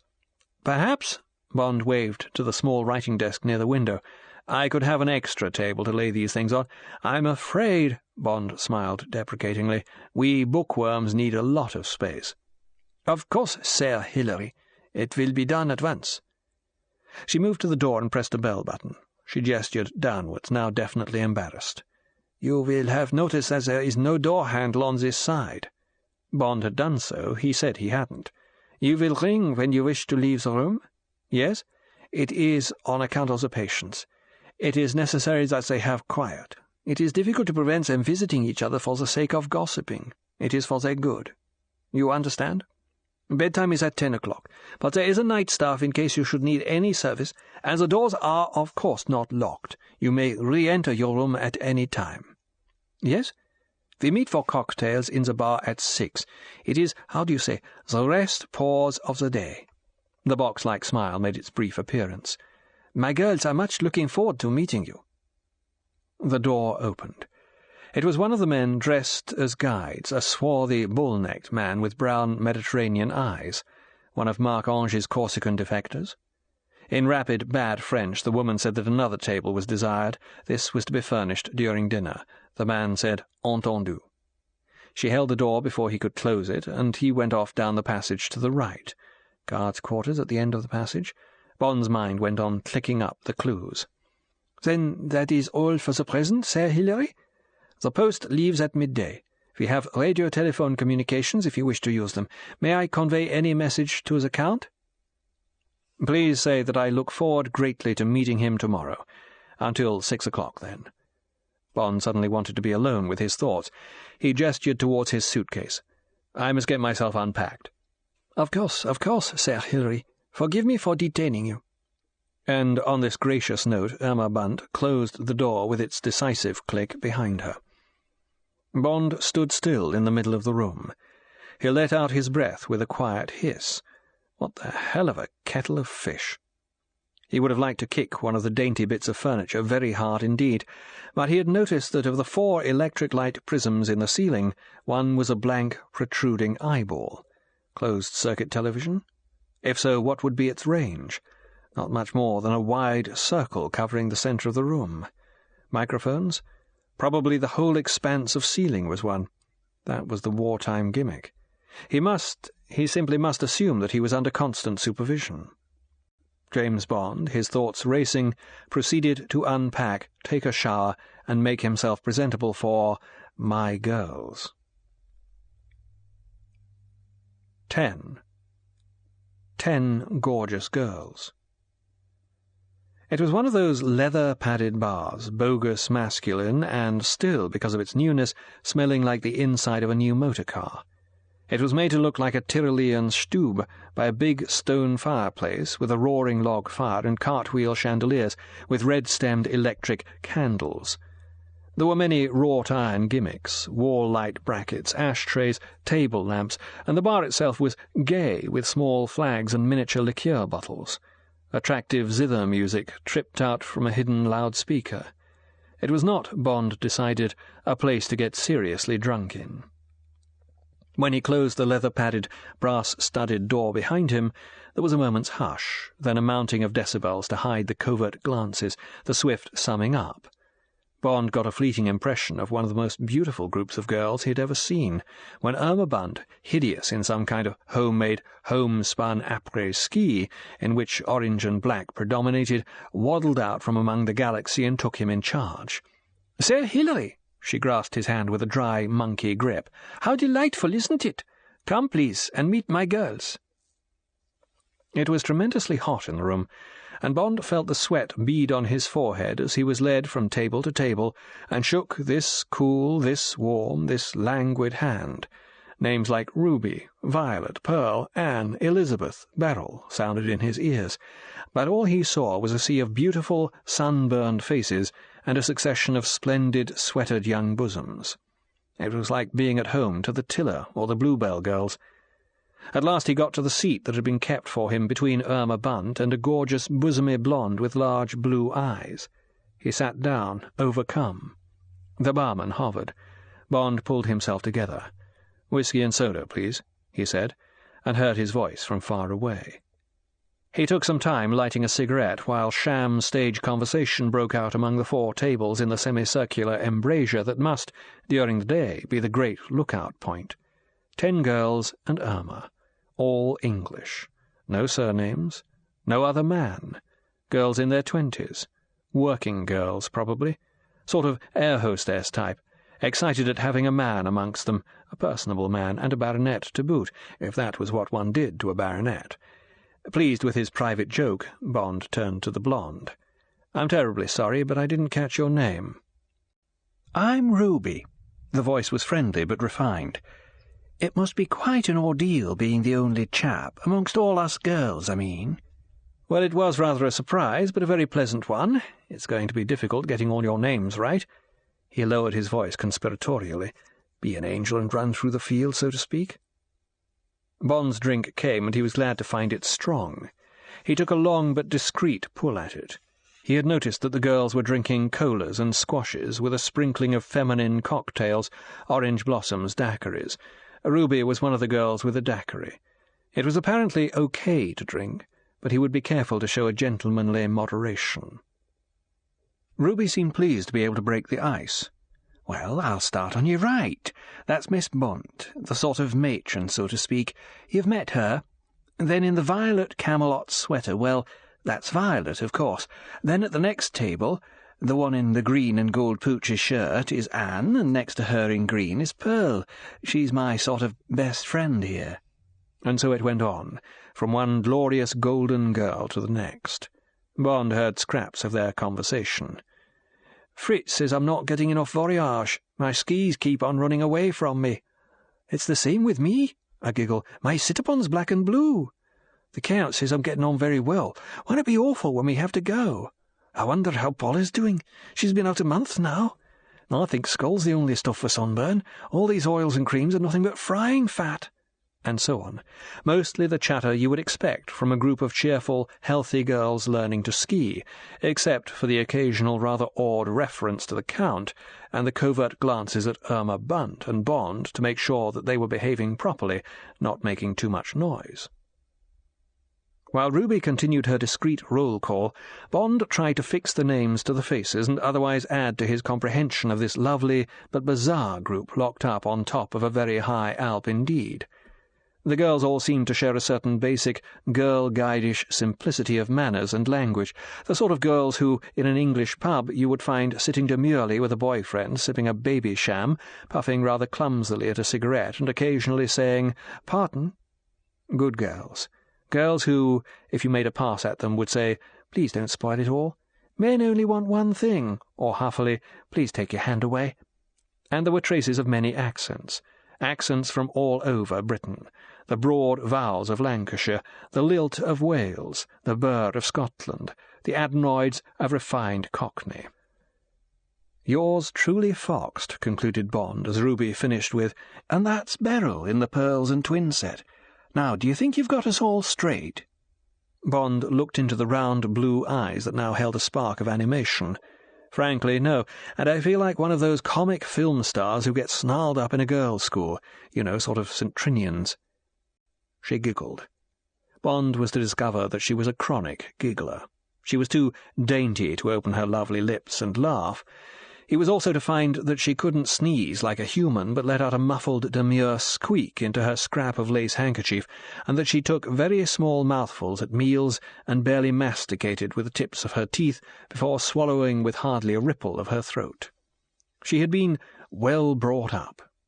"Oh, but we're not at all like St. Trinians. Those awful girls. How could you ever say such a thing?" "Just a thought," said Bond airily. "Now then, how about another drink?" "Oh, thanks awfully." Bond turned to Fraulein Bunt. "And you, Miss Bunt?" "Thank you, Sir Hilary. An apple juice, if you please." Violet, the fourth at their table, said demurely that she wouldn't have another cola. "They give me wind," she explained. "Oh, Violet!" Ruby's sense of the proprieties was outraged. "How can you say such a thing?" "Well, anyway, they do," said Violet obstinately. "They make me hiccup. No harm in saying that, is there?" Good old Manchester, thought Bond.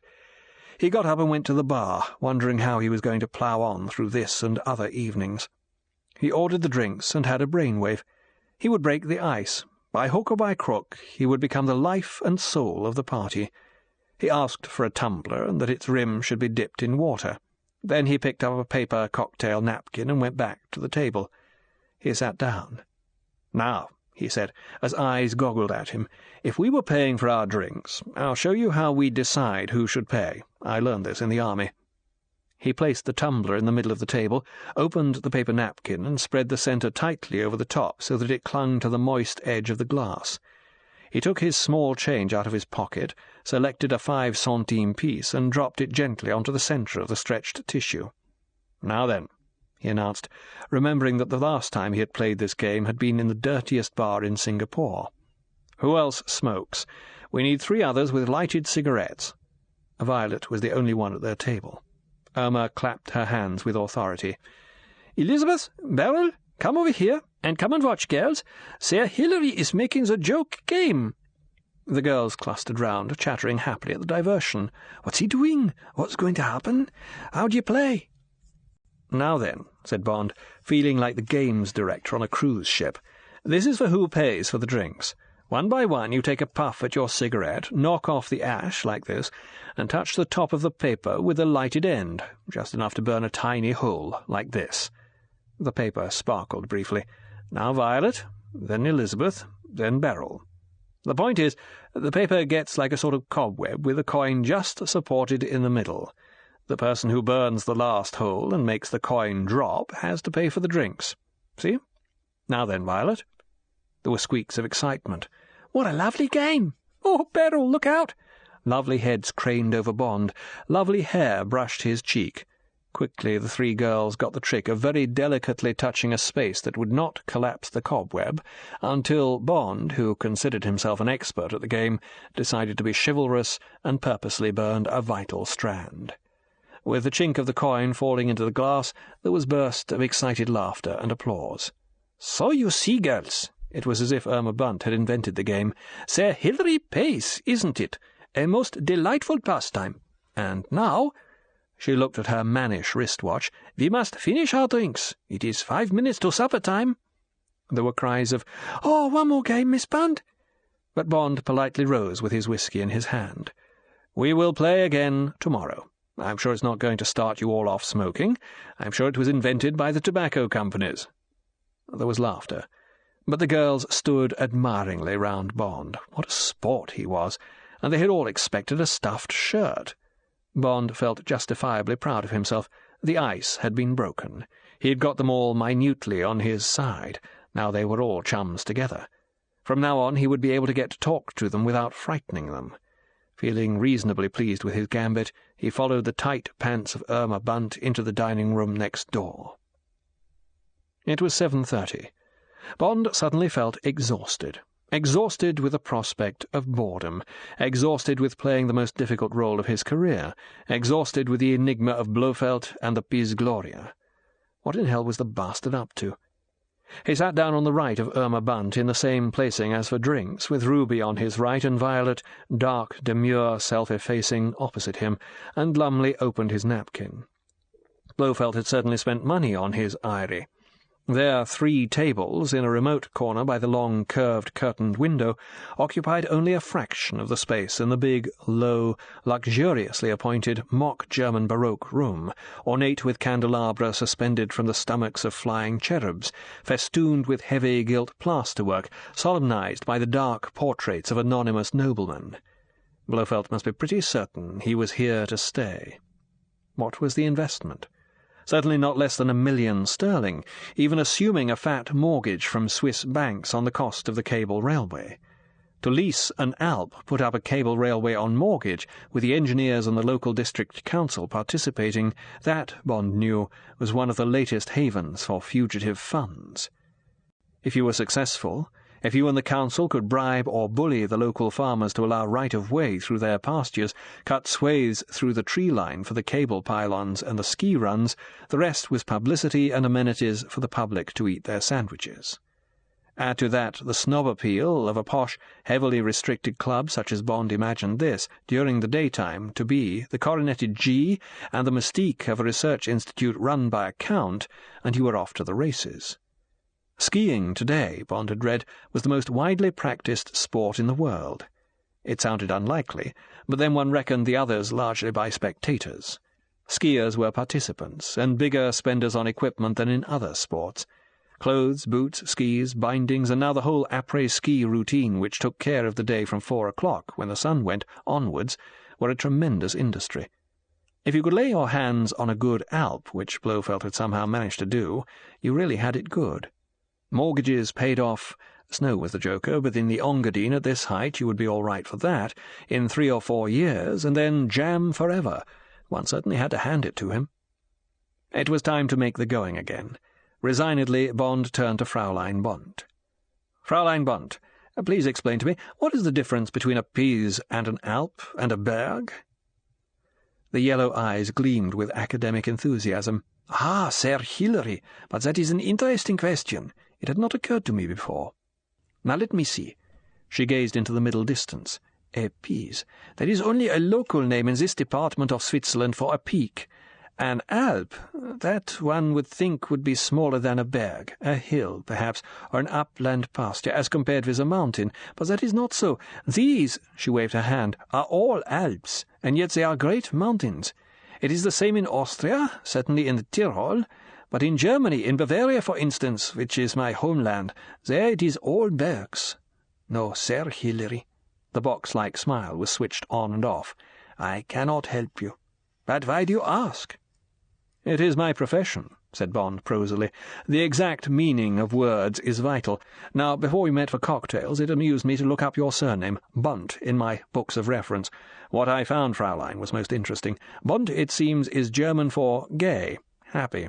In England, the name has almost certainly been corrupted into Bounty, perhaps even into Bronte, because the grandfather of the famous literary family by that name had, in fact, changed his name from the less aristocratic name of Bronte. Now, this is most interesting." Bond knew that it wasn't, that this was all hocus-pocus, but he thought it would do no harm to stretch her heraldic muscles. "Can you remember if your ancestors had any connection with England? There is the dukedom of Bronte, you see, which Nelson assumed. It would be interesting to establish a connection." The penny dropped. A duchess! Irma Bunt, hooked, went off into a dreary chronicle of her forebears, including proudly a distant relationship with a Graf von Bunt. Bond listened politely, prodding her back to the immediate past. She gave the name of her father and mother.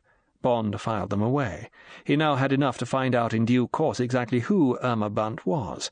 What a splendid trap snobbery was! How right Sable Basilisk had been. There is a snob in all of us, and only through snobbery could Bond have discovered who the parents of this woman were. Bond finally calmed down the woman's momentary fever, and the head waiter, who had been politely hovering, presented giant menus covered in violet ink. There was everything from caviar down to double mocha or whiskey irlandaise. There were also many spécialités Gloria, poulet Gloria, homard Gloria, tornados Gloria, and so on. Bond, despite his forswearing of spécialité, decided to give the chicken a chance. He said so, and was surprised by the enthusiasm with which Ruby greeted his choice. "Oh, how right you are, Sir Hilary. I adore chicken, too. I absolutely dote on it. Can I have that too, please, Miss Bunt?" There was such surprising fervour in her voice that Bond watched Irma Bunt's face. What was that matronly gleam in her eye she gave her approval? It was more than approval for a good appetite among her charges. There was enthusiasm, even triumph there. Odd. And it happened again when Violet stipulated plenty of potatoes with her tornados. "I simply love potatoes," she explained to Bond, her eyes shining. "Don't you?" "They're fine," agreed Bond, "when you're taking plenty of exercise, that is." "Oh, they're just darling," enthused Violet. "Aren't they, Miss Bunt?" "Very good indeed, my dear. Very good for you, too. And Fritz, I will just have the mixed salad with some cottage cheese." She gave the caricature of a simper. "Alas," she spoke to Bond, "I have to watch my figure. These young things take plenty of exercise, while I must stay in my office and do the paperwork, isn't it?" At the next table, Bond heard the girl with the Scottish burr, her voice full of saliva, ask that her Aberdeen Angus steak should be cooked very rare indeed. "Good and bloody," she emphasized. What was this, wondered Bond? A gathering of beautiful ogresses? Or was this a day off from some rigorous diet? He felt completely clueless, out of his depth. Well, he would just go on digging. He turned to Ruby. "You see what I mean about surnames? Fraulein Bunt may even have distant claim to an English title. Now what's yours, for instance? I'll see what I can make of it." Fraulein Bunt broke in sharply. "No surnames here, Sir Hilary. It is a rule of the house. We use only first names for the girls. It is part of the Count's treatment. It is bound up with a change, a transference of identity to help the cure. You understand?" "No, I'm afraid that's way out of my depth," said Bond cheerfully. "No doubt the Count will explain some of these matters to you tomorrow. He has special theories. One day the world will be startled when he reveals his methods." "I'm sure," said Bond politely. Well now, he searched for a subject that would leave his mind free to roam on its own. "Tell me about your skiing. How are you getting on? Don't do it myself, I'm afraid. Perhaps I shall pick up some tips watching your classes." It was an adequate ball which kept bouncing on between Ruby and Violet, and Bond kept it in play while their food came and proved delicious. Poulet Gloria was spatchcocked with a mustard and cream sauce. The girls fell silent over their dishes, consuming them with polite but concentrated greed. There was a similar pause in the chatter at the other tables. Bond made conversation about the decor of the room, and this gave him a chance to have a good look at the waiters. There were 12 of them in sight. It was not difficult to sum them up as 3 Corsicans, 3 Germans, 3 vaguely Balkan faces, Turks, Bulgars, or Yugoslavs, and 3 obvious Slavs. There would probably be 3 Frenchmen in the kitchen. Was this the old pattern of Spectre? The well-tried communist cell pattern of 3 men from each of the great gangster and secret service organizations in Europe? Were the 3 Slavs ex-Smersh-men? The whole lot of them looked tough enough, had that quiet smell of the pro. The man at the airport was one of them. Bond recognized others as the reception steward and the man who had come to his room about the table. He heard the girls calling them Fritz, Joseph, Ivan, Ahmed, and some of them were ski guides during the day. Well, it was a nice little set-up, if Bond was right. Bond excused himself after dinner on the grounds of work. He went to his room and laid out his books and papers on the desk and on the extra table that had been provided. He bent over them studiously while his mind reviewed the day. At 10 o'clock he heard the good nights of the girls down the corridor and the click of the doors shutting. He undressed, turned the thermostat on the wall down from 85 to 60, switched off the light and lay on his back for a while staring up into the darkness. Then he gave an authentic sigh of exhaustion for the microphones, if any, and turned over on his side and went to sleep. Later, much later, he was awakened by a very soft murmuring that seemed to come from somewhere under the floor, but very, very far away. He identified it as a minute, spidery whispering that went on, but he could not make out any words, and he finally put it down to the central heating pipes, turned over, and went to sleep again. 11. Death for breakfast. James Bond awoke to a scream. It was a terrible, masculine scream out of hell. It fractionally held its first high, piercing note and then rapidly diminished as if the man had jumped off a cliff. It came from the right, from somewhere near the cable station, perhaps. Even in Bond's room, muffled by the double windows, it was terrifying enough. Outside, it must have been shattering. Bond jumped up and pulled back the curtains, not knowing what scene of panic, of running men, would meet his eyes. But the only man in sight was one of the guides, walking slowly, stolidly up the beaten snow path from the cable station to the club. The spacious wooden veranda that stretched from the wall of the club out over the slope of the mountain was empty, but tables had been laid for breakfast, and the upholstered chaise longue for the sunbathers had already been drawn up in their meticulous, colourful rows. The sun was blazing down out of a crystal sky. Bond looked at his watch. It was 8 o'clock. Work began early in this place. People died early, for that had undoubtedly been the death scream. He turned back into his room and rang the bell. It was one of the 3 men Bond had suspected of being Russians. Bond became the officer and gentleman. "What is your name?" "Peter, sir." "Pyotr?" Bond longed to say. "And how are all my old friends from Smersh?" He didn't. He said, "What was that scream?" "Please?" The granite-grey eyes were careful. "A man screamed just now. From over by the cable station. What was it?" "It seems there has been an accident, sir. You wish for breakfast?" He produced a large menu from under his arm and held it out clumsily. "What sort of an accident?" "It seems that one of the guides has fallen." How could this man have known that, only minutes after the scream? "Is he badly hurt?" "Is possible, sir." The eyes, surely trained in investigation, held Bond's blandly. "You wish for breakfast?" The menu was once again nudged forward. Bond said, with sufficient concern, "Well, I hope the poor chap's all right." He took the menu and ordered, "Let me know if you hear what happened." "There will no doubt be an announcement if the matter is serious. Thank you, sir." The man withdrew.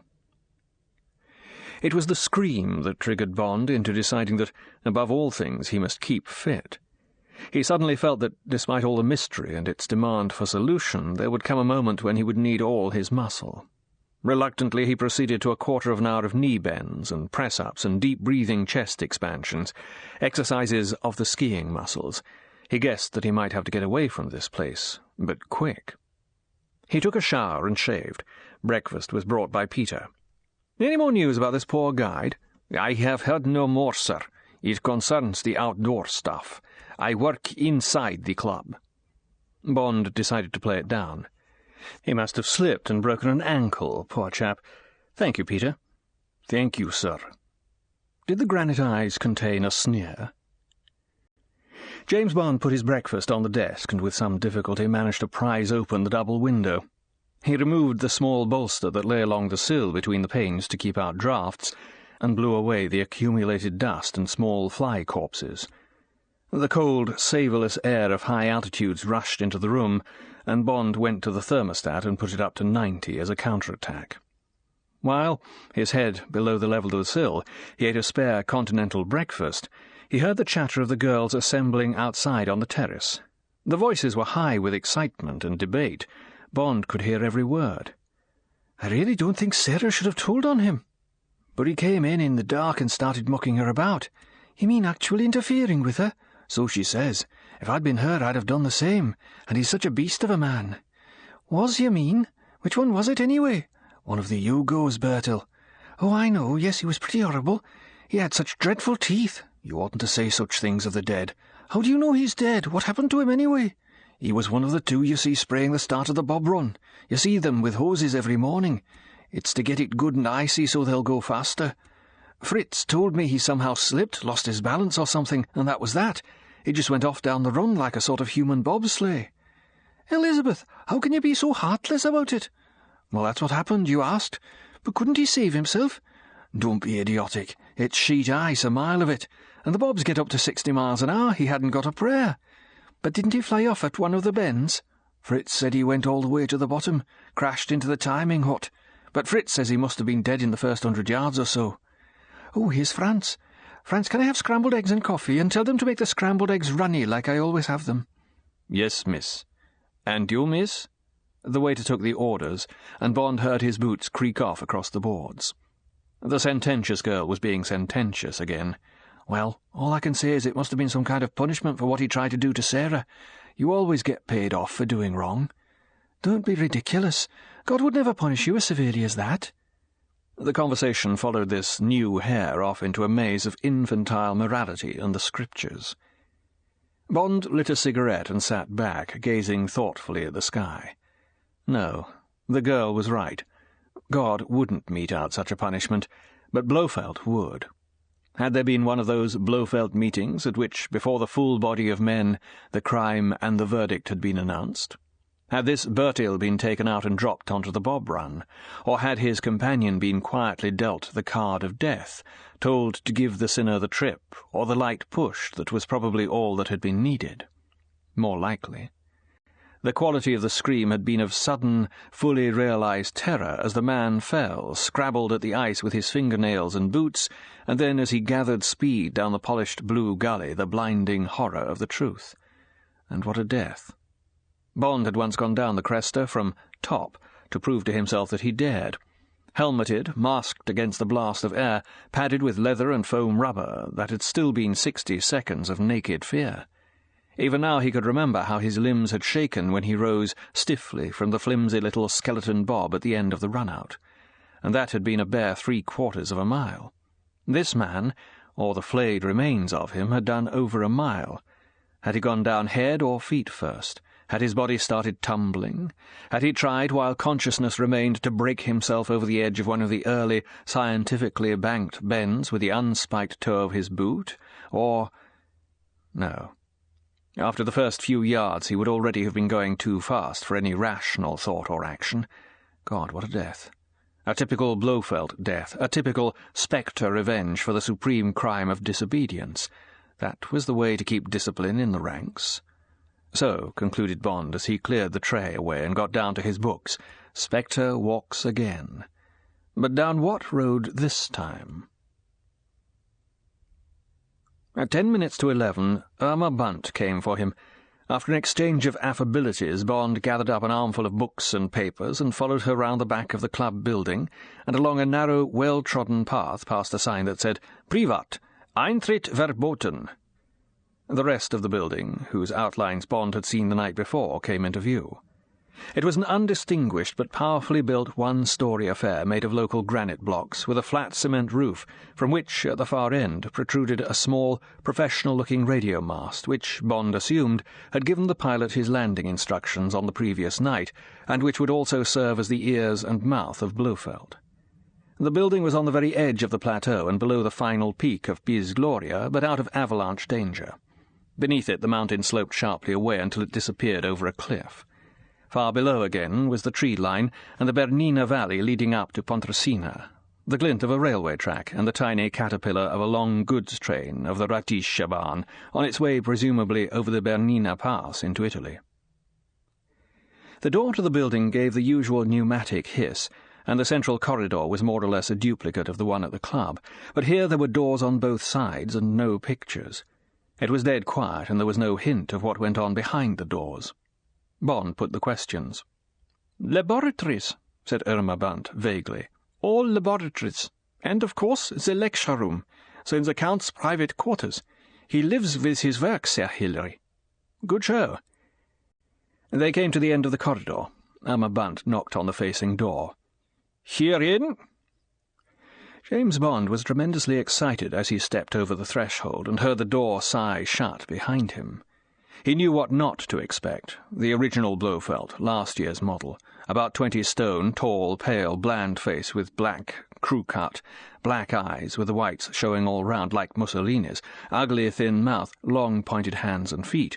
But he had no idea what alterations had been contrived on the envelope that contained the man. But Monsieur le Comte de Blauville, who now rose from the chaise longue on the small private veranda and came in out of the sun into the penumbra of the study, his hands outstretched in welcome, was surely not even a distant relative of the man on the files. Bond's heart sank. This man was tallish, yes, and all right, his hands and naked feet were long and thin, but there the resemblance ended.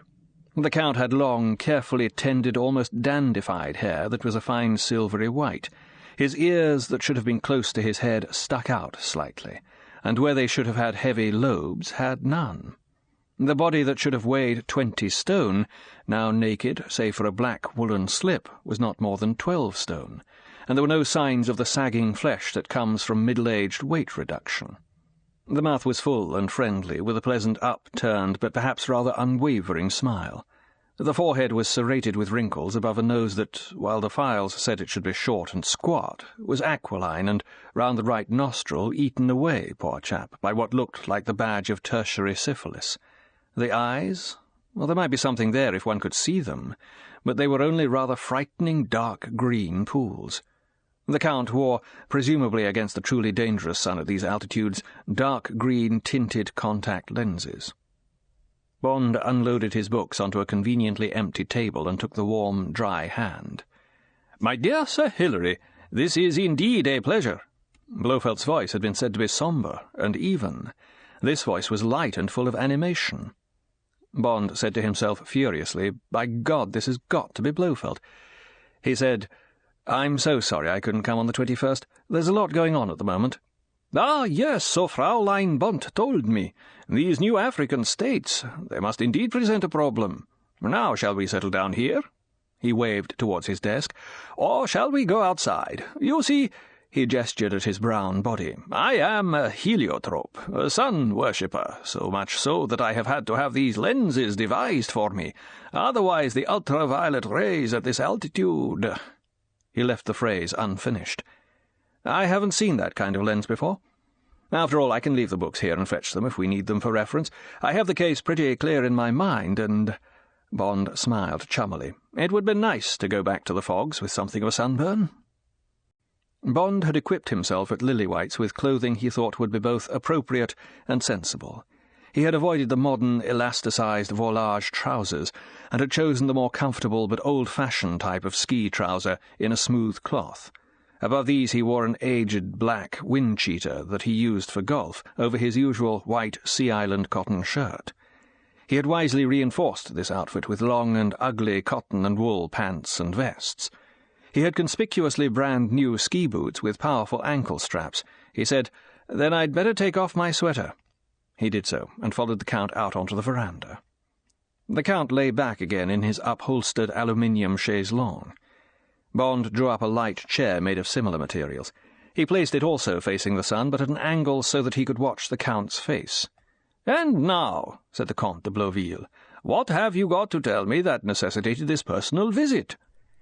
He turned his fixed smile on Bond. The dark green glass eyes were unfathomable. "Not, of course, that the visit is not most welcome. Most welcome. Now then, Sir Hilary." Bond had been well trained in two responses to this obvious first question. The first was for the event that the Count had lobes to his ears, the second if he had not. He now, in measured, serious tones, launched himself into number 2. "My dear Count," the form of address seemed dictated by the silvery hair, by the charm of the Count's manners. "There are occasions in the work of the college when research and paperwork are simply not enough. We have, as you know, come to a difficult passage in our work on your case. I refer, of course, to the hiatus between the disappearance of the de Blauville line around the time of the French Revolution and the emergence of the Blofeld family, or families, in the neighbourhood of Augsburg. And—" Bond paused impressively. "In the latter context, I may later have a proposal that I hope will find favour with you. But what I am coming to is this. You have already expended serious funds on our work, and it would not have been fair to suggest that the researches should go forward unless there was a substantial ray of hope in the sky. The possibility of such a ray existed, but it was of such a nature that it definitely demanded a physical confrontation." "Is that so? And for what purpose, may I inquire?" James Bond recited Sable Basilisk's examples of the Habsburg lip, the royal tail, and the others. He then leaned forward in his chair for emphasis. "And such a physical peculiarity exists in connection with the de Blauvilles. You did not know this?" "I was not aware of it. No, what is it?" "I have good news for you, Count." Bond smiled his congratulations.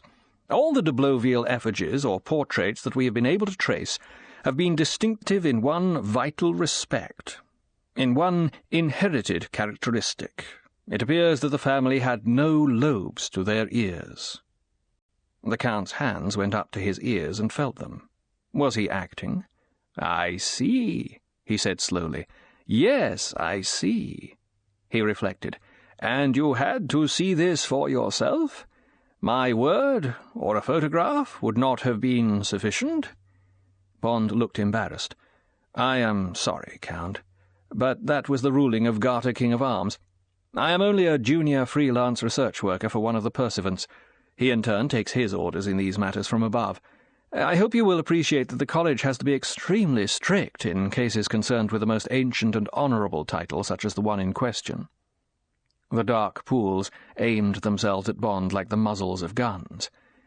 "Now that you have seen what you came to see, you regard the title as still in question?" This was the worst hurdle.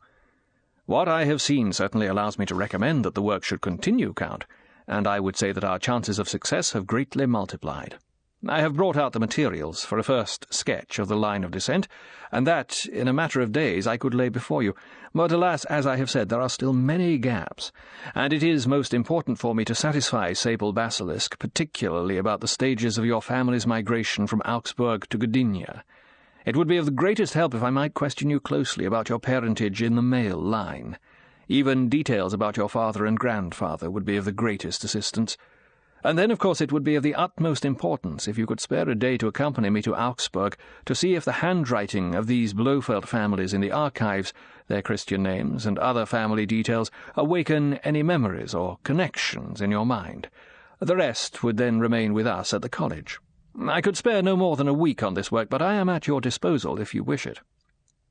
The Count got to his feet. Bond followed suit. He walked casually over to the railing and admired the view. Would this bedraggled fly be taken? Bond now desperately hoped so. During the interview he had come to one certain conclusion. There was not a single one of the peculiarities in the Count's appearance that could not have been achieved by good acting and by the most refined facial and stomach surgery applied to the original Blofeld. Only the eyes could not have been tampered with, and the eyes were obscured. "You think that with patient work, even with the inclusion of a few question marks where the connecting links are obscure, I would achieve an acte de notoriété that would satisfy the Minister of Justice in Paris?" "Most certainly," lied Bond, with the authority of the college in support. The fixed smile widened minutely. "That would give me much satisfaction, Sir Hilary. I am the Comte de Blauville. I am certain of it in my heart, in my veins." There was real fervour in the voice. "But I am determined that my title shall be officially recognized. You will be most welcome to remain as my guest, and I shall be constantly at your disposal to help with your researches." Bond said politely, but with a hint of weariness, of resignation, "All right, Count, and thank you. I will go and make a start straight away." 12. 2 near misses. Bond was shown out of the building by a man in a white coat with the conventional white gauze of the laboratory worker over the lower half of his face. Bond attempted no conversation. He was now well inside the fortress, but he would have to continue to walk on tiptoe and be damned careful where he put his feet. He returned to his room and got out one of the giant sheets of squared paper with which he had been furnished. He sat down at his table and wrote firmly at the top centre of the paper, "Guillaume de Blauville, 1207 to 1243. Now there were 500 years of de Blauvilles, with their wives and children, to be copied down from his books and notes. That would fill up an impressive number of pages with impeccable fact. He could certainly spread that chore over 3 days, interspersed with more tricky work, gassing with Blofeld about the Blofeld end of the story. Fortunately, there were some English Blofelds he could throw in as make-weight, and some Bluefields and Bloomfields. He could start some pretty hares running in those directions. And, in between these idiotic activities, he would ferret and ferret away at the mystery of what in hell the new Blofeld, the new Spectre, were up to. One thing was certain, they had already been through his belongings. Before going for his interview, Bond had gone into the bathroom, away from that seemingly watchful hole in the ceiling, and had painfully pulled out 6 of his hairs. These, while he had selected the books he needed to take with him, he had dispersed inconspicuously among his other papers and in his passport. The hairs were all gone. Someone had been through all his books. He got up and went to the chest of drawers, ostensibly for a handkerchief. Yes, the careful patterns in which he had laid out his things had all been minutely disturbed. Unemotionally he went back to his work, thanking heaven he had travelled as clean as a whistle. But by God he'd have to keep his cover solid. He didn't at all like the thought of that one-way trip down the Bob Run. Bond got as far as 1350, and then the noise from the veranda became too distracting. Anyway, he had done a respectable stint, almost to the bottom of the giant page. He would go out and do a little very discreet exploring.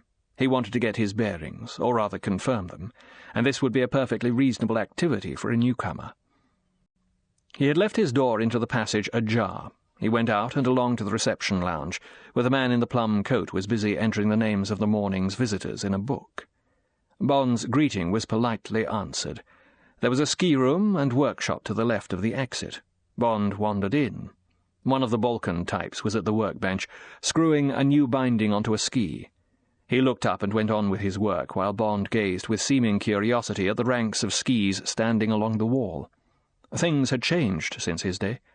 The bindings were quite different, and designed, it seemed, to keep the heel dead flat on the ski. And there were new safety releases.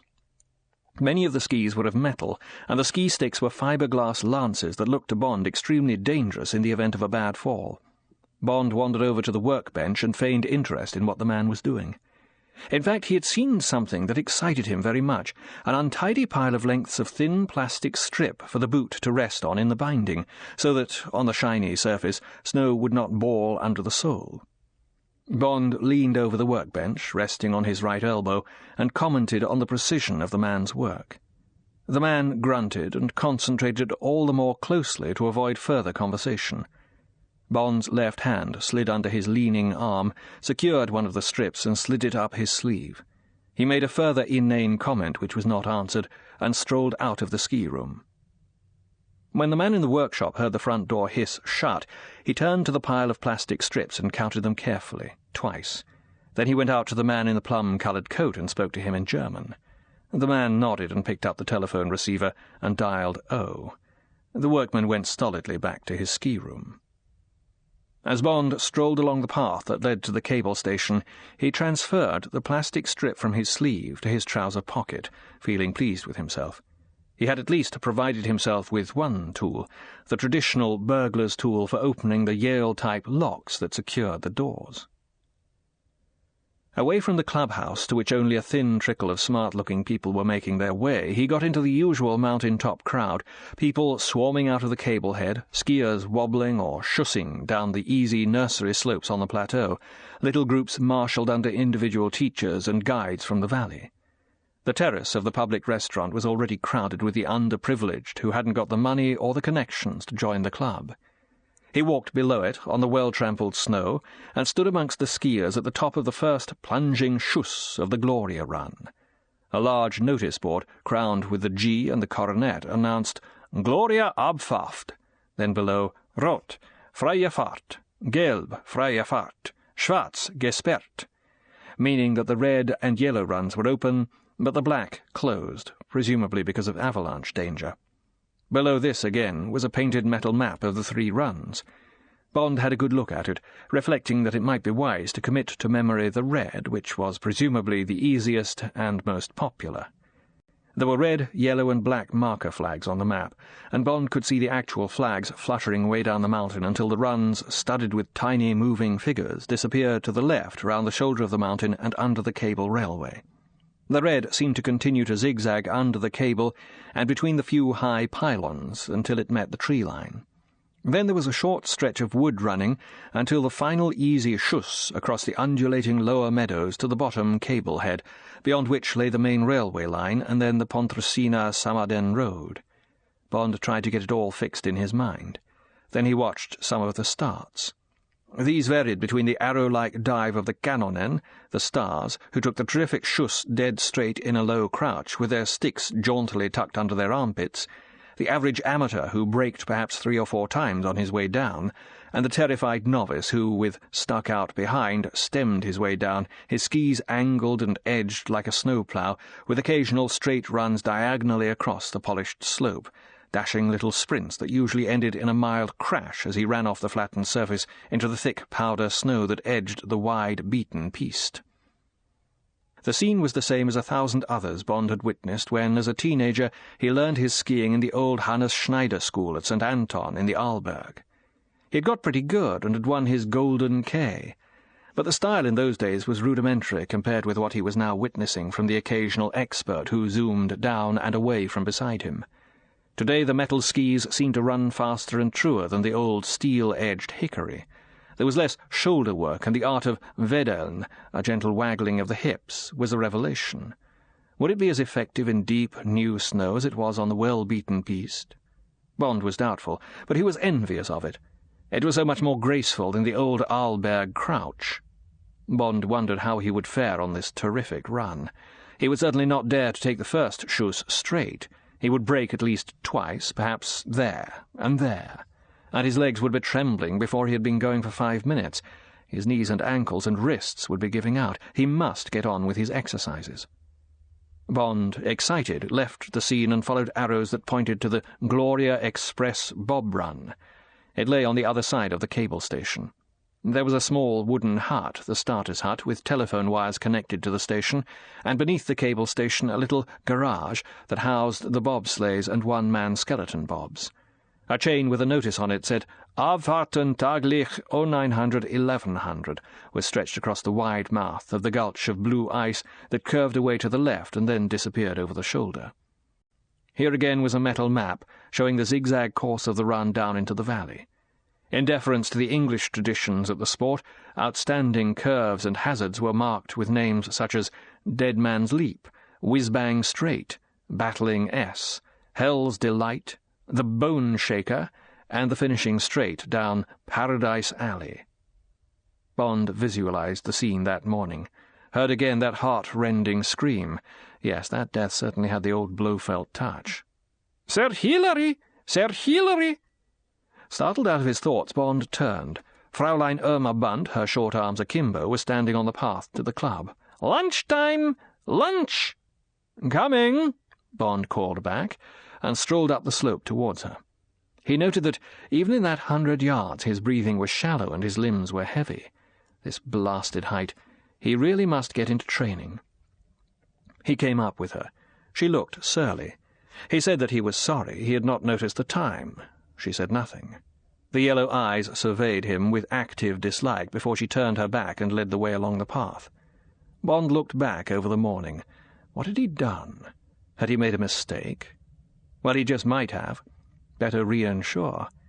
As they came through the entrance into the reception lounge, Bond said casually, "Oh, by the way, Fraulein Bunt, I was in the ski-room just now." She halted. Bond noticed that the head of the receptionist bent a fraction lower over his visitor's book. "Yes?" Bond took the length of plastic out of his pocket.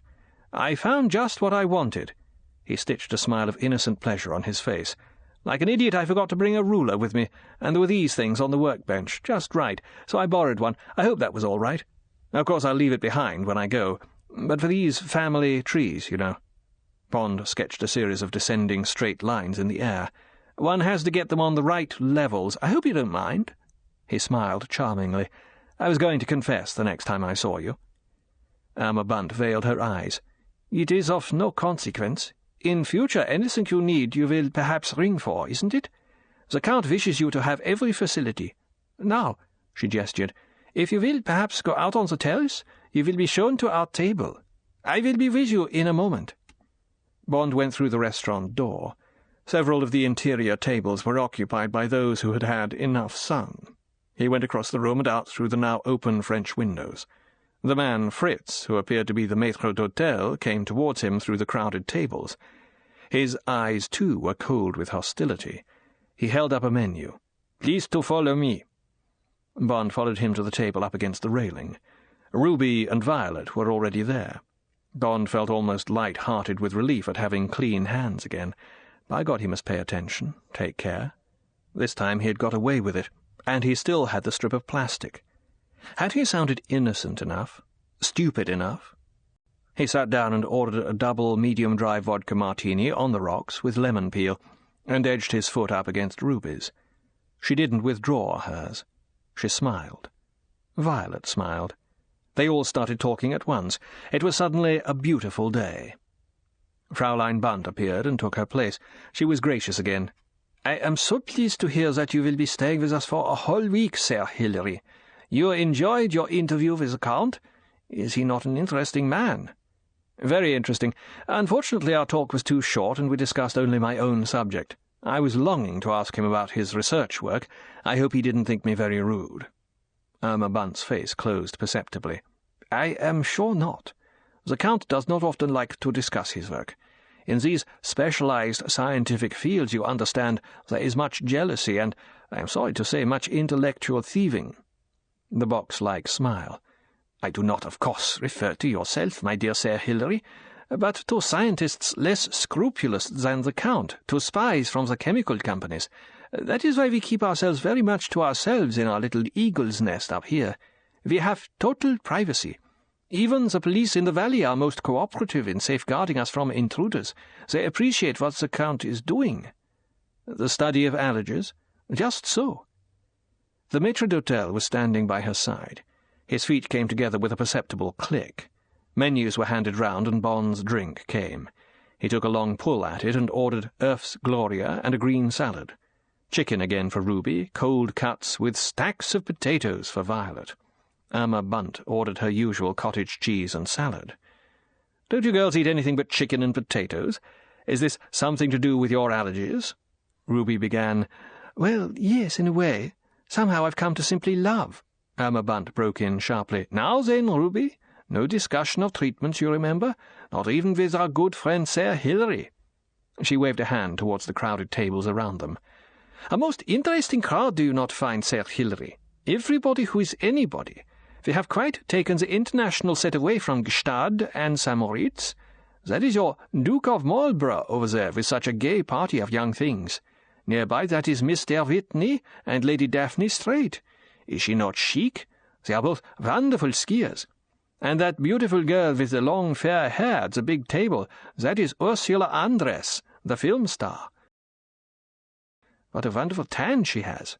And Sir George Dunbar, he always has the most enchanting companions. The box-like smile. Why, we only need the Aga Khan and perhaps your Duke of Kent, and we would have everybody, but everybody. Is it not sensational for the first season? Bond said it was. The lunch came. Bond's eggs were delicious, chopped, hard-boiled eggs with a cream and cheese sauce laced with English mustard. English mustard seemed to be the clue to the glorious specialities, gratinés in a copper dish. Bond commented on the excellence of the cooking. "Thank you," said Irma Bunt. "We have 3 expert Frenchmen in the kitchen. Men are very good at cooking, is it not?" Bond felt, rather than saw, a man approaching their table. He came up to Bond.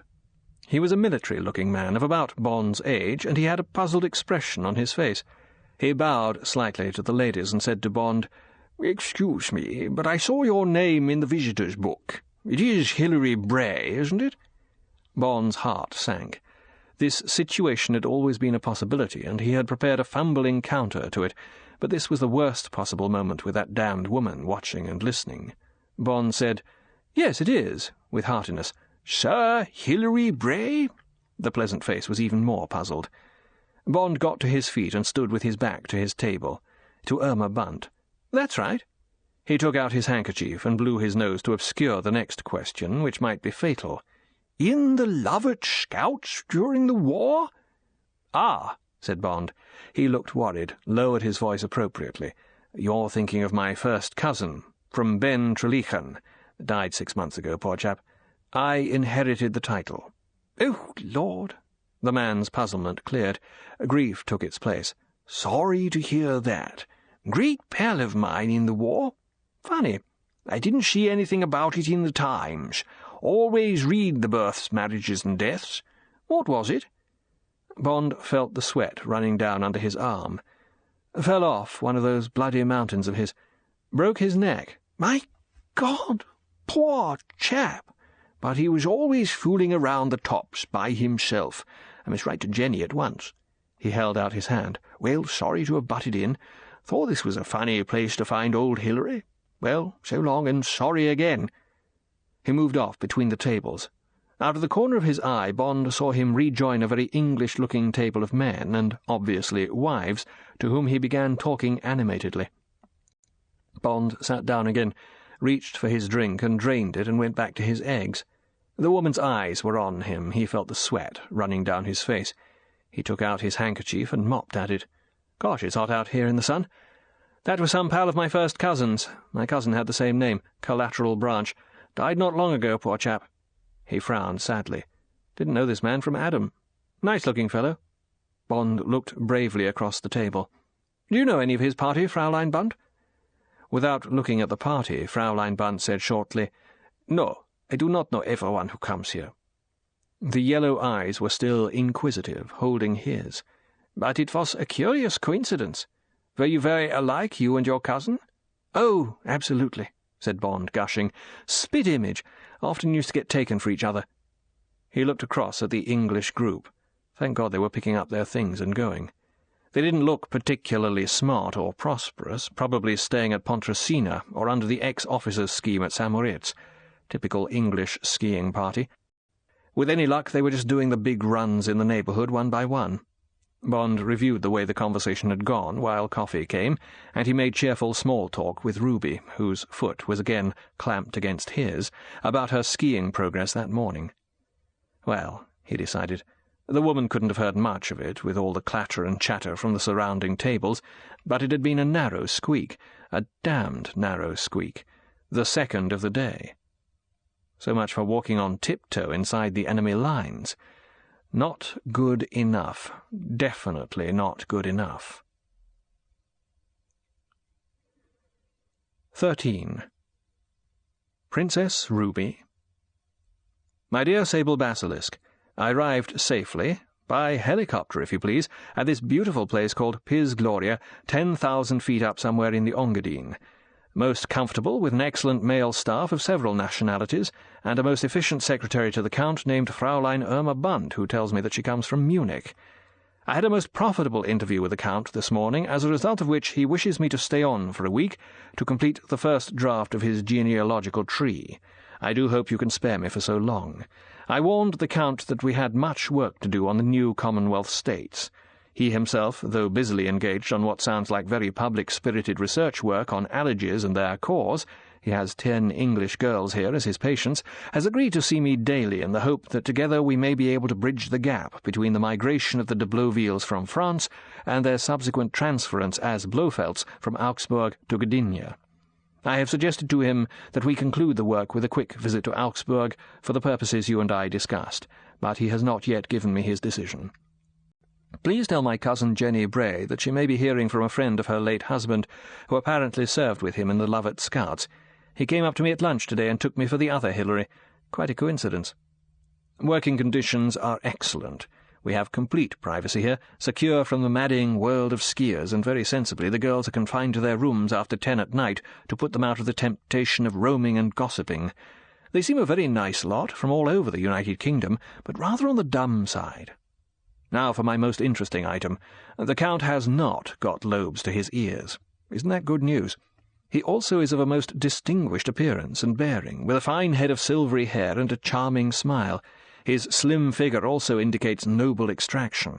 Unfortunately, he has to wear dark green contact lenses because of weak eyes and the strength of the sunshine at this height, and his aquiline nose is blemished by a deformed nostril, which, I would have thought, could easily have been put right by facial surgery. He speaks impeccable English, with a gay lilt to his voice, and I am sure that we will get on very well. Now to get down to business. It would be most helpful if you would get in touch with the old printers of the Allemagne de Gotha, and see if they can help us over our gaps in the lineage. They may have some traces. Cable anything helpful. With the new evidence of the earlobes, I am quite confident that the connection exists. That's all for now. Yours ever, Hilary Bray. P.S. Don't tell my mother, or she will be worried for my safety among the eternal snows, but we had a nasty accident here this morning. One of the staff, a Yugoslav it seems, slipped on the bob run and went the whole way to the bottom. Terrible business. He's apparently being buried in Pontresina tomorrow. Do you think we ought to send some kind of a wreath? H.B. Bond read the letter several times. Yes, that would give the officers in charge of Operation Corona plenty to bite on, particularly the hint that they should get the dead man's name from the registrar in Pontresina. And he had covered up a bit on the Bray mix-up when the letter, as Bond was sure it would be, was steamed open and photostated before dispatch. They might, of course, just destroy it. To prevent this, the bit of bogosity about the Allemagne de Gotha would be a clincher. This source of heraldic knowledge hadn't been mentioned before. It would surely excite the interest of Blofeld. Bond rang the bell, handed out the letter for dispatch, and got back to his work, which consisted initially of going into the bathroom with the strip of plastic and his scissors in his pocket, and snipping 2-inch-wide strips off the end. These would be enough for the purposes he, and he hoped Ruby, would put them to. Then, using the first joint of his thumb as a rough guide, he marked off the remaining 18 inches into inch measures to support his lie about the ruler, and went back to his desk, and to the next 100 years of the de Blovilles. At about 5 o'clock the light got so bad that Bond got up from his table and stretched, preparatory to going over to the light switch near the door. He took a last look out of the window before he closed it. The veranda was completely deserted, and the foam rubber cushions for the reclining chairs had already been taken in. From the direction of the cable head there still came the whine of machinery that had been part of the background noises to the day. Yesterday the railway had closed at about 5, and it must be time for the last pair of gondolas to complete their 2-way journey and settle in their respective stations for the night. Bond closed the double windows, walked across to the thermostat, and put it down to 70. He was just about to reach for the light switch when there came a very soft tapping at the door. Bond kept his voice low. "Come in." The door opened and quickly closed to within an inch of the lock. It was Ruby. She put her fingers to her lips and gestured towards the bathroom. Bond, highly intrigued, followed her in and shut the door. Then he turned on the light. She was blushing. She whispered imploringly, "Oh, please forgive me, Sir Hilary, but I did so want to talk to you for a second." "That's fine, Ruby, but why the bathroom?" "Oh, didn't you know? No, I suppose you wouldn't. It's supposed to be a secret, but of course I can tell you. You won't let on, will you?" "No, of course not." "Well, all the rooms have microphones in them. I don't know where, but sometimes we girls have got together in each other's rooms just for a gossip, you know, and Miss Bunt has always known. We think they've got some sort of television, too," she giggled. "We always undress in the bathroom. It's just a sort of feeling, as if one was being watched the whole time. I suppose it's something to do with the treatment." "Yes, I expect so." "The point is, Sir Hilary, I was tremendously excited by what you were saying at lunch today, about Miss Bunt perhaps being a duchess. I mean, is that really possible?" "Oh, yes," said Bond airily. "I was so disappointed at not being able to tell you my surname. You see, her eyes were wide with excitement. "It's Windsor." "Gosh," said Bond, "that's interesting." "I knew you'd say that. You see, there's always been talk in my family that we're distantly connected with the royal family." "I can quite understand that." Bond's voice was thoughtful, judicious. "I'd like to be able to do some work on that. What were your parents' names? I must have them first." "George Albert Windsor and Mary Potts. Does that mean anything?" "Well, of course the Albert's significant." Bond felt a cur. "You see, there was the Prince Consort to Queen Victoria. He was Albert." "Oh, golly!" Ruby's knuckles went up to her mouth. "But of course all this needs a lot of working on. Where do you come from in England? Where were you born?" "In Lancashire, Morecambe Bay, where the shrimps come from. But a lot of poultry, too, you know." "So that's why you love chicken so much?" "Oh, no." She seemed surprised by the remark. "That's just the point. You see, I was allergic to chickens. I simply couldn't bear them. All those feathers, the stupid pecking, the mess and the smell. I loathed them. Even eating chicken brought me out in a sort of rash. It was awful, and of course my parents were mad at me, they being poultry farmers in quite a big way, and me being supposed to help clean out the batteries, you know, those modern mass-produced chicken places. And then one day I saw this advertisement in the paper, in the Poultry Farmers' Gazette. It said that anyone suffering from chicken allergy, then followed a long Latin name, could apply for a course for a cure in a Swiss institute doing research work on the thing. All found and £10 a week pocket money. Rather like those people who go and act as rabbits in that place that's trying to find a cure for colds." "I know," said Bond encouragingly. "So I applied, my fare was paid down to London, and I met Miss Bunt, and she put me through some sort of exam." She giggled. "Heaven only knows how I passed it, as I failed my GCE twice. But she said I was just what the Institute wanted, and I came out here about 2 months ago. It's not bad. They're terribly strict, but the Count has absolutely cured my trouble. I simply love chickens now." Her eyes became suddenly rapt. "I think they're just the most beautiful, wonderful birds in the world." "Well, that's a jolly good show," said Bond, totally mystified. "Now, about your name. I'll get to work on it right away. But how are we going to talk? You all seem to be pretty carefully organised. How can I see you by yourself? The only place is my room or yours." "You mean at night?"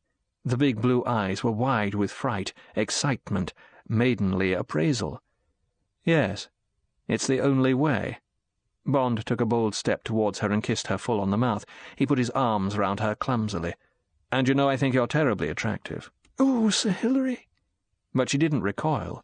She just stood there like a great lovely doll, passive, slightly calculating, wanting to be a princess. "But how would you get out of here? They're terribly strict. A guard goes up and down the passage every so often. Of course," the eyes were calculating, "it's true that I'm next door to you, in number 3, actually. If only we had some way of getting out." Bond took one of the inch strips of plastic out of his pocket and showed it to her. "I knew you were somewhere close to me. Instinct, I suppose. Cad. I learned a thing or two in the army. You can get out of these sort of doors by slipping this in the door crack in front of the lock and pushing. It slips the latch. Here, take this. I've got another. But hide it away and promise not to tell anyone." "Oh, you are a one. But of course I promise. But do you think there's any hope about the Windsors, I mean?" Now she put her arms round his neck, round the witch doctor's neck, and the big blue orbs gazed appealingly into his. "You definitely mustn't rely on it," said Bond firmly, trying to get back an ounce of his self-respect. "But I'll have a quick look now in my books. Not much time before drinks. Anyway, we'll see." He gave her another long, and, he admitted to himself, extremely splendid kiss, to which she responded with an animalism that slightly salved his conscience. "Now then, baby." His right hand ran down her back to the curve of her behind, to which he gave an encouraging and hastening pat. "We've got to get you out of here." His bedroom was dark. They listened at the door like two children playing hide-and-seek. The building was in silence. He inched open the door, he gave the behind an extra pat, and she was gone. Bond paused for a moment. Then he switched on the light. The innocent room smiled at him. Bond went to his table and reached for the Dictionary of British Surnames. Windsor, Windsor, Windsor. Here we are. Now then. As he bent over the small print, an important reflection seared his spy's mind like a shooting star. All right. So sexual perversions and sex itself were a main security risk. So was greed for money. But what about status? What about that most insidious of vices, snobbery? 6 o'clock came. Bond had a nagging headache brought on by hours of poring over small-print reference books and aggravated by the lack of oxygen at the high altitude. He needed a drink. 3 drinks. He had a quick shower and smartened himself up, rang his bell for the warder, and went along to the bar. Only a few of the girls were already there. Violet sat alone at the bar, and Bond joined her. She seemed pleased to see him. She was drinking a daiquiri. Bond ordered another, and for himself a double bourbon on the rocks. He took a deep pull at it and put the squat glass down. By God, I needed that. I've been working like a slave all day, while you've been waltzing around the ski slopes in the sun. Have I indeed? A slight Irish brogue came out with the indignation. 2 lectures this morning, frightfully boring, and I had to catch up with my reading most of this afternoon. I'm way behind with it. What sort of reading? Oh, sort of agricultural stuff. The dark eyes watched him carefully. We're not supposed to talk about our cures, you know. "Oh, well," said Bond cheerfully. "Then let's talk about something else.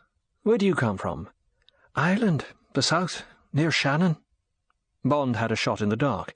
"All that potato country." "Yes, that's right. I used to hate them. Nothing but potatoes to eat and potato crops to talk about. Now I'm longing to get back. Funny, isn't it?" "Your family'll be pleased." "You can say that again. And my boyfriend. He's on the wholesale side. I said I wouldn't marry anyone who had anything to do with the damn dirty, ugly things. He's going to get a shock all right." "How's that?" "Oh, I've learned about how to improve the crop. The latest scientific ways, chemicals and so on." She put her hand up to her mouth. She glanced swiftly round the room, at the bartender, to see if anyone had heard this innocent stuff. She put on a hostess smile. "Now you tell me what you've been working on, Sir Hilary." "Oh, just some heraldic stuff for the Count. Like I was talking about at lunch. I'm afraid you'd find it frightfully dry stuff." "Oh, no, I wouldn't. I was terribly interested in what you were saying to Miss Bunt. You see," she lowered her voice and spoke into her raised glass, "I'm an O'Neill. They used to be almost kings of Ireland. Do you think—" She had seen something over his shoulder. She went on smoothly. "And I simply can't get my shoulders round enough, and when I try to I simply overbalance." "Afraid I don't know anything about skiing," said Bond loudly. Irma Bunt appeared in the mirror over the bar. "Ah, Sir Hilary," she inspected his face. "But yes, you are already getting a little of the sunburn, isn't it? Come, let us go and sit down. I see poor Miss Ruby over there, all by herself." They followed her meekly. Bond was amused by the little undercurrent of rule-breaking that went on among the girls, the typical resistance pattern to strict discipline and the governessy ways of this hideous matron. He must be careful how he handled it, useful though it was proving. It wouldn't do to get these girls too much on his side. But if only because the Count didn't want him to know them, he must somehow ferret away at their surnames and addresses. Ferret. That was the word. Ruby would be his ferret. Bond sat down beside her, the back of his hand casually brushing against her shoulder. More drinks were ordered. The bourbon was beginning to uncoil Bond's tensions. His headache, instead of occupying his whole head, had localized itself behind the right temple. He said gaily, "Shall we play the game again?" There was a chorus of approval. The glass and paper napkins were brought from the bar, and now more of the girls joined in. Bond handed round cigarettes, and the girls puffed vigorously, occasionally choking over the smoke. Even Irma Bunt seemed infected by the laughter and squeals of excitement as the cobweb of paper became more and more tenuous.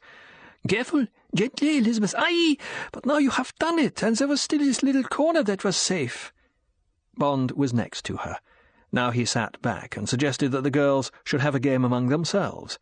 He turned to Fraulein Bunt. By the way, if I can find the time, it crossed my mind that it might be fun to go down in the cable car and pay a visit to the valley. I gathered from talk among the crowds today that St. Moritz is the other side of the valley. I've never been there. I'd love to see it. Alas, my dear Sir Hilary, but that is against the rules of the house. Guests here, and the staff too, have no access to the Seilbahn. That is only for the tourists. Here we keep ourselves to ourselves. We are, how shall I say, a little dedicated community. We observe the rules almost of a monastery. It is better so, isn't it? Thus we can pursue our researches in peace. Oh, I quite see that. Bond's smile was understanding, friendly. But I hardly count myself as a patient here, really. Couldn't an exception be made in my case? I think that would be a mistake, Sir Hilary. And surely you will need all the time you have to complete your duties for the Count. No. It was an order. I am afraid, with many apologies, that what you ask is out of the question. She glanced at her watch and clapped her hands. And now, girls, she called, it is time for the supper. Come along, come along. It had only been a try-on to see what form the negative answer would take, but as Bond followed her into the dining-room, it was quite an effort to restrain his right shoe from giving Irma Bunt a really tremendous kick in her tight, bulging behind. 14. Sweet Dreams, Sweet Nightmare. It was 11 o'clock, and the place was as quiet as the grave. Bond, with due respect for the eye in the ceiling, went through the motions of going to the bathroom and then climbing into bed and switching off his light. He gave it 10 minutes, then got quietly out of bed and pulled on his trousers and shirt. Working by touch, he slipped the end of the inch of plastic into the door crack, found the lock, and pressed gently. The edge of the plastic caught the curve of the lock and slid it back. Bond now only had to push gently, and the door was open. He listened, his ears pricked like an animal's. Then he carefully put his head out. The empty corridor yawned at him. Bond slipped out of the door, closed it softly, took the few steps along to number 3, and gently turned the handle. It was dark inside, but there was a stirring in the bed. Now to avoid the click of the shutting door. Bond took his bit of plastic and got it against the lock, holding it in the mortise. Then he inched the door shut, at the same time gently withdrawing the plastic. The lock slid noiselessly into place. There came a whisper from the bed. "Is that you?" "Yes, darling." Bond slid out of his clothes, and assuming the same geography as in his own room, walked gingerly over to the bed and sat down on its edge. A hand came out of the darkness and touched him. "Ooh, you've got nothing on." Bond caught the hand and reached along it. "Nor have you," he whispered. "That's how it should be." Gingerly he lay down on the bed and put his head beside hers on the pillow. He noticed with a pang of pleasure that she had left room for him. He kissed her, at first softly and then with fierceness. Her body stirred. Her mouth yielded to his, and when his left hand began its exploration, she put her arms round him. "I'm catching cold." Bond followed the lie by pulling the single sheet away from under him and then covering them both with it. The warmth and softness of her splendid body were now all his. Bond lay against her. He drew the fingernails of his left hand softly down her flat stomach. The velvety skin fluttered. She gave a small groan and reached down for his hand and held it. "You do love me a little bit?" That awful question. Bond whispered, "I think you're the most adorable, beautiful girl. I wish I'd met you before." The stale, insincere words seemed to be enough. She removed her restraining hand. Her hair smelt of new-mown summer grass, her mouth of Pepsodent, and her body of Mennon's baby powder. A small night wind rose up outside and moaned round the building, giving an extra sweetness, an extra warmth, even a certain friendship to what was no more than an act of physical passion. There was real pleasure in what they did to each other, and in the end, when it was over and they lay quietly in each other's arms, Bond knew, and knew that the girl knew, that they had done nothing wrong, done no harm to each other. After a while, Bond whispered into her hair, "Ruby." "Hmm?" "About your name. About the Windsors, I'm afraid there's not much hope. Oh, well, I never really believed. You know these old family stories. Anyway, I haven't got enough books here. When I get back, I'll dig into it properly. Promise. It'll be a question of starting with your family and going back, church and town records and so forth. I'll have it done properly and send it to you. Great slab of parchment with a lot of snazzy print, heavy black italics with coloured letters to start each line. Although it mayn't get you anywhere, it might be nice to have. You mean like old documents in museums? That's right. That'd be nice. There was silence in the little room. Her breathing became regular. Bond thought, how extraordinary. Here on top of this mountain, a death's run away from the nearest hamlet in the valley, in this little room were peace, silence, warmth, happiness, many of the ingredients of love. It was like making love in a balloon. Which 19th-century rake had it been who had recorded a bet in a London club that he would make love to a woman in a balloon? Bond was on the edge of sleep. He let himself slide down the soft, easy slope. Here it was wonderful. It would be just as easy for him to get back to his room in the early hours. He softly eased his right arm from under the sleeping girl, took a lazy glance at his left wrist. The big, luminous numerals said midnight. Bond had hardly turned over on his right side, up against the soft flanks of the sleeping girl, when, from underneath the pillow, under the floor, deep in the bowels of the building, there came the peremptory ringing of a deep-toned, melodious electric bell. The girl stirred. She said sleepily, "Oh, damn." "What is it?"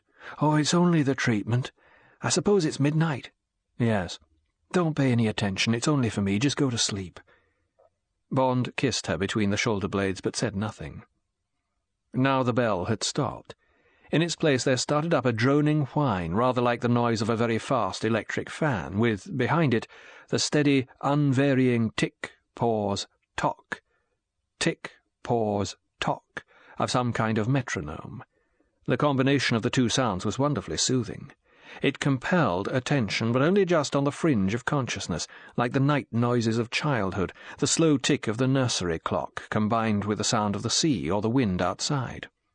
And now a voice, the Count's voice, came over the distant wire, or tape, that Bond assumed was the mechanical source of all this. The voice was pitched in a low, sing-song murmur, caressing yet authoritative, and every word was distinct. "You are going to sleep." The voice fell on the word sleep. "You are tired, and your limbs feel like lead." Again the falling cadence on the last word. "Your arms feel as heavy as lead. Your breathing is quite even. Your breathing is as regular as a child's. Your eyes are closed, and the eyelids are heavy as lead. You are becoming tireder and tireder. Your whole body is becoming tired and heavy as lead. You are warm and comfortable. You are slipping, slipping, slipping down into sleep. Your bed is as soft and downy as a nest. You are as soft and sleepy as a chicken in a nest. A dear little chicken, fluffy and cuddly." There came the sound of a sweet cooing and clucking, the gentle brushing together of wings, the dozy murmuring of mother hens with their chicks. It went on for perhaps a full minute. Then the voice came back. "The little darlings are going to sleep. They are like you, comfortable and sleepy in their nests. You love them dearly, dearly, dearly. You love all chickens. You would like to make pets of them all. You would like them to grow up beautiful and strong. You would like no harm to come to them. Soon you will be going back to your darling chickens. Soon you will be able to look after them again. Soon you will be able to help all the chickens of England. You will be able to improve the breed of chickens all over England. This will make you very, very happy. You will be doing so much good that it will make you very, very happy. But you will keep quiet about it. You will say nothing of your methods. They will be your own secret, your very own secret. People will try and find out your secret, but you will say nothing because they might try and take your secret away from you. And then you would not be able to make your darling chickens happy and healthy and strong. Thousands, millions of chickens made happier because of you. So you will say nothing and keep your secret. You will say nothing, nothing at all. You will remember what I say. You will remember what I say. The murmuring voice was getting farther and farther away. The sweet cooing and clucking of chickens softly obscured the vanishing voice. Then that too died away, and there was only the electric whine and the tick, pause, tock of the metronome. Ruby was deeply asleep. Bond reached out for her wrist and felt the pulse. It was plumb on beat with the metronome, and now that and the whine of the machine receded softly until all was dead silence again, save for the soft moan of the night wind outside. Bond let out a deep sigh. So now he had heard it all. He suddenly wanted to get back to his room and think. He slipped out from under the sheet, got to his clothes, and put them on. He manipulated the lock without trouble. There was no movement, no sound in the passage. He slipped back into number 2 and eased the door shut. Then he went into his bathroom, closed the door, switched on the light, and sat down on the lavatory and put his head in his hands. Deep hypnosis, that was what he had heard. The hidden persuader. The repetitive sing-song message injected into the brain while it was on the twilight edge of consciousness. Now, in Ruby's subconscious, the message would work on all by itself through the night, leaving her, after weeks of repetition, with an inbuilt mechanism of obedience to the voice that would be as deep, as compelling as hunger. But what in hell was the message all about? Surely it was a most harmless, even a praiseworthy message to instill in the simple mind of this country girl. She had been cured of her allergy, and she would return home fully capable of helping with the family poultry business, more than that, enthusiastic, dedicated. Had the leopard changed his spots? Had the old lag become, in the corny, hackneyed tradition, a do-gooder? Bond simply couldn't believe it. What about all those high-powered security arrangements? What about the multiracial staff that positively stank of Spectre? And what about the Bob Run murder? Accident? So soon after the man's attempted rape of this Sarah girl? An impossible coincidence? Malignity must somewhere lie behind the benign, clinical front of this maddeningly innocent research outfit. But where? How in hell could he find out? Bond, exhausted, got up and turned off the light in the bathroom and quietly got himself into bed. The mind whirred on for a sterile half-hour in the overheated brain, and then, mercifully, he went to sleep. When, at 9 o'clock, he awoke and threw open his windows, the sky was overcast with a heavy, blank grey that meant snow. Over by the Berghaus, the Schneefinken and Schneevögel, the snowfinches and alpine choughs, which lived on the crumbs and leftovers of the picnickers, were fluttering and swooping close round the building, a sure storm warning. The wind had got up and was blowing in sharp, threatening gusts, and no whine of machinery came from the cable railway. The light aluminium gondolas would have too bad a time in winds of this strength, particularly over the last great swoop of cable that brought them a good quarter of a mile over the exposed shoulder beneath the plateau. Bond shut the windows and rang for his breakfast. When it came, there was a note from Fraulein Bunt on the tray. "The Count will be pleased to receive you at 11 o'clock, I.B." Bond ate his breakfast and got down to his third page of de Blovilles. He had quite a chunk of work to show up, but this was easy stuff. The prospect of successfully bamboozling his way along the Blofeld part of the trail was not so encouraging. He would start boldly at the Gdynia end and work back, get the old rascal to talk about his youth and his parents. Old rascal? Well, damn it, whatever he had become since Operation Thunderball, there weren't 2 Ernst Stavro Blofelds in the world. They met in the Count's study. Good morning, Sir Hilary. I hope you slept well. We are going to have snow." The Count waved towards the window.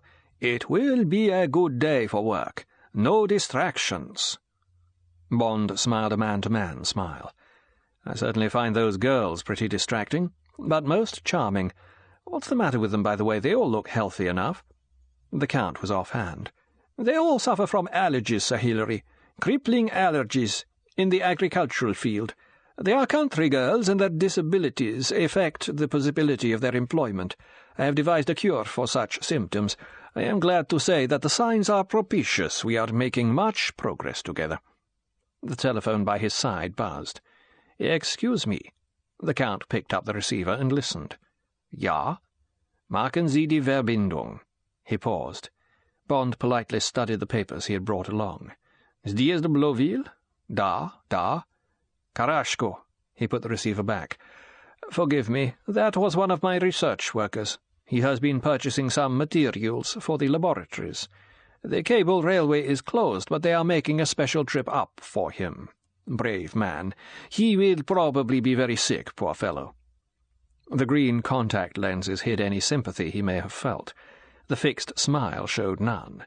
"And now, my dear Sir Hilary, let us get on with our work." Bond laid out his big sheets on the desk and proudly ran his finger down through the generations. There was excitement and satisfaction in the Count's comments and questions. "But this is tremendous, really tremendous, my dear fellow. And you say there is mention of a broken spear or a broken sword in the arms? Now, when was that granted?" Bond rattled off a lot of stuff about the Norman conquest. The broken sword had probably been awarded as a result of some battle. More research in London would be needed to pin the occasion down. Finally, Bond rolled up the sheets and got out his notebook. "And now we must start working back from the other end, Count." Bond became inquisitorial, authoritative. "We have your birth date in Gdynia, May 28, 1908, yes? Correct. Your parents' names? Ernst George Blofeld and Maria Stavro Michalopoulos. Also born in Gdynia? Yes. Now your grandparents. Ernst Stefan Blofeld and Elizabeth Lubomirskaya. So the Ernst is something of a family Christian name. It would seem so. My great-grandfather, he was also Ernst. That is most important. You see, Count, among the Blofelds of Augsburg there are no less than 2 Ernsts." The Count's hands had been lying on the green blotting pad on his desk, relaxed. Now, impulsively, they joined together and briefly writhed, showing white knuckles. "My God, you've got it bad," thought Bond. "And that is important?" "Very. Christian names run through families. We regard them as most significant clues. Now, can you remember any farther back?" "You have done well. We have covered 3 generations. With the dates I shall later ask you for, we have already got back to around 1850. Only another 50 years to go, and we shall have arrived at Augsburg." "No." It was almost a cry of pain. "My great-great-grandfather, of him I know nothing." The hands writhed on the blotting paper. Perhaps, if it is a question of money, people, witnesses could be found." The hands parted, held themselves out expansively. "My dear Sir Hilary, you and I are men of the world. We understand each other. Extracts from archives, registry offices, the churches, these things, do they have to be completely authentic?" "Got you, you old fox," Bond said affably with a hint of conspiracy. "I don't quite understand what you mean, Count."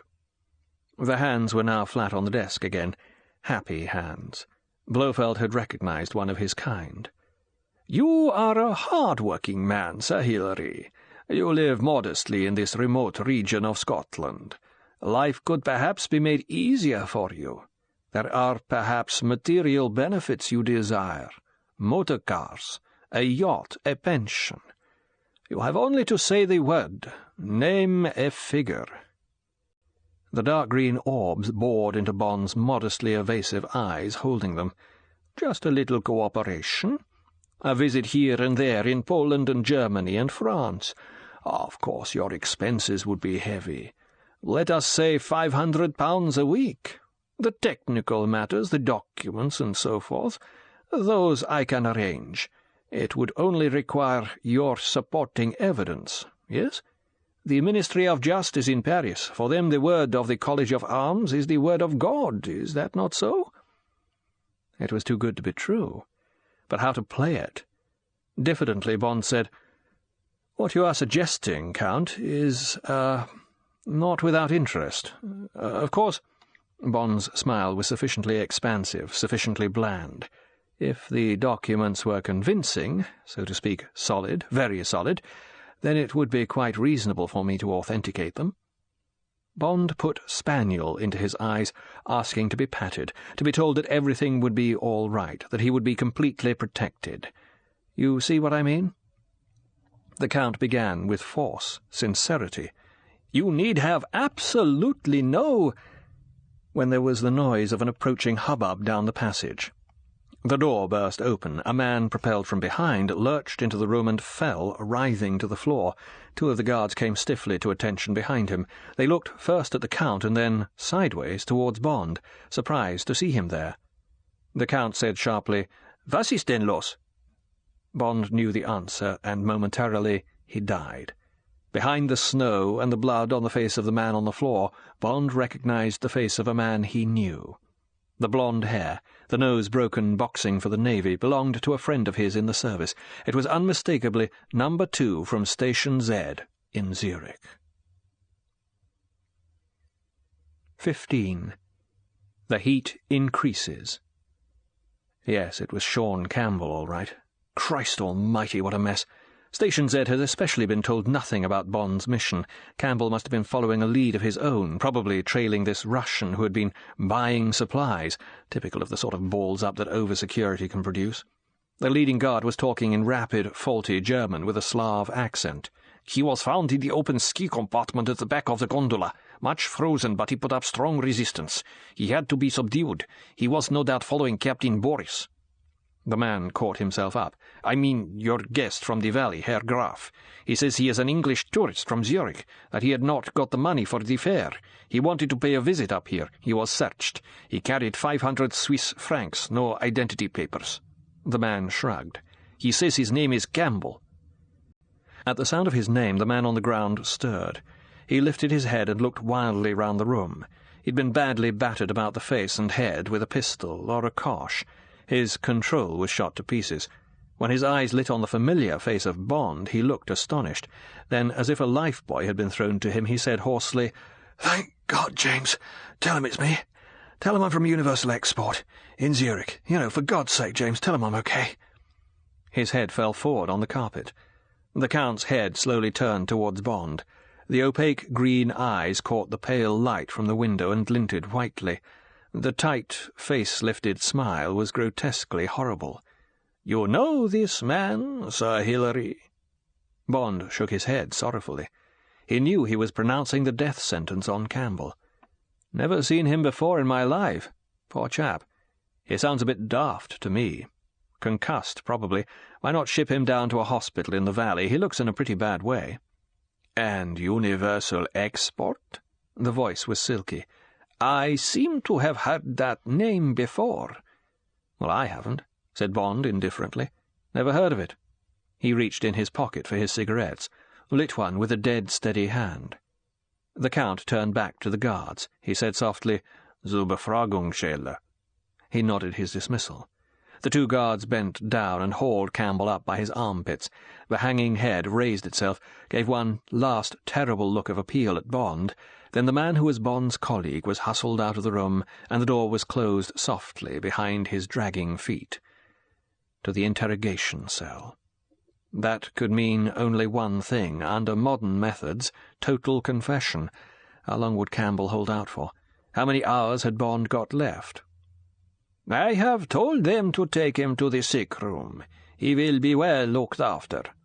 The Count looked from the papers on his desk to Bond. "I am afraid this unhappy intrusion has interfered with my train of thought, Sir Hilary, so perhaps you will forgive me for this morning." Of course. And regarding your proposition that we should work a little more closely together on your interests, I can assure you, Count, that I find it most interesting." Bond smiled conspiratorially. I'm sure we could come to some satisfactory arrangement." "Yes, that is good." The Count linked his hands behind his head and gazed for a moment at the ceiling, and then reflectively back at Bond. He said casually, "I suppose you would not be connected in any way with the British Secret Service, Sir Hilary?" Bond laughed out loud. The laugh was a reflex forced out of him by tension. "Good God, no. Didn't even know we had one. Didn't all that sort of thing go out with the end of the war?" Bond chuckled to himself, fatuously amused. "Can't quite see myself running about behind a false moustache. Not my line of country at all. Can't bear moustaches." The Count's unwavering smile did not seem to share Bond's amusement. He said coldly, "Then please forget my question, Sir Hilary. The intrusion by this man has made me over-suspicious. I value my privacy up here, Sir Hilary. Scientific research can only be pursued in an atmosphere of peace."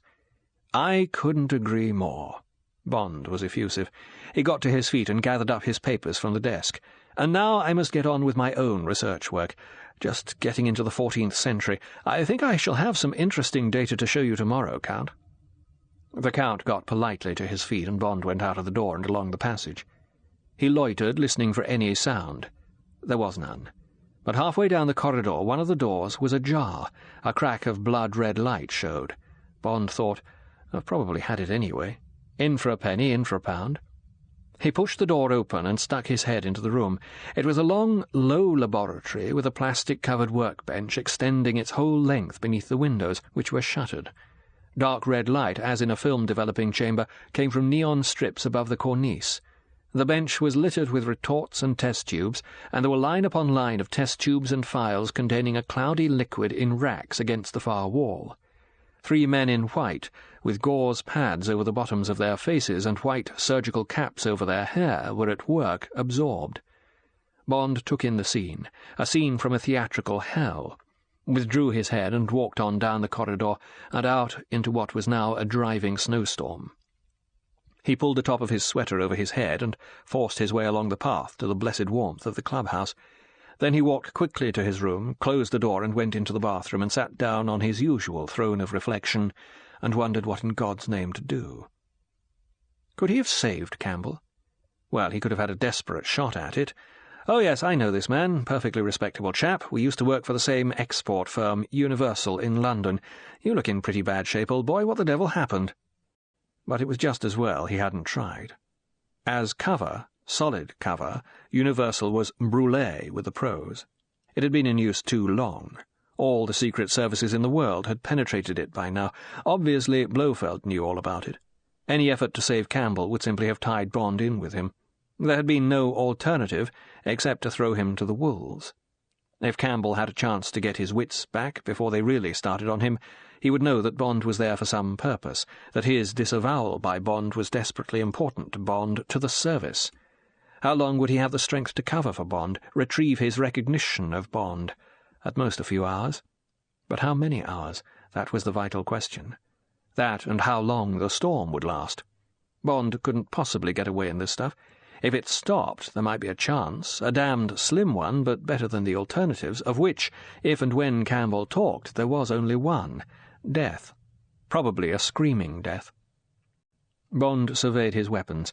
They were only his hands and feet, his Gillette razor and his wristwatch, a heavy Rolex Oyster Perpetual on an expanding metal bracelet. Used properly, these could be turned into most effective knuckle-dusters. Bond got up, took the blade out of his Gillette, and dropped the razor into his trouser pocket. He slipped the shaft between the first and second fingers of his left hand, so that the blade carrier rested flat along his knuckles. Yes, that was the way. Now, was there anything, any evidence he should try and take with him? Yes, he must try and get more, if not all, of the girls' names, and, if possible, addresses. For some reason he knew they were vital. For that he would have to use Ruby. His head full of plans for getting the information out of her, Bond went out of the bathroom and sat down at his desk and got on with a fresh page of de Bloville's. At least he must continue to show willing, if only to the recording eye in the ceiling. It was about 12:30 when Bond heard his doorknob being softly turned. Ruby slipped in, and her finger to her lips disappeared into his bathroom. Bond casually threw down his pen, got up and stretched and strolled over and went in after her. Ruby's blue eyes were wide and frightened. "You're in trouble," she whispered urgently. "What have you been doing?" "Nothing," said Bond innocently. "What's up?" "We've all been told that we mustn't talk to you unless Miss Bunt is there." Her knuckles went distractedly up to her teeth. "Do you think they know about us?" "Couldn't possibly," said Bond, radiating confidence. "I think I know what it is." With so much obfuscation in the air, what did an extra, a reassuring lie matter? This morning the Count told me I was an upsetting influence here, that I was what he called disruptive, interfering with your treatments. He asked me to keep myself more to myself. Honestly, how often that word came into a lie. I'm sure that's all it is. Rather a pity, really. Apart from you, I mean, you're sort of special. I think all you girls are terribly sweet. I'd like to have helped you all. How do you mean, helped us? Well, this business of surnames. I talked to Violet last night. She seemed awfully interested. I'm sure it would have amused all the others to have theirs done. Everyone's interested in where they came from. Rather like palmistry, in a way. Bond wondered how the College of Arms would have liked that one. He shrugged. Anyway, I've decided to get the hell away from here. I can't bear being shepherded and ordered about like this. Who the hell do they think I am? But I'll tell you what I'll do. If you can give me the names of the girls, as many as you know, I'll do a piece on each of them and post them when you all get back to England. How much longer have you got, by the way? We're not told exactly, but the rumour is about another week. There's another batch of girls due about then. When we're slow at our work or get behindhand with our reading, Miss Bunt says she hopes the next lot won't be so stupid. The old bitch. But Sir Hilary, the blue eyes filled with concern, how are you going to get away? You know we're practically prisoners up here. Bond was offhand. Oh, I'll manage somehow. They can't hold me here against my will. What about the names, Ruby? Don't you think it would give the girls a treat? Oh, they'd love it. Of course, I know all of them. We found plenty of ways of exchanging secrets, but you won't be able to remember. Have you got anything to write down on? Bond tore off some strips of lavatory paper and took out a pencil. Fire away. She laughed. Well, you know me and Violet. Then there's Elizabeth Mackinnon, she's from Aberdeen. Beryl Morgan from somewhere in Herefordshire. Pearl Tampion, Devonshire. By the way, all those simply loathed every kind of cattle. Now they live on steaks. Would you believe it? I must say the Count's a wonderful man. Yes, indeed. Then there's Anne Charter from Canterbury, and Caress Ventnor from the National Stud, wherever that is. Fancy her working there, and she came up in a rash all over whenever she went near a horse. Now all she can do is dream of pony clubs and read every word she can get hold of about Pat Smythe. And Denise Robertson. The list went on until Bond had got the whole 10. He said, "What about that Polly somebody who left in November?" "Polly Tasker. She was from East Anglia. Don't remember where. But I can find out the address when I get back to England." "Sir Hilary," she put her arm round his neck, "I am going to see you again, aren't I?" Bond held her tight and kissed her. "Of course, Ruby. You can always get me at the College of Arms in Queen Victoria Street. Just send me a postcard when you get back. But for God's sake, cut out the sir. You're my girlfriend, remember?" "Oh, yes, I will, Hilary," she said fervently. "And you will be careful getting away, I mean. You're sure it's all right? Is there anything I can do to help?" "No, darling. Just don't breathe a word of all this. It's a secret between us, right?" "Of course, darling." She glanced at her watch. "Oh, Lord, I must simply fly. Only 10 minutes to lunchtime. Now, can you do your trick with the door? There shouldn't be anyone about. It's their lunchtime from 12 till 1. Bond, out of any possible line of vision from the eye in the ceiling, did his trick with the door, and she was gone with a last whispered goodbye. Bond eased the door shut. He let out a deep sigh, and went over to the window and peered out through the snow-heaped panes. It was thick as Hades outside, and the fine powder snow on the veranda was whirling up in little ghosts as the wind tore at the building. Pray God it would let up by night-time. Now, what did he need in the way of equipment? Goggles and gloves were 2 items he might harvest over lunch. Bond went into the bathroom again and rubbed soap into his eyes. It stung like hell, but the blue-grey eyes emerged from the treatment realistically bloodshot. Satisfied, Bond rang for the warden and went thoughtfully off to the restaurant. Silence fell as he went through the swing doors, followed by a polite, brittle chatter. Eyes followed him discreetly as he crossed the room, and the replies to his good mornings were muted. Bond took his usual seat between Ruby and Fraulein Bunt. Apparently oblivious to her frosty greeting, he snapped his fingers for a waiter and ordered his double vodka dry martini. He turned to Fraulein Bunt and smiled into the suspicious yellow eyes. "Would you be very kind?" "Yes, Sir Hilary? What is it?" Bond gestured at his still watering eyes. "I've got the Count's trouble. Sort of conjunctivitis, I suppose. The tremendous glare up here. Better today, of course, but there's still a lot of reflection from the snow and all this paperwork. Could you get me a pair of snow goggles? I'll only need to borrow them for a day or two, just till my eyes get used to the light. Don't usually have this sort of trouble." "Yes, that can be done. I will see that they are put in your room." She summoned the head waiter and gave the order in German. The man, looking at Bond with overt dislike, said, "Sofort, gnädiges Fräulein," and clicked his heels. "And one more thing, if you will," said Bond politely. "A small flask of schnapps." He turned to Fraulein Bunt. "I find I'm not sleeping well up here. Perhaps a nightcap would help.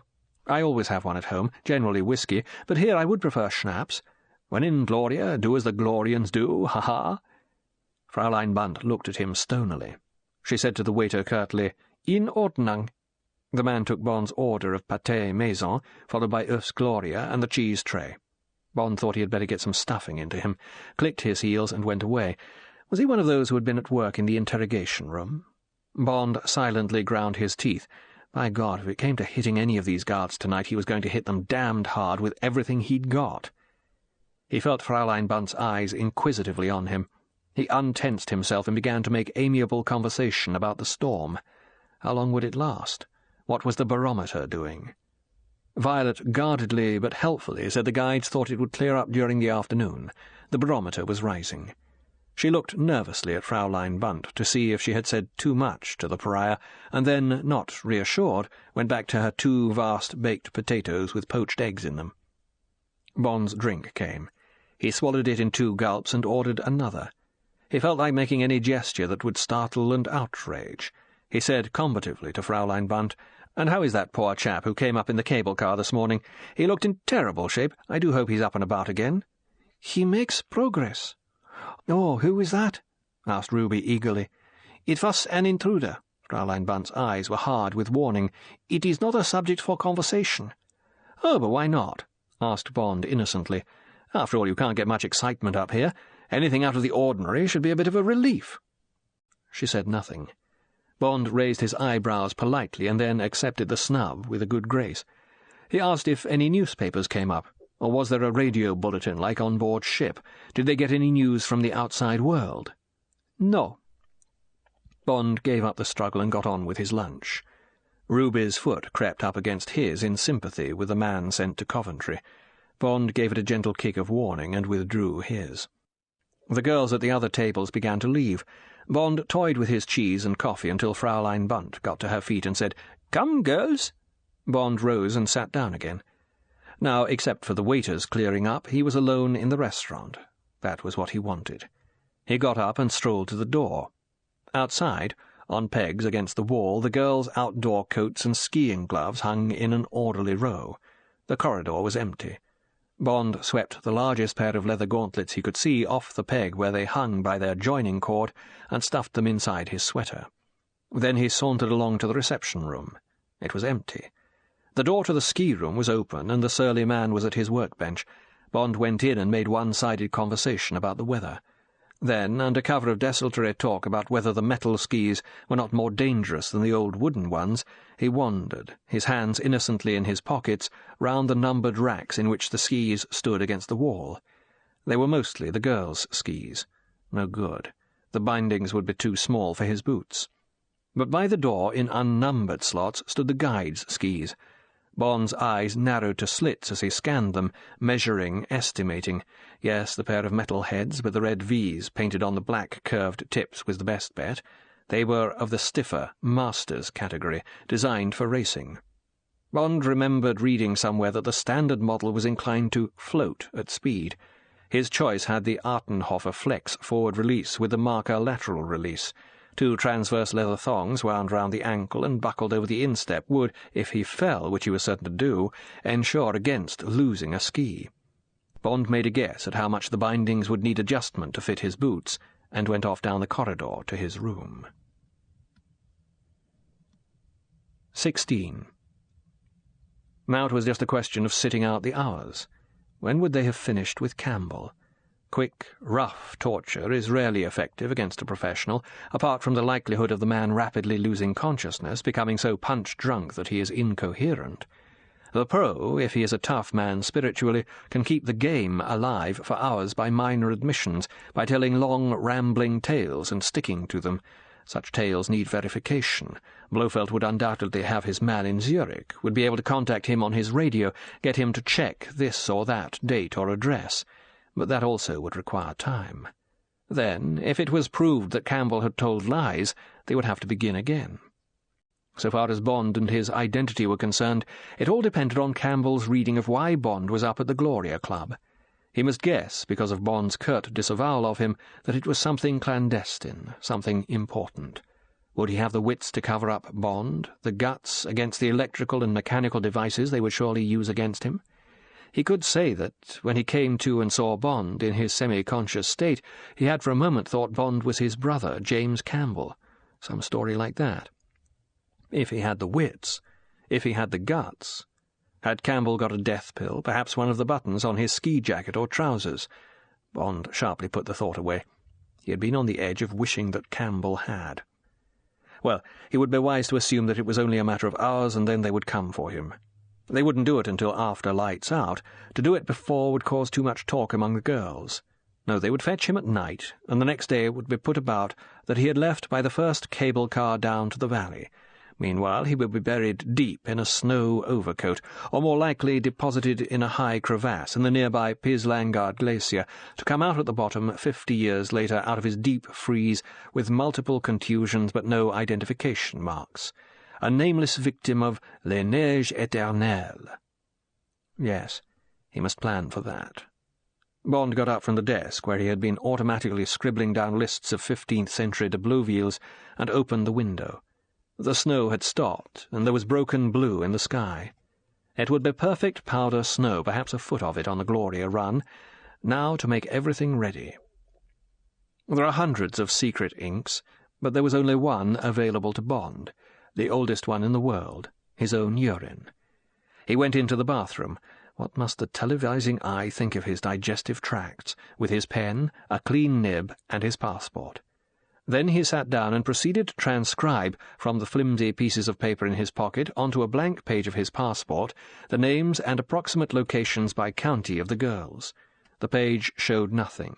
Held in front of a flame, the writing would come up brown. He slipped the passport into his hip pocket.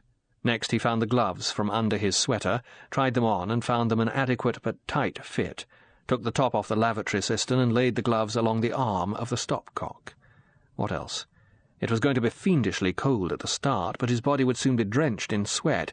He would just have to make do with the ski clothes he possessed, the gloves, the goggles that had been placed on his table, and the flat glass flask of schnapps that he would carry in one of his side pockets, and not, in case of a fall, in his hip pocket. Extra covering for his face. Bond thought of using one of his warm vests and cutting eye holes in it, but it would surely slip and perhaps blind him.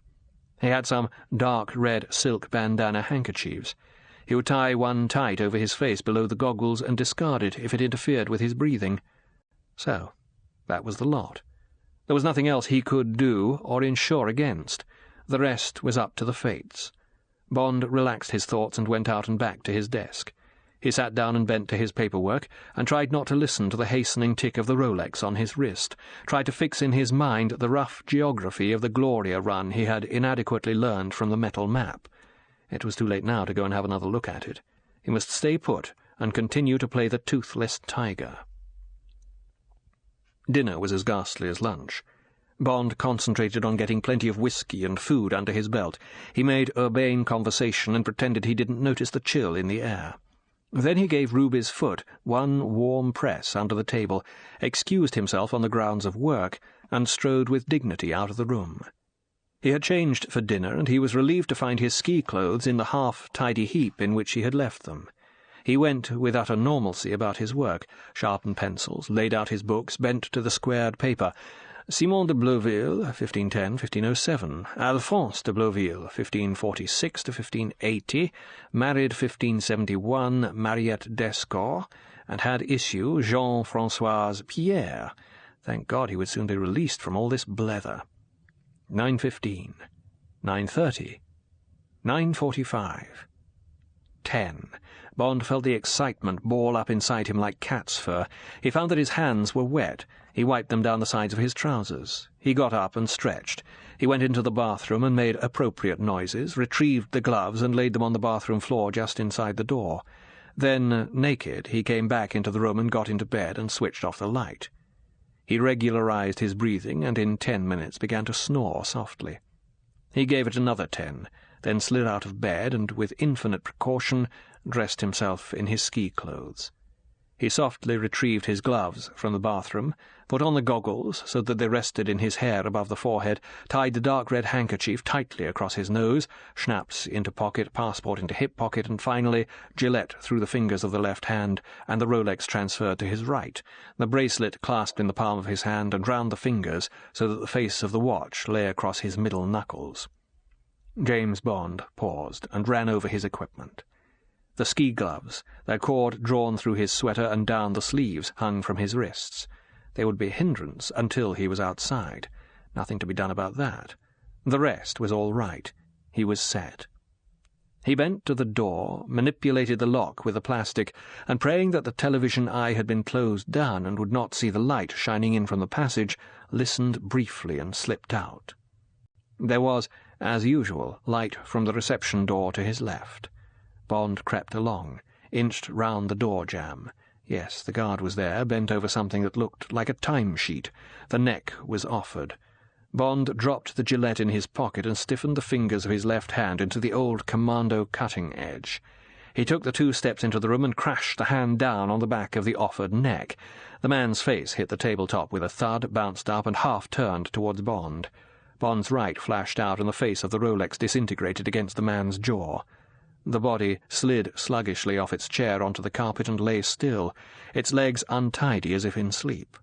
The eyes fluttered and stared unseeing upwards. Bond went round the desk and bent down. There was no heartbeat. Bond straightened himself. It was the man he had seen coming back alone from the bob run on his first morning when Bertil had had his accident. So, rough justice. The telephone on the desk buzzed like a trapped wasp. Bond looked at it.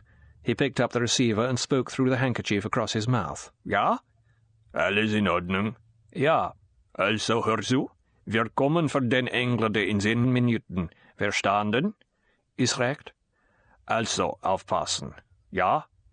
Zu Befehl. At the other end, the receiver went down. The sweat was beading on Bond's face. Thank God he had answered. So they were coming for him in 10 minutes. There was a bunch of keys on the desk. Bond snatched them up and ran to the front door. After 3 misfits, he had the right one. He tried the door. It was now only held by its air pressure device. Bond leapt for the ski room. Unlocked. He went in, and by the light from the reception room found his skis. There were sticks beside them. Carefully he lifted everything out of its wooden slot and strode to the main door and opened it. He laid the skis and sticks softly down in the snow, turned back to the door, locked it from the outside, and threw the keys far away into the snow. The 3/4 moon burned down with an almost dazzling fire, and the snow crystals scintillated back at it like a carpet of diamond dust. Now minutes would have to be wasted getting the bindings absolutely right. James Bond kicked one boot into the groove of the marker toe-hold and knelt down, feeling for the steel cable that went behind his heel. It was too short.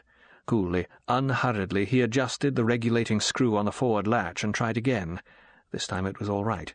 He pressed down on the safety latch and felt it lock his boot into the toe-hold. Next, the safety thong round the top of his boot that would keep the ski prisoner if the latch sprung, which it would do with a fall. His fingers were beginning to freeze. The tip of the thong refused to find its buckle. A full minute wasted. Got it. And now the same job on the other ski. At last Bond stood up, slipped the gloves over his aching fingers, picked up the lance-like sticks and pushed himself off along the faint ridge that showed the outlines of yesterday's well-trodden path. It felt all right. He pulled the goggles down over his eyes, and now the vast snowscape was a silvery green, as if he was swimming under sunny water. The skis hissed smoothly through the powder snow. Bond tried to get up more speed down the gentle slope by lung-laughing, the sliding forward stride of the first Norwegian skiers, but it didn't work. The heels of his boots felt nailed to the skis. He punted himself forward as fast as he could with his sticks. God, what a trail he must be leaving, like a tram line. As soon as they got the front door open, they would be after him. Their fastest guide would certainly catch him easily unless he got a good start. Every minute, every second was a bonus. He passed between the black outlines of the cable head and the Berg house. There was the starting point of the Gloria run, the metal notices beside it hatted with snow. Bond didn't pause. He went straight for it and over the edge. The first vertical drop had a spine-chilling bliss to it. Bond got down into his old Arlberg crouch, his hands forward of his boots, and just let himself go. His skis were an ugly 6 inches apart. The Canonen he had watched had gone down with their boots locked together, as if on a single ski, but this was no time for style, even if he had been capable of it. Above all, he must stay upright. Bond's speed was now frightening, but the deep cushion of cold, light powder snow gave him the confidence to try a parallel swing. Minimum of shoulder turn needed at this speed, weight onto the left ski, and he came round and held it as the right-hand edges of his skis bit against the slope, throwing up a shower of moonlit snow crystals. Danger was momentarily forgotten in the joy of speed, technique, and mastery of the snow. Bond straightened up and almost dived into his next turn, this time to the left, leaving a broad S on the virgin mountain behind him. Now he could afford to schuss the rest down to the hard left-hand turn round the shoulder. He pointed his skis down and felt real rapture as, like a black bullet on the giant slope, he zoomed down the 45-degree drop. Now for the left-hand corner. There was the group of 3 flags, black, red, and yellow, hanging limply, their colours confused by the moonlight. He would have to stop there and take a recce over the next lap. There was a slight upward slope short of the big turn. Bond took it at speed, felt his skis leave the ground at the crest of it, jabbed into the snow with his left stick as an extra lever, and threw his skis and his right shoulder and hips round to the left. He landed in a spray of snow at a dead halt. He was delighted with himself. A sprung Christiana is a showy and not an easy turn at speed. He wished his old teacher Fuchs had been there to see that one. He was now on the shoulder of the mountain. High overhead, the silver strands of the cable railway plunged downwards in one great swoop towards the distant black line of the trees, where the moonlight glinted on a spidery pylon. Bond remembered that there now followed a series of great zigs and zags, more or less beneath the cables. With the piste unobscured, it would have been easy, but the new snow made every descent look desirable.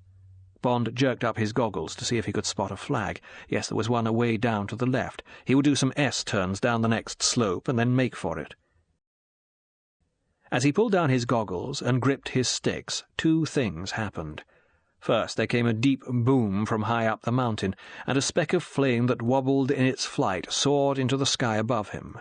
There was a pause at the top of its parabola, a sharp crack, and a blazing magnesium flare on a parachute began its wandering descent, wiping out the black shadows in the hollows, turning everything into a hideous daylight. Another, and another sprayed out across the sky, lighting every cranny over the mountainside. And at the same time the cables high above Bond's head began to sing. They were sending the cable car down after him. Bond cursed into the sodden folds of his silk handkerchief and got going. The next thing would be a man after him, probably a man with a gun. He took the second lap more carefully than the first, got across to the second flag, turned at it, and made back across the plunging slope for the series of linked S's under the cables. How fast did these bloody gondolas go? 10, 15, 20 miles an hour? This was the latest type. It would be the fastest. Had he read somewhere that the one between Arosa and the Weisshorn did 25?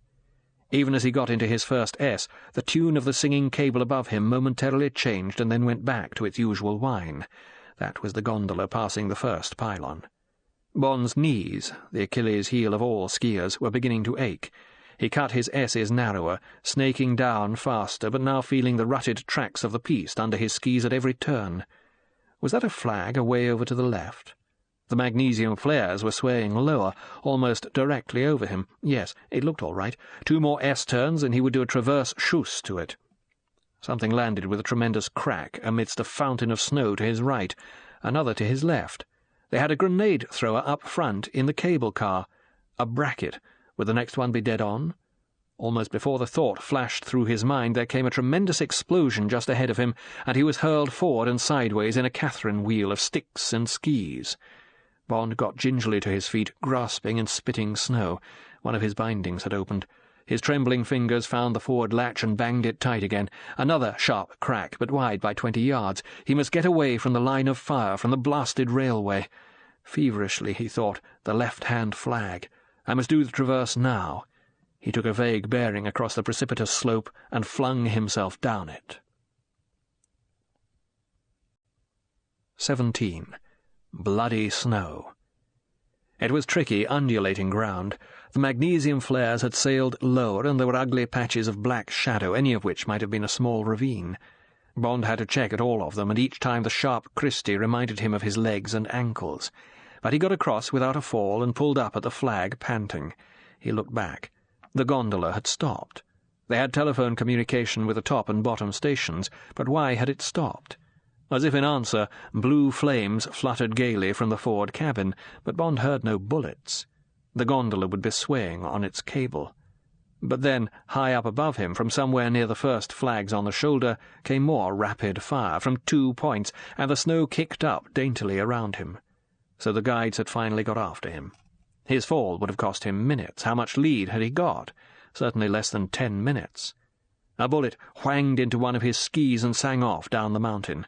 Bond took a last gulp of breath and got going again, still left-handed, away from the cable railway, towards the next flag, a distant dot on the edge of the shadow thrown by the great Matterhorn-shaped peak of Piz Gloria, which knifed up into the spangled sky in dreadful majesty. It looked as if the run was going to take him dangerously close to the skirts of the peak. Something was nagging at his mind, a tiny memory. What was it? It was something unpleasant. Yes, by God, the last flag, it had been black. He was on the black run, the one closed because of avalanche danger. God, well, he'd had it now. No time to try and get back on the red run. And anyway, the red had a long stretch close to the cables. He'd just have to chance it. And what a time to chance it, just after a heavy fall of new snow, and with all these detonations to loosen up the stuff. When there was danger of an avalanche, guides forbade even speech. Well, to hell with it. Bond zoomed on across the great unmarked slope, got to the next flag, spotted the next, away down the mountainside towards the tree line. Too steep to schuss. He would just have to do it in S's. And then the bastards chose to fire off 3 more flares, followed by a stream of miscellaneous rockets that burst prettily among the stars. Of course. Bright idea. This was for the sake of watchers in the valley who might be inquisitive about the mysterious explosions high up the mountain. They were having a party up there, celebrating something. What fun these rich folk had, to be sure.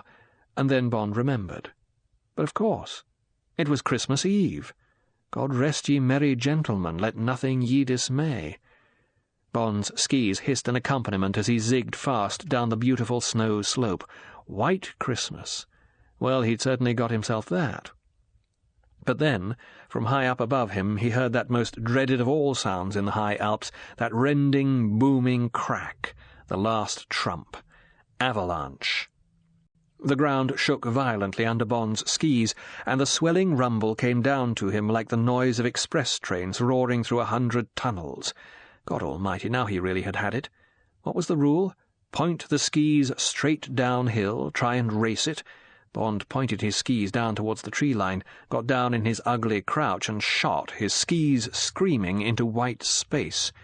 Keep forward, you bastard. Get your hands way in front of you. The wind of his speed was building up into a great wall in front of him, trying to knock him off balance. Behind him the giant roar of the mountain seemed to be gaining. Other, smaller cracks sounded high up among the crags. The whole bloody mountain was on the move. If he beat the gigantic mass of hurtling snow to the tree line, what comfort would he find there? Certainly no protection until he was deep in the wood. The avalanche would snap perhaps the first 100 yards of firs down like matchsticks.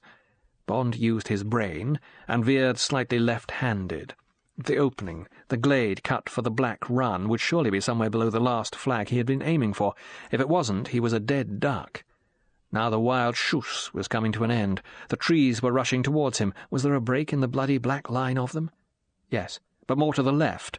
Bond veered, dropping his speed gratefully, but with his ears strained to gauge the range of the thunder behind and above him. It couldn't be far from him. The shudder in the ground had greatly increased, and a lot of the stuff would also find the hole through the trees, funnel itself in and pursue him even down there. Yes, there was the flag. Bond hurtled into a right-hand Christie just as, to his left, he heard the first trees come crashing down with the noise of 100 monster crackers being pulled. Christmas crackers. Bond flung himself straight down the wide white glade between the trees. But he could hear that he was losing. The crashing of the trees was coming closer. The first froth of the white tide couldn't be far behind his heels. What did one do when the avalanche hit? There was only one rule. Get your hands to your boots and grip your ankles. Then, if you were buried, there was some hope of undoing your skis, being able, perhaps, to burrow your way to the surface, if you knew in your tomb where the surface lay. If you couldn't go down like a ball, you would end up immovable, a buried tangle of sticks and skis at all angles. Thank God the opening at the end of the glade, the shimmer of the last easily sloping fields before the finish, was showing up. The crackling roar behind him was getting louder. How high would the wall of snow be? 50 feet? 100? Bond reached the end of the glade and hurled himself into a right-hand Christie. It was his last hope, to get below the wide belt of trees and pray that the avalanche wouldn't mow down the lot of them. To stay in the path of the roaring monster at his heels would be suicide. The Christie came off, but Bond's right ski snarled a root or a sapling, and he felt himself flying through space. He landed with a crash and lay gasping, all the wind knocked out of him. Now he was done for. Not even enough strength to get his hands to his ankles. A tremendous buffet of wind hit him, and a small snowstorm covered him. The ground shook wildly, and a deep crashing roar filled his ears, and then it had passed him and given way to a slow, heavy rumble. Bond brushed the snow out of his eyes and got unsteadily to his feet, both skis loose, his goggles gone. Only a cricket pitch away, a great torrent of snow, perhaps 20 feet high, was majestically pouring out of the wood and down into the meadows. Its much higher, tumbling snout, tossing huge crags of broken snow around it, was already 100 yards ahead and still going fast. But where Bond stood, it was now silent and peaceful, except for the machine-gun fire crackling of the trees as they went down in the wood that had finally protected him. The crackling was getting nearer. No time to hang about. But Bond took off one sodden glove and dug into his trouser pocket. If ever he needed a drink, it was now. He tilted the little flask down his throat, emptied it, and threw the bottle away. "Happy Christmas," he said to himself, and bent to his bindings. He got to his feet and, rather light-headed but with a wonderful glow of the onzian in his stomach, started on the last mile of finishing chousse across the meadows to the right, away from the still hurtling river of snow. Blast! There was a fence across the bottom of the meadows. He would have to take the normal outlet for the runs beside the cable station. It looked all right. There was no sign of the gondola, but he could now hear the song of the cables. Had the downcoming car reversed back up to Piz Gloria, assuming him to have been killed by the avalanche? There was a large black saloon car in the forecourt to the cable station, and lights on in the station, but otherwise no sign of life. Well, it was his only way to get off the run and onto the road that was his objective. Bond shussed easily downwards, resting his limbs, getting his breath back. The sharp crack of a heavy-caliber pistol and the phut as the bullet hit the snow beside him pulled him together. He jinked sideways and glanced quickly up to the right, where the shot had come from. The gun blazed again. A man on skis was coming fast after him, one of the guides. Of course, he would have taken the red run. Had the other followed Bond on the black? Bond hoped so, gave a deep sigh of anger and put on all the speed he could, crouching low and jinking occasionally to spoil the man's aim. The single shots kept on coming. It was going to be a narrow shave who got to the end of the run first. Bond studied the finishing point that was now coming at him fast. There was a wide break in the fence to let the skiers through, a large parking place in front of the cable station, and then the low embankment that protected the main line of the Ratishbahn up to Pontresina and the Bernina Pass. On the other side of the rails, the railway embankment dropped into the road from Pontresina to Samaden, the junction for St. Moritz, perhaps 2 miles down the valley. Another shot kicked up the snow in front of him. That was 6 that had gone. With any luck, the man's pistol was empty, but that wouldn't help much. There was no stuffing left in Bond for a fight. Now a great blaze of light showed coming up the railway line, and before it was hidden by the cable station, Bond identified an express, and could just hear the thudding of its electro-diesels. By God, it would just about be passing the cable station as he wanted to get across the track. Could he make it? Take a run at the low embankment and clear it and the lines before the train got there? It was his only hope. Bond dug in with his skis to get on extra speed. Hell! A man had got out of the black car and was crouching, aiming at him. Bond jinked and jinked again as fire bloomed from the man's hand. But now Bond was on top of him. He thrust hard with the rapier point of a ski stick and felt it go through clothing. The man gave a scream and went down. The guide, now only yards behind, yelled something. The great yellow eye of the diesel glared down the tracks, and Bond caught a sideways glimpse of a huge red snow fan below the headlight that was fountaining the new snow to right and left of the engine in two white wings. Now! He flashed across the parking place, heading straight at the mound of the embankment, and, as he hit, dug both his sticks in to get his skis off the ground and hurled himself forward into the air. There was a brief glimpse of steel rails below, a tremendous thudding in his ears, and a ferocious blast only yards away from the train's siren. Then he crashed onto the icy road, tried to stop, failed, and fetched up in an almighty skid against the hard snow wall on the other side. As he did so, there came a terrible scream from behind him, a loud splintering of wood and the screech of the train's brakes being applied. At the same time, the spray from the snow fan that had now reached Bond turned pink. Bond wiped some of it off his face and looked at it. His stomach turned. God! The man had tried to follow him, had been too late, or had missed his jump, and had been caught by the murderous blades of the snow fan. Mincemeat. Bond dug a handful of snow off the bank and wiped it over his face and hair. He rubbed more of it down his sweater. He suddenly realized that people were pulling down the windows in the brilliantly lit train above him. Others had got down on the line. Bond pulled himself together and punted off down the black ice of the road. Shouts followed him, the angry bawls of Swiss citizens. Bond edged his skis a little against the camber of the road and kept going.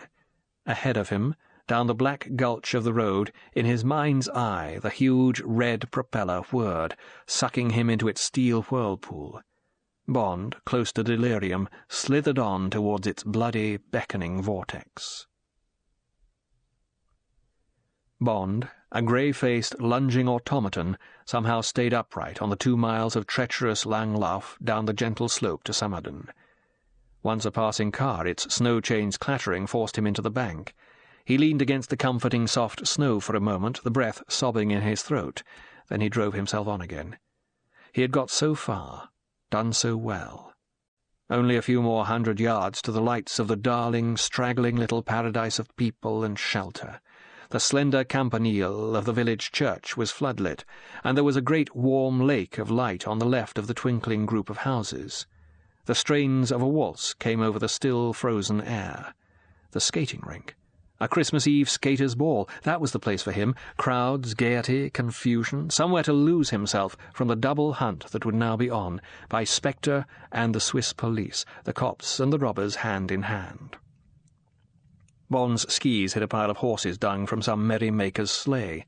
He lurched drunkenly into the snow wall of the road and righted himself, cursing feebly. Come on, pull yourself together. Look respectable. Well, you needn't look too respectable. After all, it's Christmas Eve. Here were the first houses. The noise of accordion music, deliciously nostalgic, came from a gasthaus with a beautiful iron sign over its door. Now there was a twisty uphill bit, the road to St. Moritz. Bond shuffled up it, placing his sticks carefully. He ran a hand through his matted hair and pulled the sweat-soaked handkerchief down to his neck, tucking the ends into his shirt collar. The music lilted down towards him from the great pool of light over the skating rink. Bond pulled himself a little more upright. There were a lot of cars drawn up, skis stuck in mounds of snow, luges and toboggans, festoons of paper streamers, a big notice in 3 languages across the entrance: "Grand Christmas Eve Ball, fancy dress, entrance 2 francs, bring your friends, hooray!" Bond dug in his sticks and bent down to unlatch his skis. He fell over sideways. If only he could just lie there, go to sleep on the hard, trodden snow that felt like swan's down. He gave a small groan and heaved himself gingerly into a crouch. The bindings were frozen solid, caked, like his boots, with ice. He got one of his sticks and hacked feebly at the metal and tried again. At last the latches sprang and the thongs were off. Where to put the bloody things, hide their brilliant red markings? He lugged them down the trodden path towards the entrance, gay with fairy lights, shoved the skis and the sticks under a big saloon car and staggered on. The man at the ticket table was as drunk as Bond seemed. He looked up blearily. "So Franken 2 francs de franc." The routine incantation was slurred into one portmanteau word. Bond held on to the table, put down the coins, and got his ticket. The man's eyes focused. "The fancy dress, the travesty, it is obligatoire." He reached into a box by his side and threw a black-and-white domino mask on the table. 1 franc. He gave a lopsided smile. "Now you are the gangster, the spy, yes?" "Yeah, that's right." Bond paid and put on the mask. He reluctantly let go of the table and wove through the entrance. There were raised tiers of wooden benches round the big, square rink. Thank God for a chance to sit down. There was an empty seat on the aisle in the bottom row at rink level. Bond stumbled down the wooden steps and fell into it. He righted himself, said sorry, and put his head in the hands. The girl beside him, part of a group of harlequins, wild westerners and pirates, drew her spangled skirt away, whispered something to her neighbour. Bond didn't care. They wouldn't throw him out on a night like this. Through the loudspeakers the violins sobbed into the Skater's Waltz.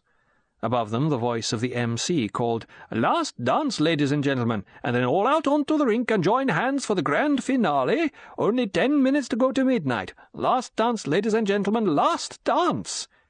There was a rattle of applause. People laughed excitedly. God in heaven, thought Bond feebly. Now this, won't anybody leave me alone? He fell asleep. Hours later he felt his shoulder being shaken. "On to the rink, sir, please. All onto the rink for the grand finale. Only a minute to go." A man in purple and gold uniform was standing beside him, looking down impatiently. "Go away," said Bond dully. Then some inner voice told him not to make a scene, not to be conspicuous. He struggled to his feet, made the few steps to the rink, somehow stood upright. His head lowered, like a wounded bull. He looked to left and right, saw a gap in the human chain round the rink, and slid gingerly towards it. A hand was held out to him, and he grasped it thankfully. On the other side, someone else was trying to get hold of his free hand, and then there came a diversion. From right across the rink, a girl in a short black skating skirt, topped by a shocking pink fur-lined parka, sped like an arrow across the ice and came to a crash stop in front of Bond. Bond felt the ice particles hit his legs. He looked up. It was a face he recognized, those brilliant blue eyes, the look of authority now subdued beneath golden sunburn, and a brilliant smile of excitement. Who in hell? The girl slipped in beside him, seized his right hand in her left, joined up on her right. "James!" It was a thrilling whisper. "Oh, James! It's me, Tracy. What's the matter with you? Where have you come from?" "Tracy," said Bond dully. "Tracy. Hold on to me. I'm in bad shape. Tell you later." Then Auld Lang Syne began, and everybody swung linked hands in unison to the music. 18.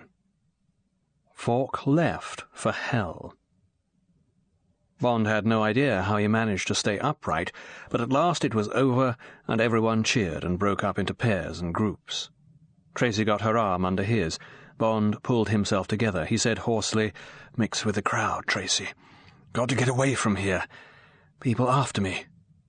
A sudden hope came to him. "Got your car?" "Yes, darling. Everything will be all right. Just hang on to me. Are people waiting for you outside?" "Could be. Watch out for a big black Mercedes. There may be shooting. Better stay away from me. I can make it. Where's the car?" "Down the road to the right, but don't be silly. Here, I've got an idea. You get into this parka." She ran the zip down and stripped it off. "It'll be a tight fit. Here, put your arm into this sleeve." "But you'll get cold." "Do as I tell you. I've got a sweater and plenty on underneath. Now the other arm. That's right." She pulled up the zip. "Darling James, you look sweet." The fur of the parka smelt of Guerlain's Ode. It took Bond back to the Royale. What a girl. The thought of her, of having an ally, of not being on his own, of being away from that bloody mountain, revived Bond. He held her hand and followed her through the crowd that was now streaming towards the exit. This was going to be a bad moment. Whether or not that cable car had come on down the mountain, by now Blofeld would have had time to get one down full of Spectre men. Bond had been seen from the train, would be known to have made for Samadan. By now they would have covered the railway station. They would expect him to try and hide in a crowd. Perhaps the drunken man at the entrance had remembered him. If that saloon moved off and revealed the red-arrowed skis, it would be a cert. Bond let go the girl's hand and slipped the shattered Rolex back over the knuckles of his right hand. He had gathered enough strength, mostly from the girl, to have one more bash at them. She looked at him. "What are you doing?" He took her hand again. "Nothing." They were getting near the exit. Bond peered through the slits in his mask. Yes, by God, 2 of the thugs were standing beside the ticket man watching the throng with deadly concentration. On the far side of the road stood the black Mercedes, petrol vapour curling up from its exhaust. No escape. There was only bluff. Bond put his arm round Tracy's neck and whispered, "Kiss me all the way past the ticket table. They're there, but I think we can make it." She flung an arm over his shoulder and drew him to her. "How did you know that that's what I've been waiting for?" Her lips crushed down sideways on his, and in a tide of laughing, singing people they were through and on the street. They turned, still linked, down the road. Yes, there was the darling little white car. And then the horn on the Mercedes began sounding urgently. Bond's gait, or perhaps his old-fashioned ski trousers, had given him away to the man in the car. "Quick, darling," Bond said urgently. The girl threw herself in under the wheel, pressed the starter, and the car was moving as Bond scrambled in through the opposite door. Bond looked back. Through the rear window he could see the 2 men standing in the road. They would not shoot with so many witnesses about. Now they ran to the Mercedes. Thank God it was pointing up the hill towards Saint-Moritz.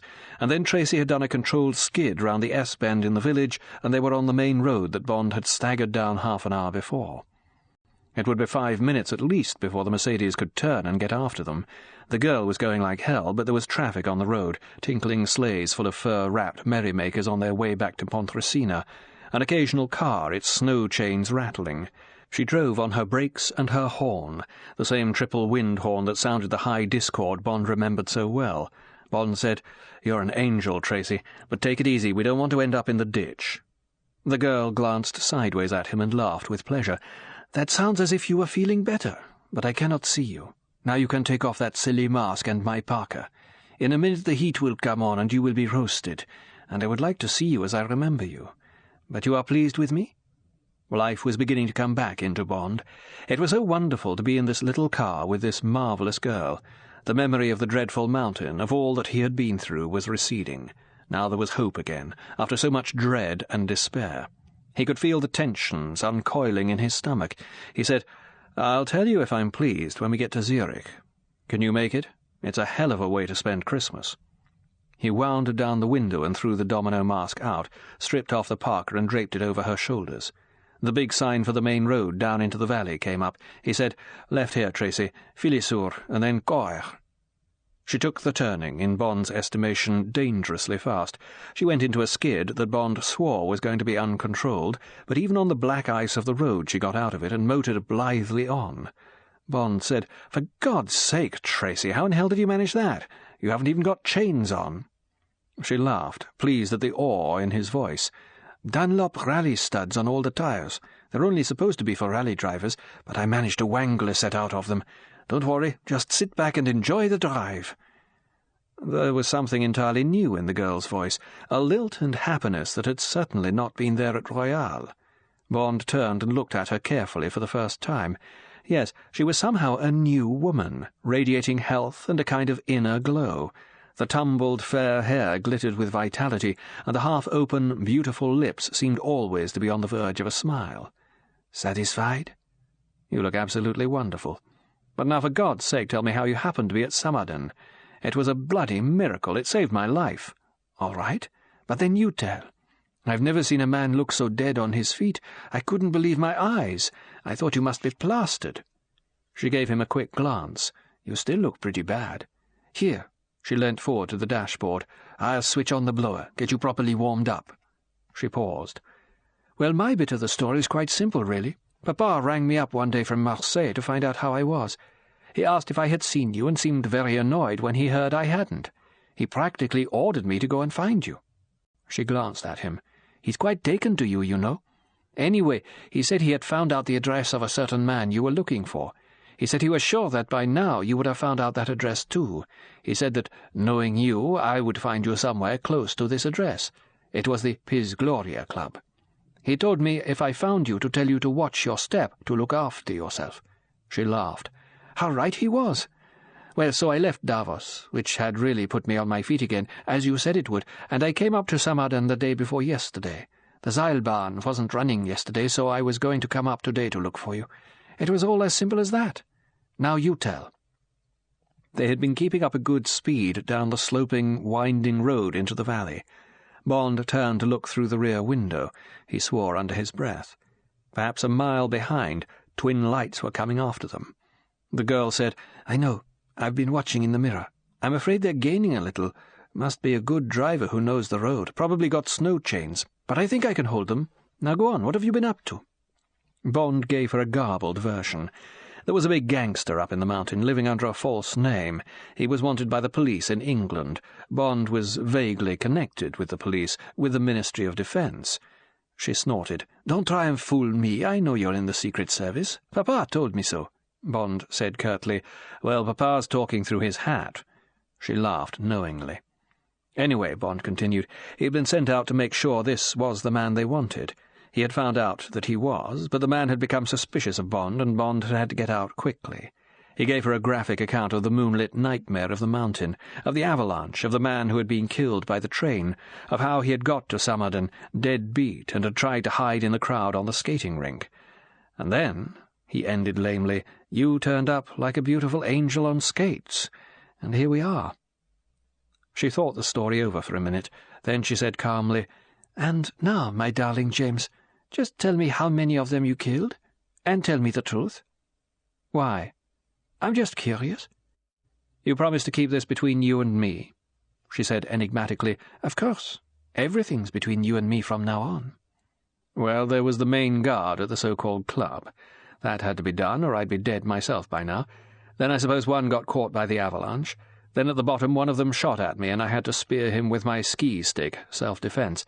I don't know how badly he's hurt. And then there was the man killed by the train. He'd fired 6 shots at me, and anyway it was his own fault. Let's say 3.5 got themselves killed one way or another." "How many are left?" "What are you getting at?" "I just want to know, trust me." "Well, I think there were about 15 up there all told, so that leaves 11.5, plus the big man. And there are 3 in the car behind. Would they kill us if they caught us?" "I'm afraid so. I haven't got any weapons. I'm sorry, Tracy, but I'm afraid you wouldn't have much chance either, being a witness and a sort of accomplice of mine.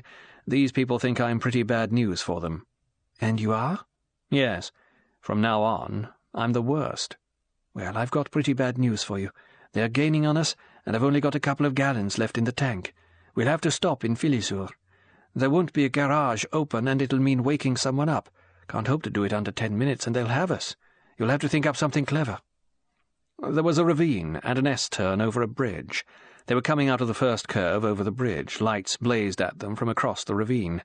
There was half a mile between the two cars, but the range across the ravine was perhaps only 300 yards. Bond wasn't surprised to see the familiar blue flames flutter from the front of the car. Chips of granite from the overhang spattered down on the bonnet of the car. Then they were into the second half of the S-bend and out of sight of their pursuers. Now came a stretch of reconstruction work where there had been a landslide. There were big warning notices. "Achtung, Baustelle! Vorsichtig fahren!" The broken road hugged the mountainside on the right. On the left was rickety fencing and then a precipice falling hundreds of feet down into a gorge with an ice-flowed river. In the middle of the bad stretch, a huge red wooden arrow pointed right to a narrow track across a temporary bridge. Bond suddenly shouted, "Stop!" Tracy pulled up, her front wheels on the bridge. Bond tore open the door. "Get on. Wait for me round the next corner. It's the only chance." Good girl, she got going without a word. Bond ran back the few yards to the big red arrow. It was held in the forks of 2 upright poles. Bond wrenched it off, swung it round so that it pointed to the left, towards the flimsy fence that closed off the yards of old road leading to the collapsed bridge. Bond tore at the fence, pulling the stakes out, flattening it. Glare showed round the corner behind him. He leapt across the temporary road into the shadow of the mountain, flattened himself against it, waited, holding his breath. The Mercedes was coming faster than it should over the bumpy track, its chains clattering against the mud guards. It made straight for the black opening to which the arrow now pointed. Bond caught a glimpse of white, strained faces, and then the desperate scream of brakes as the driver saw the abyss in front of him. The car seemed almost to stop, but its front wheels must have been over the edge. It balanced for a moment on its iron belly, and then slowly toppled, and there was a first appalling crash as it hit the rubble beneath the old bridge, then another crash, and another. Bond ran forward past the lying Arrow and looked down. Now the car was flying upside down through the air. It hit again, and a fountain of sparks flashed from a rock ledge. Then, somersaulting, and with its lights somehow still blazing, it smashed on down into the gorge. It hit a last outcrop that knocked it sideways, and spinning laterally, but now with its lights out and only the glint of the moon on metal, it took the last great plunge into the iced-up river. A deep rumble echoed up from the gorge, and there was the patter of rocks and stones following the wreckage, and then all was peaceful, moonlit silence. Bond let out his breath in a quiet hiss between his clenched teeth. Then, mechanically, he straightened things out again, put up the remains of the fence, lifted the Arrow and put it back, facing to the right. Then he wiped his sweating hands down the side of his trousers and walked unsteadily down the road and round the next corner. The little white car was there, pulled in to the side, with its lights out. Bond got in and slumped into his seat. Tracy said nothing, but got the car going. The lights of Filisur appeared, warm and yellow in the valley below. She reached out a hand and held his tightly. "You've had enough for one day. Go to sleep. I'll get you to Zurich. Please do what I say." Bond said nothing. He pressed her hand weakly, leaned his head against the door jamb, and was instantly asleep. He was out for the count. 19. Love for breakfast. In the grey dawn, Zurich airport was depressing and almost deserted, but blessedly there was a Swissair Caravelle, delayed by fog at London airport, waiting to take off for London. Bond parked Tracy in the restaurant and, regretfully forsaking the smell of coffee and fried eggs, went and bought himself a ticket, had his passport stamped by a sleepy official — he had half expected to be stopped, but wasn't — and went to a telephone booth and shut himself in. He looked up Universal Export in the telephone book and read underneath, as he had hoped, Hauptvertreter Alexander Muir, Privatwohnung, and the number. Bond glanced through the glass window at the clock in the departure hall. 6 o'clock. Well, Muir would just have to take it. He rang the number, and after minutes a sleepy voice said, "Ja, hier, Muir." Bond said, "Sorry, 410, but this is 007. I'm calling from the airport. This is bloody urgent, so I'll have to take a chance on your line being bugged. Got a paper and pencil?" The voice at the other end had grown brisker. "Hang on, 007, yes, got it. Go ahead." "First of all, I got some bad news. Your number 2 has had it, almost for sure. Can't give you any details over this line, but I'm off to London in about an hour, Swissair Flight 110, and I'll signal the dope back straight away. Could you put that on the teleprinter?" "Right. Now I'm guessing that in the next day or so a party of 10 girls, British, will be coming in here by helicopter from the Engadine, yellow Sud Aviation Alouette. I'll be teleprinting their names back from London sometime today. My bet is they'll be flying to England, probably on different flights, and perhaps to Prestwick and Gatwick as well as London Airport, if you've any planes using those airports. Anyway, I guess they'll be dispersed. Now, I think it may be very important to tell London their flight numbers and ETA. Rather a big job, but I'll get you authority in a few hours to use men from Bern and Geneva to lend a hand. Got it? Right. Now, I'm pretty certain you're blown. Remember the old Operation Bedlam that's just been cancelled? Well, it's him, and he's got radio, and he'll probably have guessed I'd be contacting you this morning. Just take a look out of the window and see if there's any sign of watchers. He's certainly got his men in Zurich." "Christ, what a shambles!" The voice at the other end was tight with tension. "Hang on." There was a pause. Bond could visualize Muir, whom he didn't know except as a number, going over to the window, carefully drawing aside the curtain. Muir came back on the wire. "Looks damn like it. There's a black Porsche across the road. 2 men in it. I'll get my friends in the Sécurité to chase them away." Bond said, "Be careful how you go about it. My guess is that our man has got a pretty good fix in with the police. Anyway, put all this on the telex to M personally, would you? Ciphered, of course. And tell him if I get back in one piece, I must see him today with 501. the chief scientific officer to the service, and if possible with someone in the same line of business from the Ministry of Agriculture and Fisheries. Sounds daft, but there it is. It's going to upset their paper hats and Christmas pudding, but I can't help that. Can you manage all that? Good lad. Any questions? Sure, I oughtn't to come out to the airport and get some more about my number 2. He was tailing one of Redland's men. Chap's been buying some pretty odd stuff from the local rep of Bardisher Anilin. Number 2 thought it seemed damned fishy. Didn't tell me what the stuff was, just thought he'd better see where it was being delivered to. I thought it must be some kind of a spiel like that. No, you stay away from me. I'm hot as a pistol. Going to be hotter later in the day when they find a certain Mercedes at the bottom of a precipice. I'll get off the line now. Sorry to have wrecked your Christmas. Bye. Bond put down the receiver and went up to the restaurant. Tracy had been watching the door. Her face lit up when she saw him. He sat down very close to her and took her hand, a typical airport farewell couple. He ordered plenty of scrambled eggs and coffee. "It's all right, Tracy. I've fixed everything at my end, but now about you. That car of yours is going to be bad news. There'll be people who'll have seen you drive away with the Mercedes on your tail. There always are, even at midnight on Christmas Eve, and the big man on top of the mountain has got his men down here too. You'd better finish your breakfast and get the hell on over the frontier. Which is the nearest?" "Schaffhausen or Constance, I suppose, but," she pleaded, "James, do I have to leave you now? It's been so long waiting for you, and I have done well, haven't I? Why do you want to punish me?" Tears, that would never have been there in the Royale days, sparkled in her eyes. She wiped them angrily away with the back of her hand. Bond suddenly thought, hell, I'll never find another girl like this one. She's got everything I've ever looked for in a woman. She's beautiful, in bed and out. She's adventurous, brave, resourceful. She's exciting always. She seems to love me. She'd let me go on with my life. She's a lone girl, not cluttered up with friends, relations, belongings. Above all, she needs me. It'll be someone for me to look after. I'm fed up with all these untidy casual affairs that leave me with a bad conscience. I wouldn't mind having children. I've got no social background into which she would or wouldn't fit. We're two of a pair, really. Why not make it for always? Bond found his voice saying those words that he had never said in his life before, never expected to say. "Tracy, I love you. Will you marry me?" She turned very pale. She looked at him wonderingly. Her lips trembled. "You mean that?" "Yes, I mean it. With all my heart." She took her hand away from his and put her face in her hands. When she removed them, she was smiling. "I'm sorry, James. It's so much what I've been dreaming of. It came as a shock. But yes, of course I'll marry you.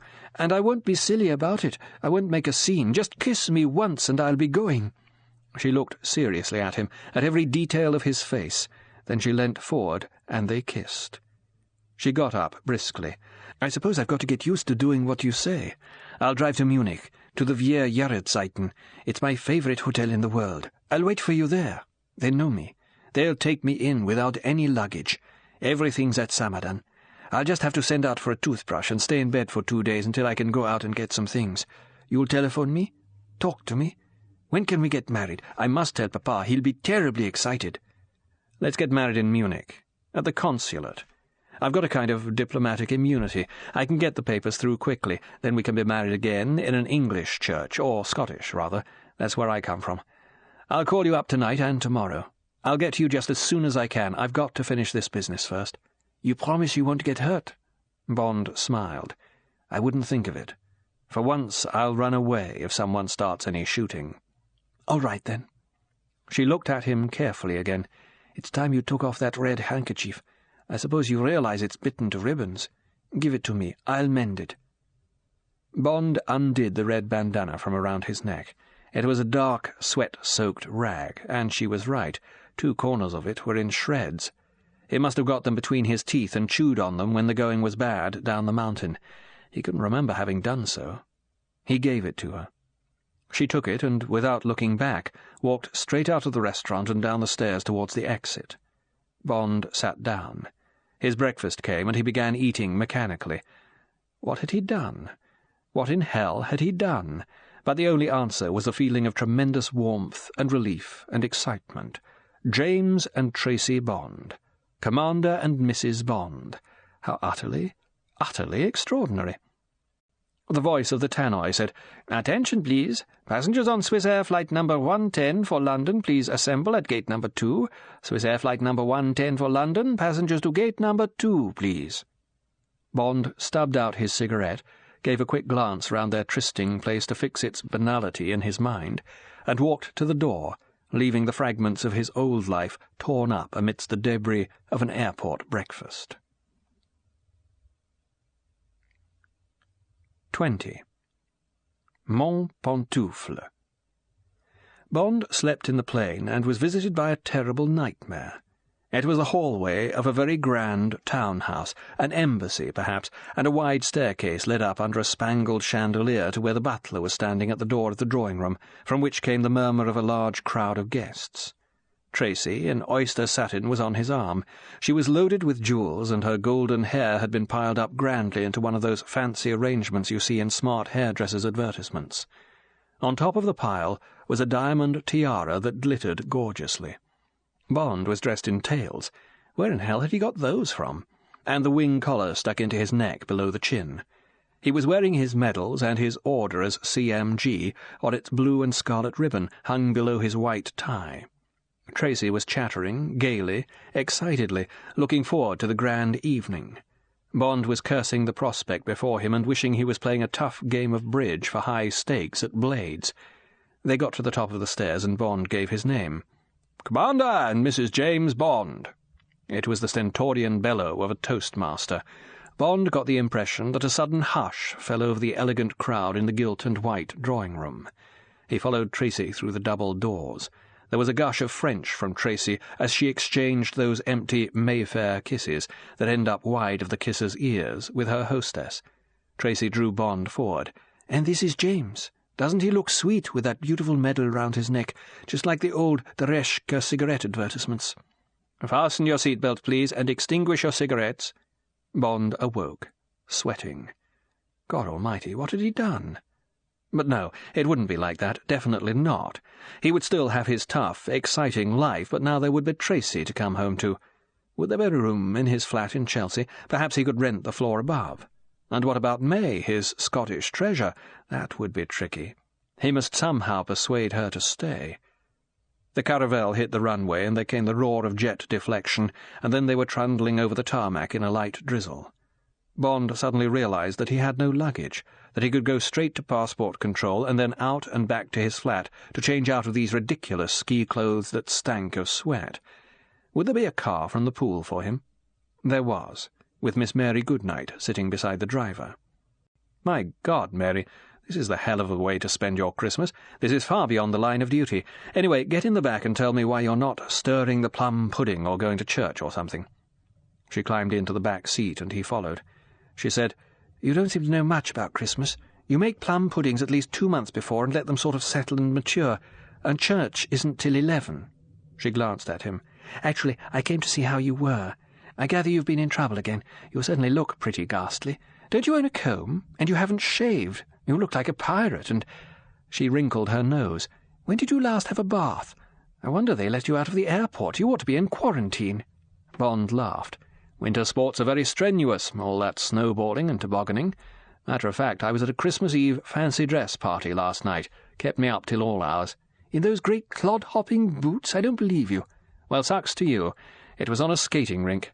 But seriously, Mary, tell me the score. Why this VIP treatment?" "You're to check with HQ first and then go down to lunch with him at quarterdeck. Then after lunch he's having these men you wanted brought down for a conference, everything top priority. So I thought I'd better stand by too. As you're wrecking so many other people's Christmases, I thought I might as well throw mine on the slag heap with the others. Actually, if you want to know, I was only having lunch with an aunt, and I loathe turkey and plum pudding. Anyway, I just didn't want to miss the fun, and when the duty officer got on to me about an hour ago and told me there was a major flap, I asked him to tell the car to pick me up on the way to the airport." Bond said seriously, "Well, you're a damn good girl. As a matter of fact, it's going to be the hell of a rush getting down the bare bones of a report, and I've got something for the lab to do. Will there be someone there?" "Of course there will. You know M insists on a skeleton staff in every section, Christmas Day or not. But seriously, James, have you been in trouble? You really do look awful." "Oh, somewhat. You'll get the photo as I dictate." The car drew up outside Bond's flat. Now be an angel and stir up May while I clean myself up and get out of these bloody clothes. Get her to brew me plenty of black coffee and to pour 2 jiggers of our best brandy into the pot. You ask May for what you like. She might even have some plum pudding. Now then, it's 9:30. Be a good girl and call the duty officer and say OK to M's orders and that we'll be along by 10:30. And get him to ask the lab to stand by in half an hour." Bond took his passport out of his hip pocket. "Then give this to the driver and ask him to get the hell over and give it to the duty officer personally. Tell the D.O." Bond turned down the corner of a page. "To tell the lab that the ink used is, homemade. All it needs is exposure to heat. They'll understand. Got that? Good girl. Now come on and we'll get May going." Bond went up the steps and rang 2 shorts and a long on the bell. When Bond got to his desk a few minutes after 10:30, feeling back to 9/10 human, he found a folder on his desk with the red star in the top right corner that meant Top Secret. It contained his passport and a dozen copies of blown-up photostats of its page 21. The list of girls' names was faint but legible. There was also a note marked Personal. Bond opened it. He laughed. It just said, "The ink showed traces of an excess of uric acid. This is often due to a superabundance of alcohol in the bloodstream. You have been warned." There was no signature. So the Christmas spirit had permeated even into the solemn crevices of one of the most secret sections in the building. Bond crumpled the paper and then, thinking of Mary Goodnight's susceptibilities, more prudently burned it with his lighter. She came in and sat down with her shorthand book. Bond said, "Now this is only a first draft, Mary, and it's got to be fast, so don't mind about mistakes. Will understand. We've got about an hour and a half, if I'm to get down to Windsor by lunchtime. Think you can manage it? All right then, here goes. Top secret, personal to M. As instructed on December 22nd, I arrived at Zurich Central Airport at 13:30 by Swiss Air to make first contact in connection with Operation Corona." Bond turned sideways to his secretary, and as he talked, looked out across the bare trees in Regent's Park, remembering every minute of the last 3 days. The sharp, empty smell of the air and the snow, the dark green pools of Blofeld's eyes, the crunch as the edge of his left hand, still bruised, thudded down across the offered neck of the guard. And then all the rest until Tracy, whom, without mention of romance, he left in his report on her way to the Via Jahreszeiten in Munich. Then the report was finished, and the muted clack of Mary's typewriter came from behind the closed door. He would ring Tracy up that night when he got back to his flat. He could already hear her laughing voice at the other end of the wire. The nightmare in the plane was forgotten. Now there was only the happy, secret looking forward to the days to come. Bond lost himself in his plans, how to get the days off, how to get the necessary papers, where to have the service in Scotland. Then he pulled himself together, picked up the photostat containing the girls' names, and went up to the communications centre to get on the teleprinter to Station Z. M would have preferred to live by the sea, near Plymouth, perhaps, or Bristol, anywhere he could see the stuff whenever he wanted to, and could listen to it at night. As it was, and since he had to be within easy call of London, he had chosen the next best thing to water, trees, and had found a small Regency manor house on the edge of Windsor Forest. This was on Crown lands, and Bond had always suspected that an ounce of grace and favour had found its way into M's lease. The head of the Secret Service earned £5,000 a year, with the use of an ancient Rolls-Royce and driver thrown in. M's naval pay, as a vice-admiral on the retired list, would add perhaps another £1,500. After taxes, he would have about £4,000 to spend. His London life would probably take at least half of that. Only if his rent and rates came to no more than £500 would he be able to keep a house in the country, and a beautiful small Regency house at that.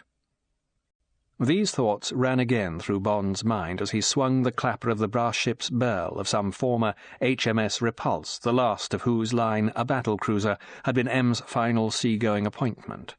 Hammond, M's chief petty officer in that ship, who had followed M into retirement, greeted Bond as an old friend, and he was shown into M's study.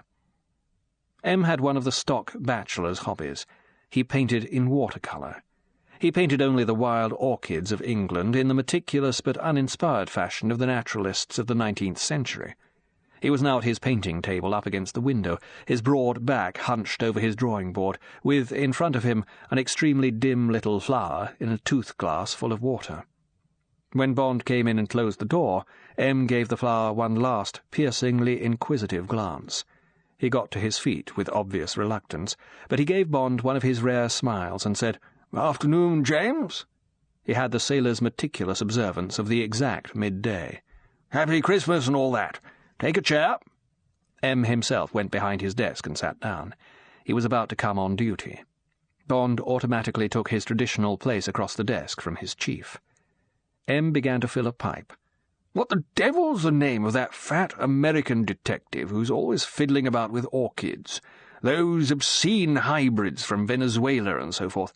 Then he comes sweating out of his orchid house, eats a gigantic meal of some foreign muck and solves the murder. What's he called?"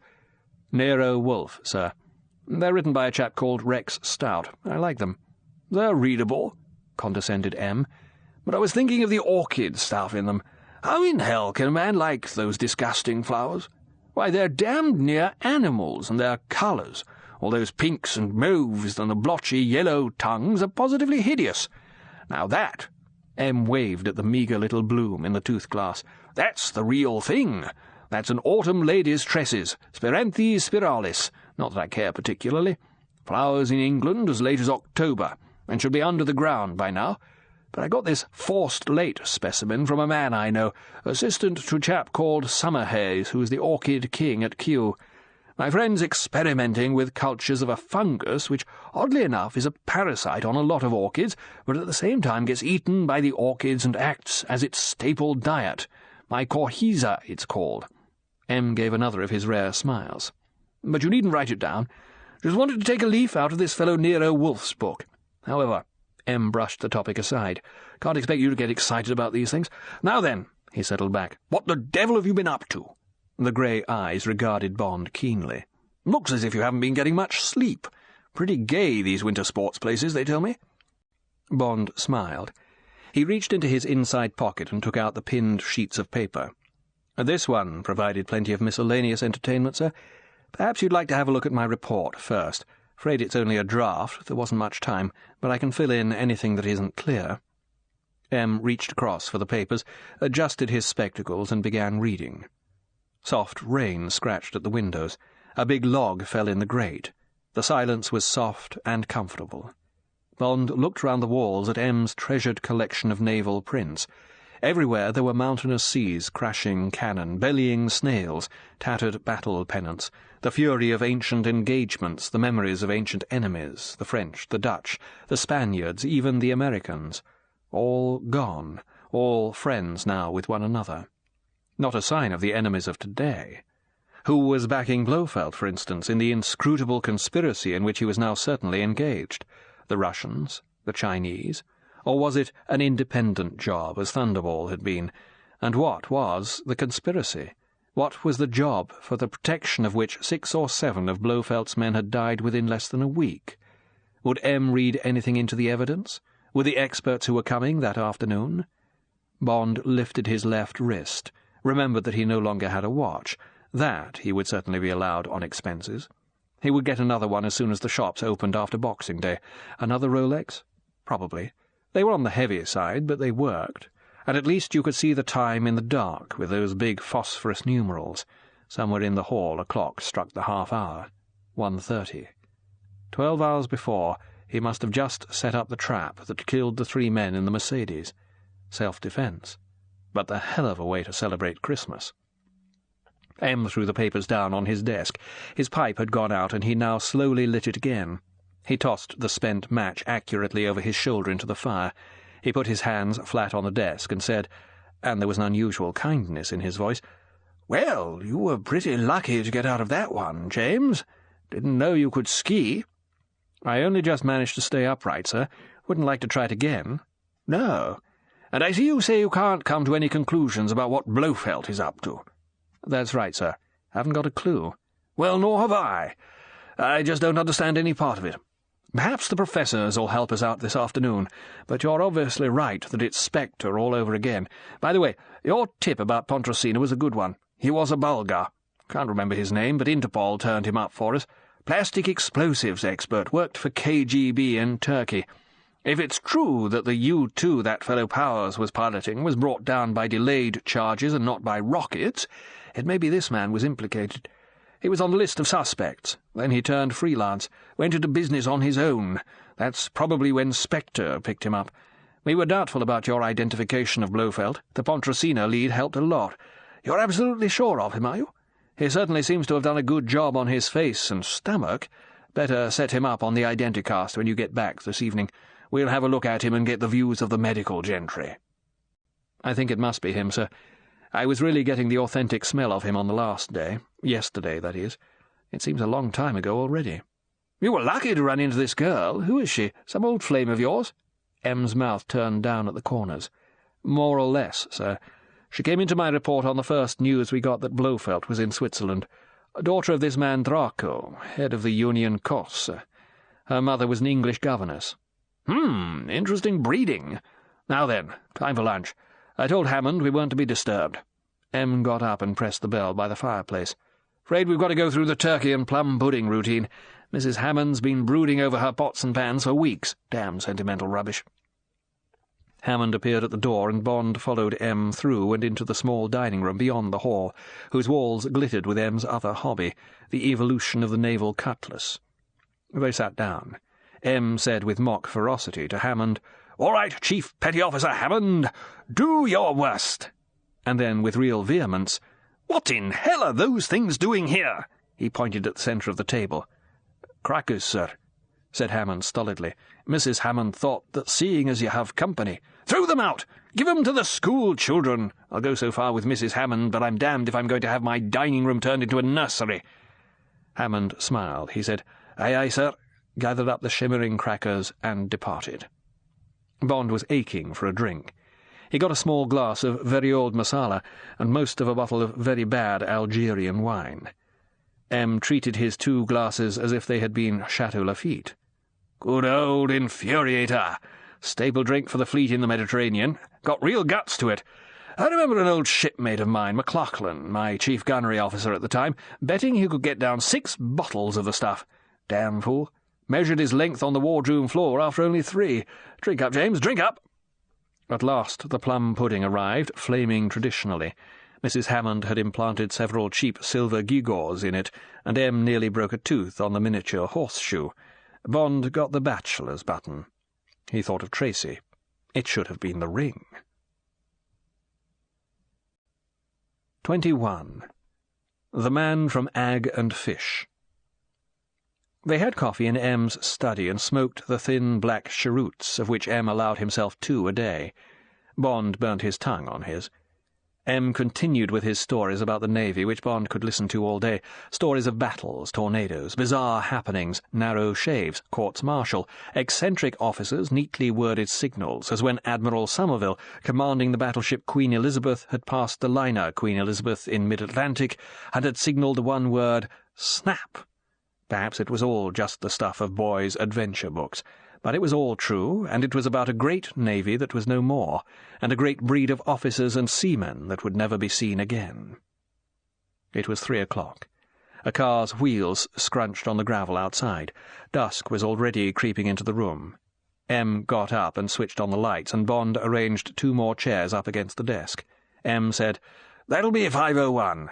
You'll have come across him, head of the Scientific Research Section, and a man called Franklin from the Ministry of Agriculture. 501 says he's the top on his subject, pest control.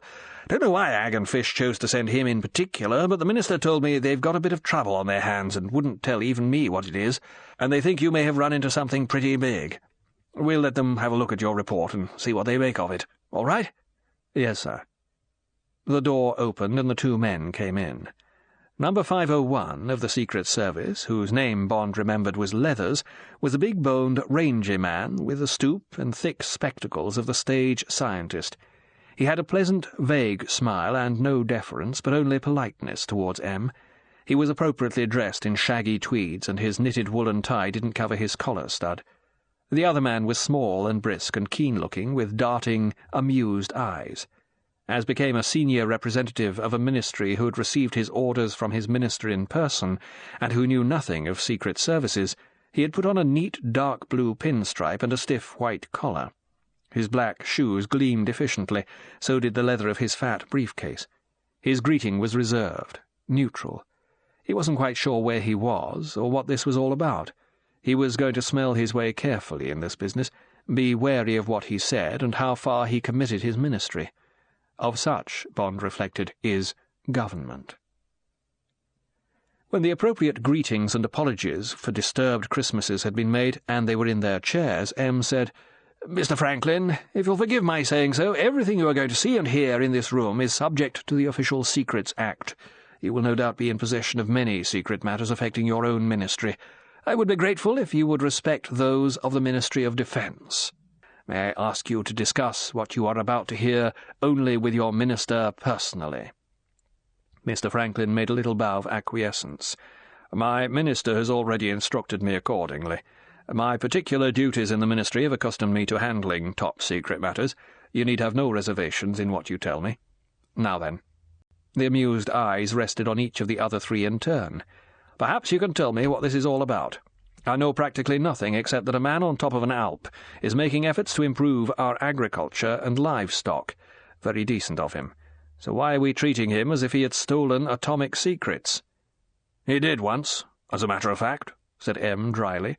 "I think the best course would be for you and Mr. Leathers to read the report of my representative here. It contains code numbers and other obscure references which need not concern you.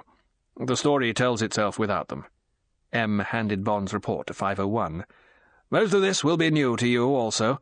Perhaps you would like to read a page at a time and then pass them on to Mr. Franklin." A long silence fell in the room. Bond looked at his fingernails and listened to the rain on the window-panes and the soft noises of the fire. M. sat hunched up, apparently in a doze. Across the table the sheets of paper rustled slowly. Bond lit a cigarette. The rasp of his Ronson caused M's eyes to open lazily, and then close again. 501 passed across the last page and sat back. Franklin finished his reading, shuffled the pages together, and stacked them neatly in front of him. He looked at Bond and smiled. "You're lucky to be here." Bond smiled back, but said nothing. M. turned to 501. "Well?" 501 took off his thick spectacles and polished them on a none-too-clean handkerchief. "I don't get the object of the exercise, sir. It seems perfectly above board. Praiseworthy, in fact, if we didn't know what we do know about Blofeld. Technically, what he has done is this. He has obtained 10, or rather 11, counting the one that's left the place, suitable subjects for deep hypnosis.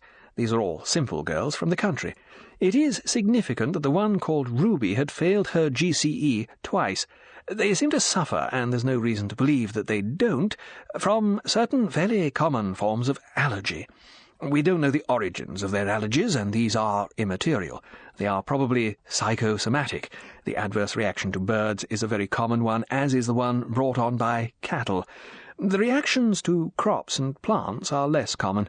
Blofeld appears to be attempting cures of these allergies by hypnosis, and not only cures, but a profound affinity with the cause of the allergy in place of the previous repulsion.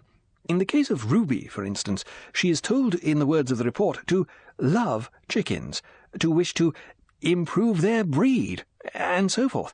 The mechanical means of the cure are, in practice, simple. In the twilight stage, on the edge of sleep, the sharp ringing of the bell would waken those who were already asleep. The use of the metronome exactly on the pulse beat and the distant whirring noise are both common hypnotic aids. The sing-song, authoritative murmur is the usual voice of the hypnotist.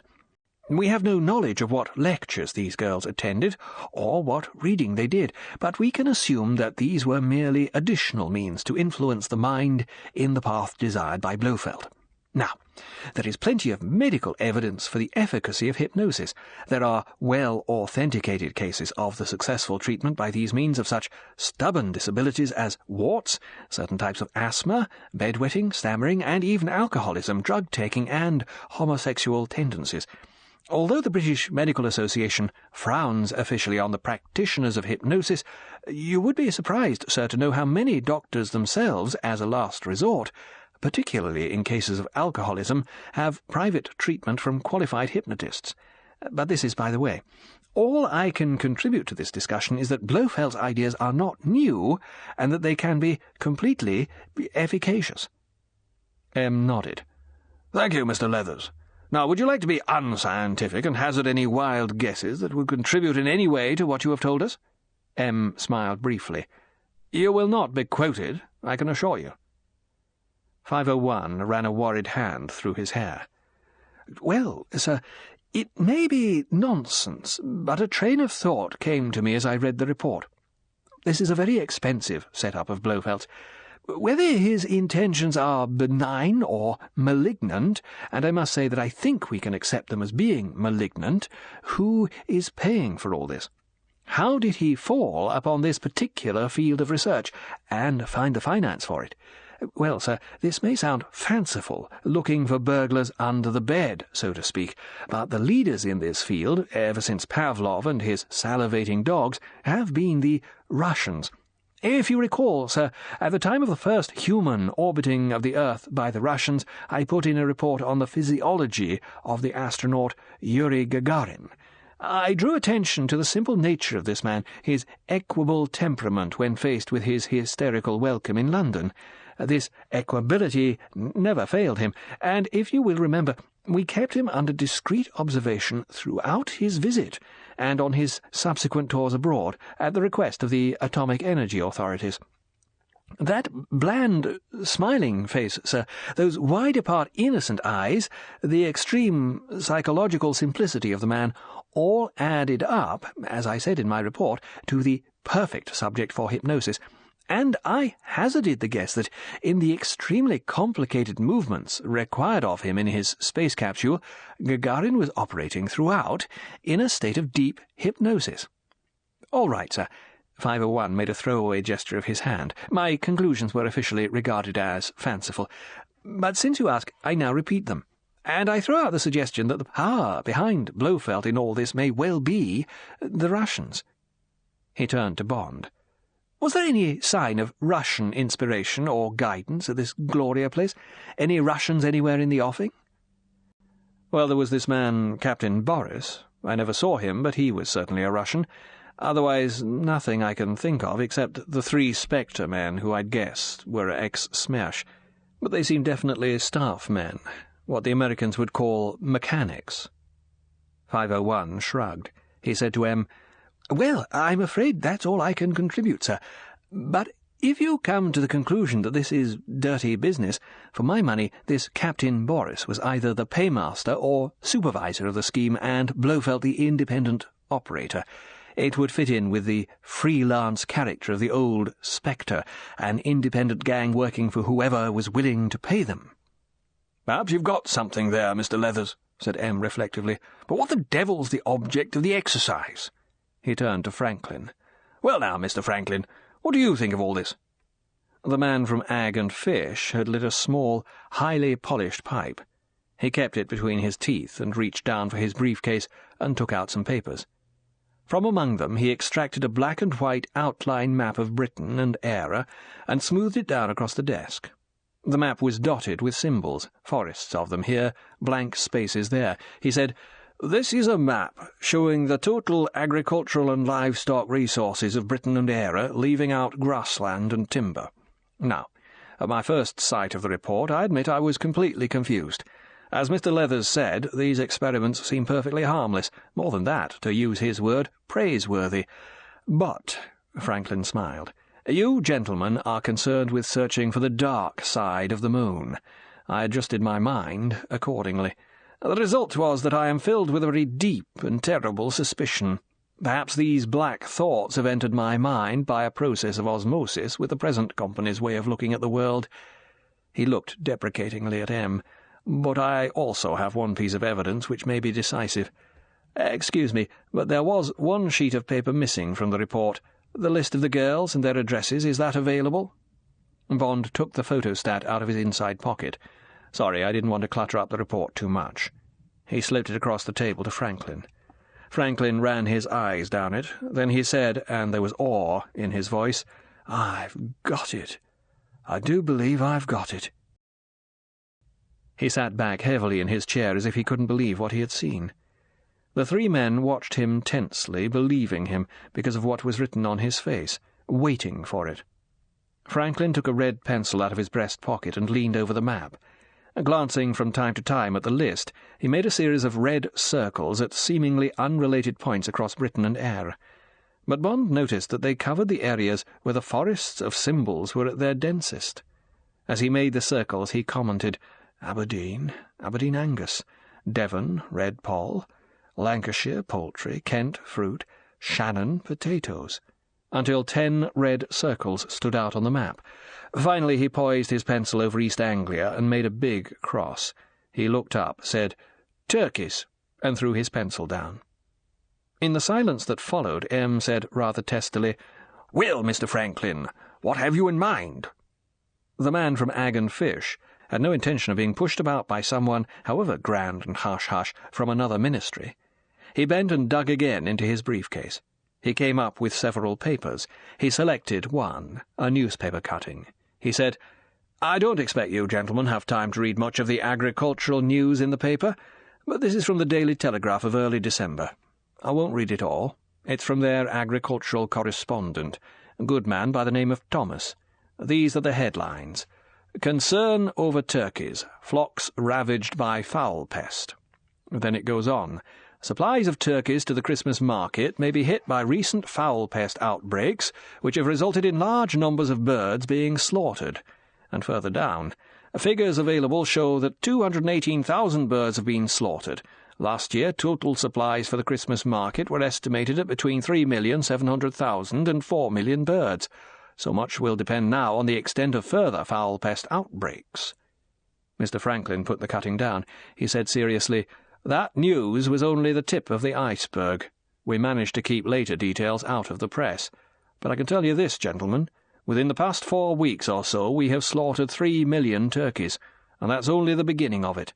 Fowl pest is running wild in East Anglia, and there are signs of it in Suffolk and Hampshire, where a lot of turkey raising goes on. What you ate at lunch today was almost certainly a foreign bird. We allowed the import of 2 million from America to cover up this position. M said sourly, Well, so far as I'm concerned, I don't care if I never eat another turkey again. However, I see you've had quite a problem on your hands. But to get back to our case, where do we go from turkeys? Franklin was not amused. He said, We have one clue. All the birds that died first were exhibited at the National Poultry Show at Olympia earlier this month. Olympia had been cleared and cleaned out for the next exhibition before we had reached that conclusion, and we could find no trace on the premises of the virus. A fowl pest is a virus, by the way, highly infectious, with a mortality of 100%. Now then, he held up a stout white pamphlet with the insignia of the United States on it.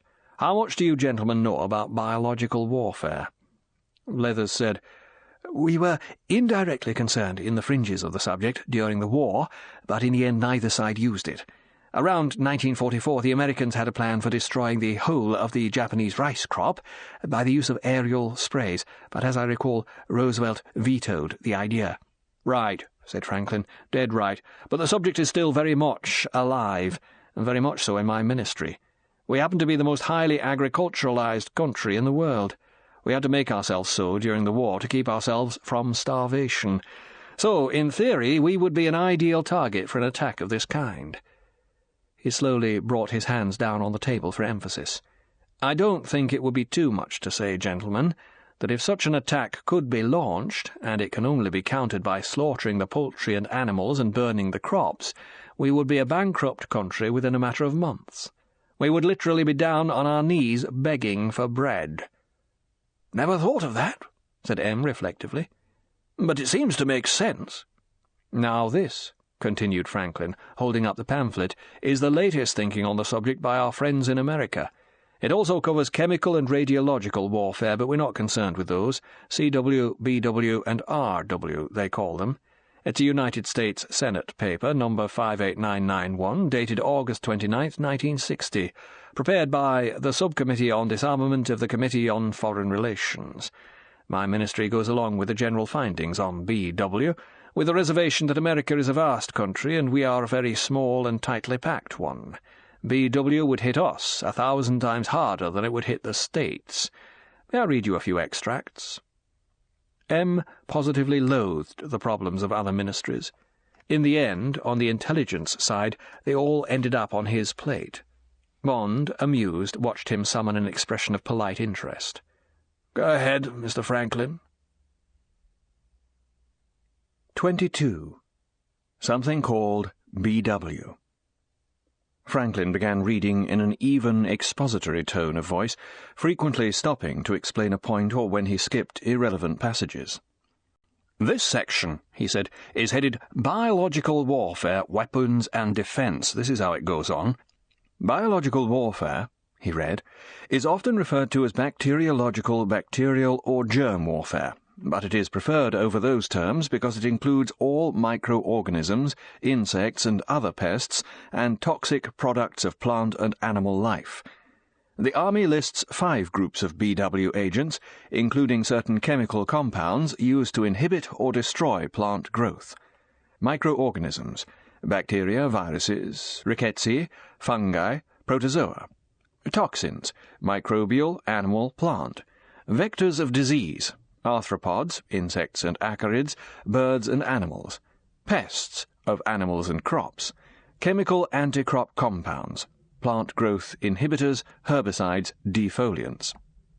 Biological warfare agents, like chemical warfare agents, vary in lethality, making it possible to select an agent best suited to accomplish the objective desired, whether it be temporary incapacity with little after-effects or serious illness and many deaths. There are some important differences between BW and CW other than their scientific classifications. BW agents have an incubation period of days, sometimes weeks. Franklin looked up.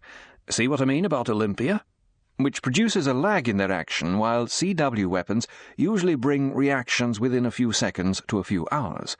CW agents are easier to detect than BW agents, and identification of the latter could often be too late to permit effective countermeasures."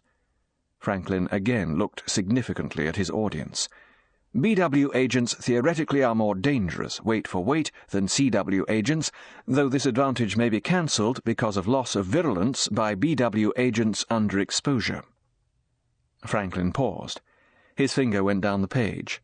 "Then it goes on to talk about anti-personnel BW agents like anthrax, typhus, smallpox, botulism, and so on.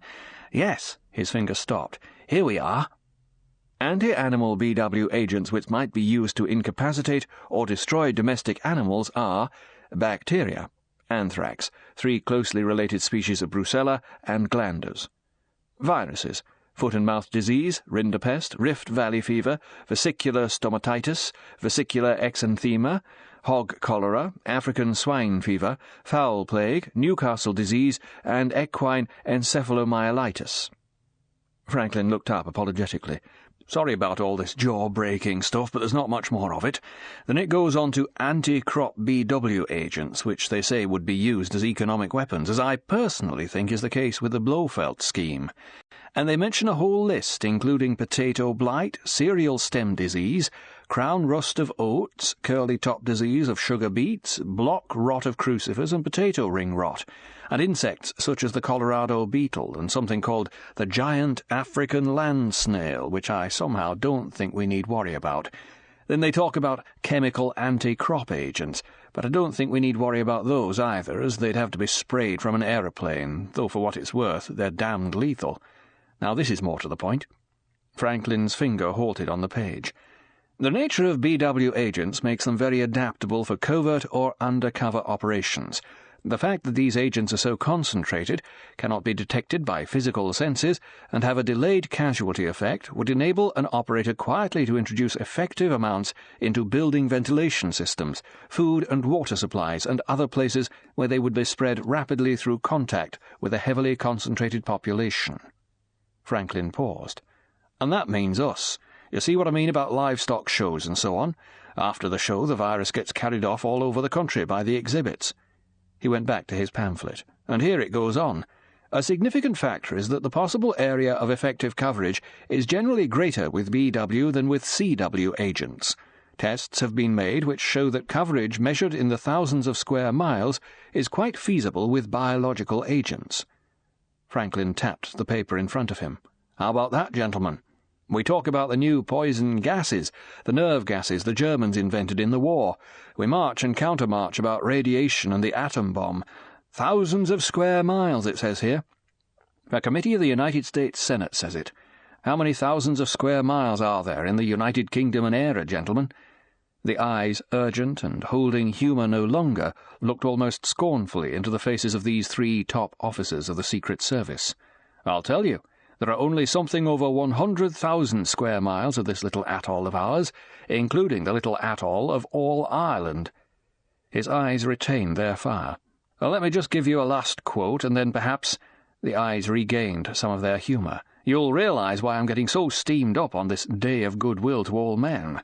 Look here, what it says under defensive measures. It says, defence against BW warfare is greatly complicated by the difficulties involved in detection of BW agents, a situation which is almost unique as to these weapons. Franklin looked up, and now he smiled. Bad English. Perhaps we might improve on as to. They cannot be detected by sight, smell, or any other physical sense. So far no means have been devised for their quick detection and identification. Franklin threw the pamphlet onto the desk. Suddenly he gave a big, embracing smile. He reached for his little polished pipe and began filling it. "All right, gentlemen, the prosecution rests." Franklin had had his day, a Christmas he would never forget. M said, "Thank you, Mr. Franklin. Am I right in thinking that you conclude that this man Blofeld is mounting biological warfare against this country?" "Yes," Franklin was definite. "I am." "And how do you work that out? It seems to me he's doing exactly the opposite. Or rather it would, if I didn't know something about the man. Anyway, what are your deductions?" Franklin reached over and pointed to the red cross he had made over East Anglia. "This was my first clue. The girl, Polytaska, who left this Gloria place over a month ago, came from somewhere round here where you'll see from the symbols that there's the greatest concentration of turkey farmers. She suffered from an allergy against turkeys. She came back, inspired to improve the breed. Within a week of her return, we have the biggest outbreak of foul pest affecting turkeys in the history of England." Leathers suddenly slapped his thigh. "By God! I think you've got it, Franklin. Go on." "Now," Franklin turned to Bond. "When this officer took a look into the laboratory up there, he saw rack upon rack of test tubes, containing what he describes as a cloudy liquid. How would it be if those were viruses, foul pest, anthrax, God knows what all? The report mentions that the laboratory was lit with a dim red light. That would be correct. Virus cultures suffer from exposure to bright light. And how would it be if before this Polly girl left she was given an aerosol spray of the right stuff and told that this was some kind of turkey elixir, a tonic to make them grow fatter and healthier? Remember that stuff about improving the breed in the hypnosis talk? And suppose she was told to go to Olympia for the show, perhaps even take a job for the meeting as a cleaner or something, and just casually spray this aerosol here and there among the prize birds. It wouldn't be bigger than one of those shaving soap bombs. That'd be quite enough. She'd been told to keep it secret, that it was patent stuff, perhaps even that she'd be given shares in the company if the tonic proved the success this man Blofeld claimed it would. It'd be quite easy to do.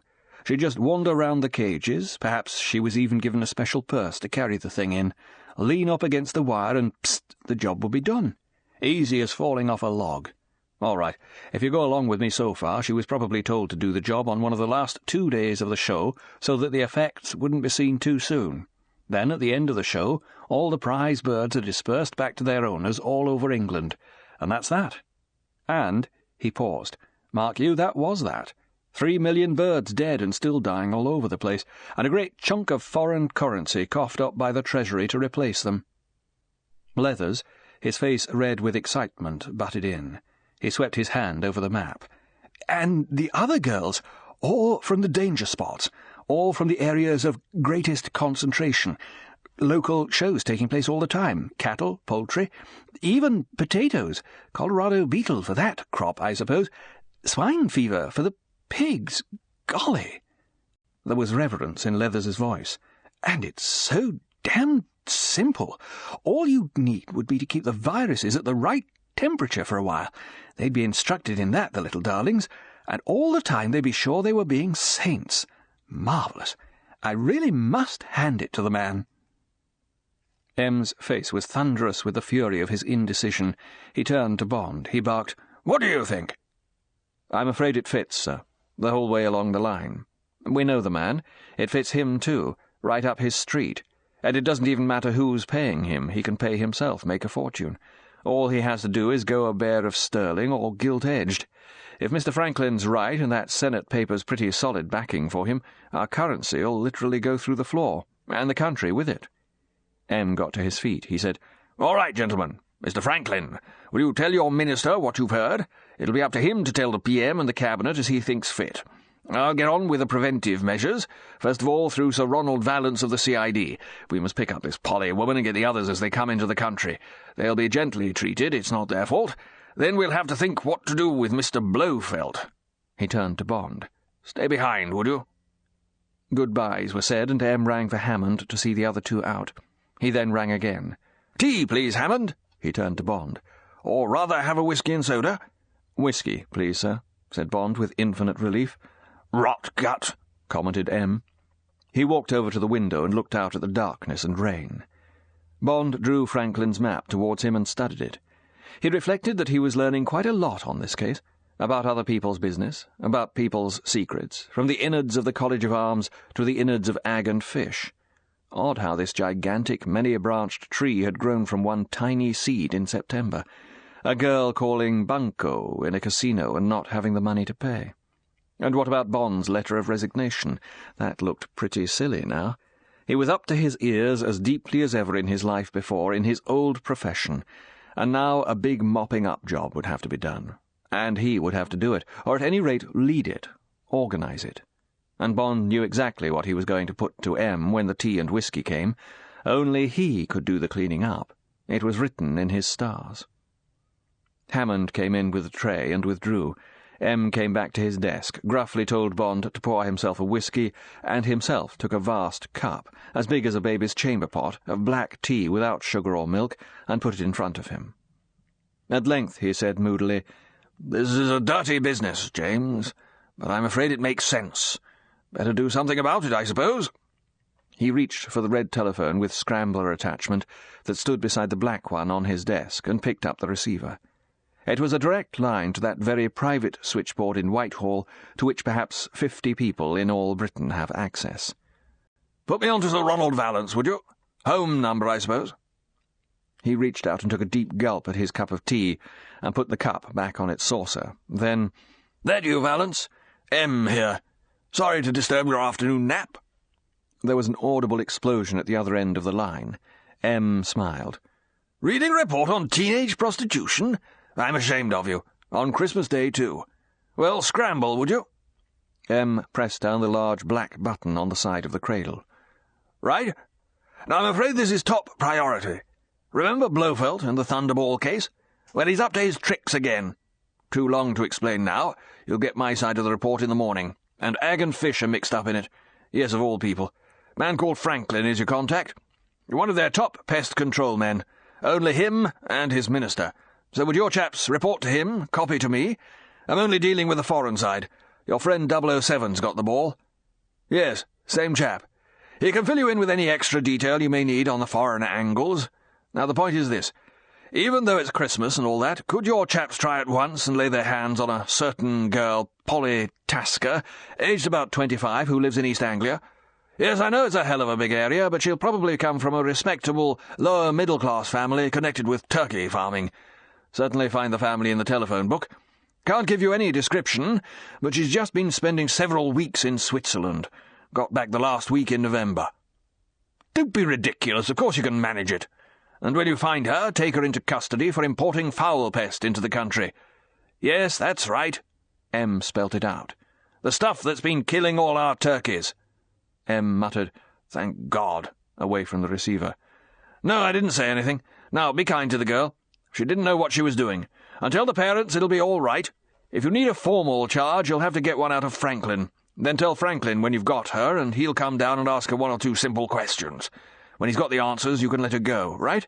But we've got to find that girl. You'll see why, all right, when you've read the report. Now then, next assignment. There are 10 girls of much the same type as this Polly Tasker who'll probably be flying from Zurich to England and Ehre any day from tomorrow on.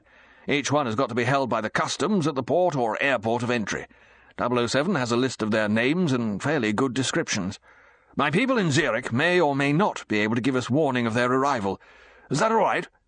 Yes, 007 will bring the list to Scotland Yard this evening. No, I can't tell you what it's all about. Too long a story. But have you ever heard of biological warfare? That's right. Anthrax and so on. Well, this is it. Yes, Blofeld again, I know. That's what I'm just going to talk to 007 about. Well now, Valance, have you got all that? Fine. M listened. He smiled grimly. And a happy Christmas to you. He put the receiver back, and the scrambler button automatically clicked to off. He looked across at Bond. He said, with a hint of weariness, Well, that's taken care of this end. Valance said it was about time we had this fellow Blofeld in the bag. I agree, and that's our job. And I don't for a moment think we're going to get any help from the Swiss. Even if we were to, they'd trample all over the case with their big boots for weeks before we saw any action. By that time the man would be in Peking or somewhere, cooking up something else. M looked straight at Bond. Any ideas? It had come, as Bond knew it would. He took a deep pull at his whisky and put the glass carefully down. He began talking, urgently, persuasively. As he expounded his plan, M's face sank deeper and deeper in gloom, and when Bond concluded with, "And that's the only way I can see, sir. All I need is 2 weeks' leave of absence. I could put in a letter of resignation if it would help." M turned in his chair and gazed deep into the dying flames of the log fire. Bond sat quietly waiting for the verdict. He hoped it would be yes, but he also hoped it would be no. That damned mountain.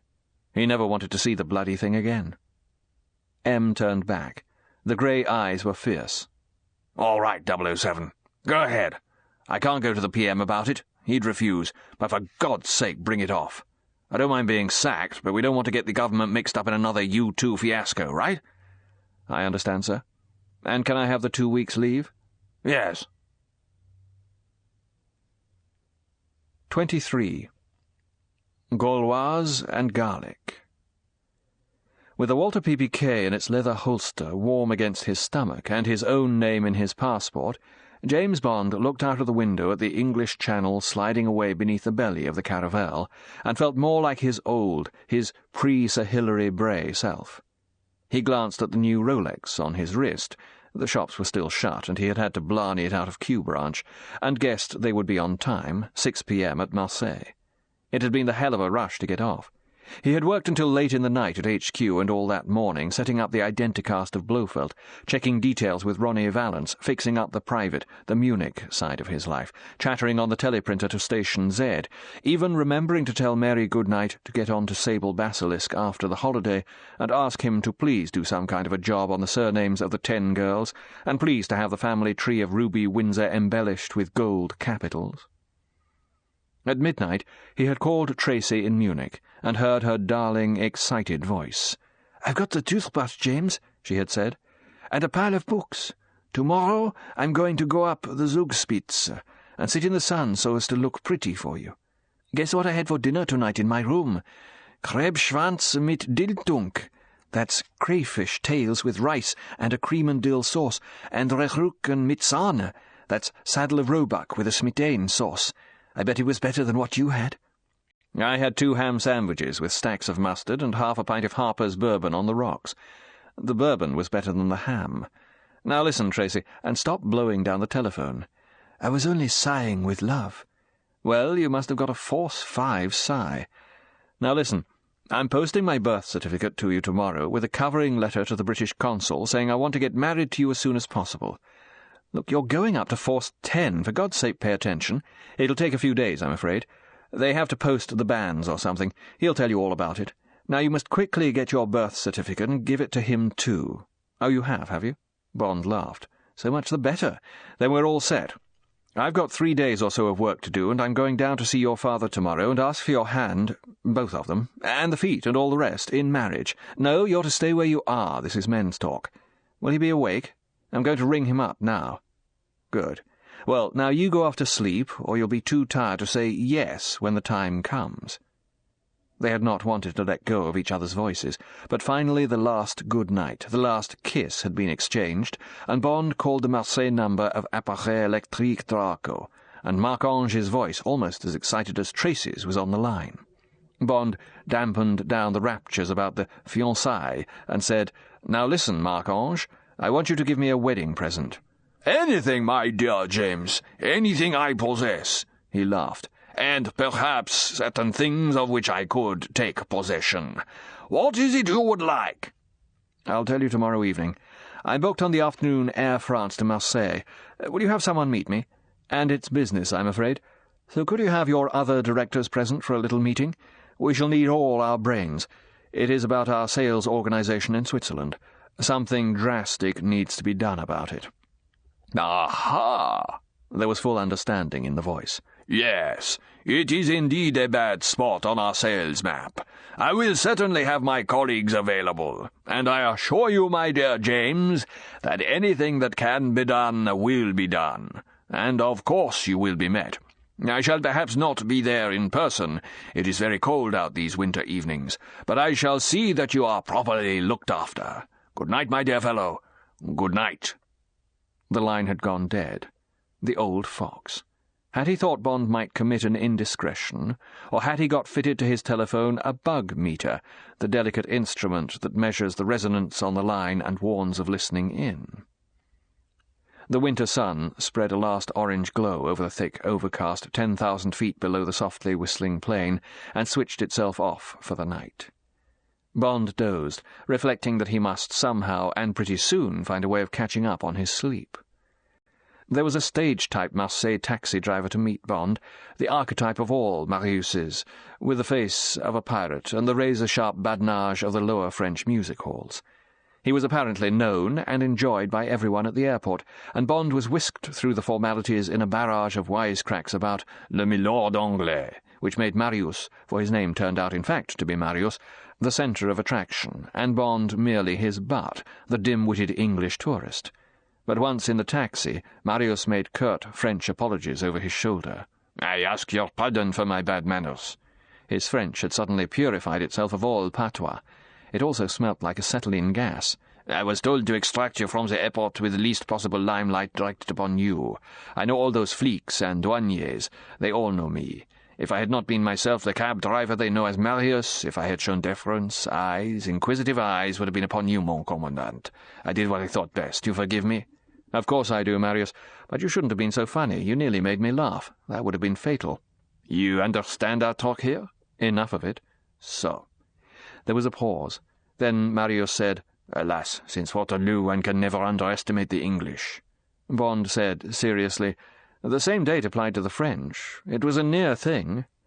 This was getting too gallant. Bond said, "Now tell me, is the bouillabaisse chez Guido always as good?" "It is possible," said Marius, "but this is a dish that is dead, gone. There is no more true bouillabaisse, because there is no more fish in the Mediterranean. For the bouillabaisse you must have the rascasse, the tender flesh of the scorpion fish. Today they just use hunks of morue. The saffron and the garlic, they are always the same, but you could eat pieces of a woman soaked in those, and it would be good. Go to any of the little places down by the harbour. Eat the plat du jour and drink the vin de cassis that they give you. It will fill your stomach as well as it fills the fisherman's. The toilette will be filthy. What does that matter? You are a man. You can walk up the Canebière and do it at Noailles for nothing after lunch." They were now weaving expertly through the traffic down the famous Canebière, and Marius needed all his breath to insult the other drivers. Bond could smell the sea. The accordions were playing in the cafes. He remembered old times in this most criminal and tough of all French towns. He reflected that it was rather fun, this time, being on the side of the devil. At the bottom of the Canebière, where it crosses the Rue de Rome, Marius turned right and then left into the Rue Saint-Faréol, only a long stone's throw from the Quai des Belges and the Vieux Port. The lights from the harbour's entrance briefly winked at them, and then the taxi drew up at a hideous but very new apartment house with a broad vitrine on the ground floor, which announced in furious neon, "Appareil Électrique Draco." The well-lit interior of the store contained what you would expect: television sets, radios, gramophones, electric irons, fans, and so forth. Marius very quickly carried Bond's suitcase across the pavement and through the swing doors beside the vitrine. The close-carpeted hallway was more luxurious than Bond had expected. A man came out of the porter's lodge beside the lift and wordlessly took the suitcase. Marius turned to Bond, gave him a smile and a wink and a bone-crushing handshake, said curtly, "À la prochaine," and hurried out. The porter stood beside the open door of the lift. Bond noticed the bulge under his right arm and, out of curiosity, brushed against the man as he entered the lift. Yes, and something big, too, a real stopper. The man gave Bond a bored look, as much as to say, "Clever, eh?" and pressed the top button. The porter's twin, or very nearly his twin, dark, chunky, brown-eyed, fit, was waiting at the top floor. He took Bond's suitcase and led the way down a corridor, close-carpeted and with wall brackets in good taste. He opened a door. It was an extremely comfortable bedroom with a bathroom leading off. Bond imagined that the big picture window, now curtained, would have a superb view of the harbour. The man put down his suitcase and said, "Monsieur Draco est immédiatement à votre disposition." Bond thought it time to make some show of independence. He said firmly, "Un moment, je vous en prie," and went into the bathroom and cleaned himself up, amused to notice that the soap was that most English of soaps, Pears Transparent, and that there was a bottle of Mr. Trumper's Euchris, beside the very masculine brush and comb by Kent. Marc-Ange was indeed making his English guest feel at home. Bond took his time, then went out and followed the man to the end door. The man opened it without knocking and closed it behind Bond. Marc-Ange, his creased walnut face split by his great golden-toothed smile, got up from his desk. Bond was getting tired of desks, trotted across the broad room, threw his arms round Bond's neck and kissed him squarely on both cheeks. Bond suppressed his recoil and gave a reassuring pat to Marc-Ange's broad back. Marc-Ange stood away and laughed.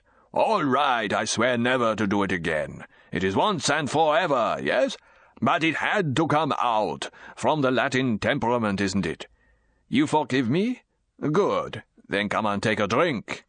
He waved at a loaded sideboard. "And sit down and tell me what I can do for you. I swear not to talk about Teresa until you have finished with your business. But tell me," the brown eyes pleaded, "is it all right between you? You have not changed your mind?" Bond smiled. "Of course not, Marc-Ange. And everything is arranged. We will be married within the week, at the consulate in Munich. I have 2 weeks' leave. I thought we might spend the honeymoon in Kitzbühel. I love that place. So does she. You will come to the wedding?" "Come to the wedding!" Marc-Ange exploded. "You will have a time keeping me away from Kitzbühel. Now then," he waved at the sideboard, "take your drink while I compose myself. I must stop being happy and be clever instead. My 2 best men, my organizers, if you like, are waiting. I wanted to have you for a moment to myself." Bond poured himself a stiff Jack Daniels sour mash bourbon on the rocks and added some water. He walked over to the desk and took the right hand of the 3 chairs that had been arranged in a semicircle facing the Capu. "I wanted that too, Marc-Ange, because there are some things I must tell you which affect my country. I have been granted leave to tell them to you, but they must remain, as you put it, behind the herkosodonton, behind the hedge of your teeth. Is that all right?" Marc-Ange lifted his right hand and crossed his heart, slowly, deliberately, with his forefinger. His face was now deadly serious, almost cruelly implacable. He leaned forward and rested his forearms on the desk. "Continue." Bond told him the whole story, not even omitting his passage with Ruby. He had developed much love and total respect for this man. He couldn't say why. It was partly animal magnetism, and partly that Marc-Ange had so opened his heart to Bond, so completely trusted him with his own innermost secrets. Marc-Ange's face remained impassive throughout. Only his quick animal eyes flickered continually across Bond's face. When Bond had finished, Marc-Ange sat back. He reached for a blue packet of Gauloise, fixed one in the corner of his mouth, and talked through the blue clouds of smoke that puffed continuously out through his lips, as if somewhere inside him there was a small steam engine. "Yes, it is indeed a dirty business. It must be finished with, destroyed, and the man too. My dear James," the voice was somber, "I am a criminal, a great criminal.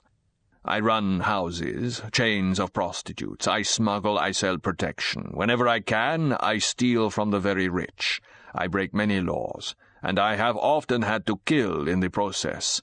Perhaps one day, perhaps very soon, I shall reform, but it is difficult to step down from being capo of the Union. Without the protection of my men, my life would not be worth much. However, we shall see. But this Blofeld, he is too bad, too disgusting. You have come to ask the Union to make war on him, to destroy him. You need not answer. I know it is so. This is something that cannot be done officially. Your chief is correct. You would get nowhere with the Swiss. You wish me and my men to do the job." He smiled suddenly. "That is the wedding present you talked of, yes?" "That's right, Marc-Ange. But I'll do my bit. I'll be there too. I want this man for myself." Marc-Ange looked at him thoughtfully. "That I do not like. And you know why I do not like it?" he said mildly. "You are a bloody fool, James. You are already lucky to be alive." He shrugged. "But I am wasting my breath. You started on a long road after this man, and you want to come to the end of it, is that right?" "That's right. I don't want someone else to shoot my fox." Okay, we bring in the others, yes? They will not need to know the reason why. My orders are my orders. But we all need to know how we are to bring this about. I have some ideas. I think it can be done, and swiftly done. But it must also be well done, cleanly done. There must be no untidiness about this thing." Marc-Ange picked up his telephone and spoke into it. A minute later the door opened and 2 men came in and, with hardly a glance at Bond, took the other 2 chairs. Marc-Ange nodded at the one next to Bond, a great ox of a man with the splayed ears and broken nose of a boxer or wrestler. "This is Chéché le Persuadeur, and," Marc-Ange smiled grimly, "he is very adept at persuading." Bond got a glimpse of 2 hard yellow-brown eyes that looked at him quickly, reluctantly, and then went back to the capo. "Plaisir." "And this is Toussaint, otherwise known as Le Pouf. He is our expert with le plastique. We shall need plenty of plastique." "We shall indeed," said Bond, "with pretty quick time pencils." Toussaint leaned forward to show himself. He was thin and grey-skinned, with an almost fine Phoenician profile pitted with smallpox. Bond guessed that he was on heroin, but not as a mainliner. He gave Bond a brief conspiratorial smile. "Plaisir." He sat back. "And this," Marc-Ange gestured at Bond, "is my friend, my absolute friend. He is simply le commandant. And now, to business." He had been speaking in French, but he now broke into rapid Corsican, which, apart from a few Italian and French roots, was incomprehensible to Bond. At one period, he drew a large-scale map of Switzerland out of a drawer of his desk, spread it out, searched with his finger, and pointed to a spot in the centre of the Engadine. The 2 men craned forward, examined the map carefully, and then sat back. Chéché said something which contained the word Strasbourg, and Marc-Ange nodded enthusiastically. He turned to Bond and handed him a large sheet of paper and a pencil. "Be a good chap and get to work on this, would you? A map of the Gloria buildings, with approximate sizes and distances from each other. Later we will do a complete maquette in plasticine so that there is no confusion. Every man will have his job to do." He smiled. "Like the commandos in the war, yes?" Bond bent to his task while the others talked. The telephone rang. Marc-Ange picked it up.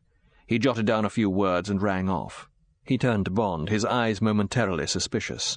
"It is a telegram for me from London, signed Universal. It says, 'The birds have assembled in the town and all fly tomorrow.' What is this, my friend?" Bond kicked himself for his forgetfulness. "I'm sorry, Marc-Ange. I meant to tell you you might get a signal like that. It means that the girls are in Zurich and are flying to England tomorrow. It is very good news. It was important to have them out of the way." "Ah, good, very good indeed. That is fine news.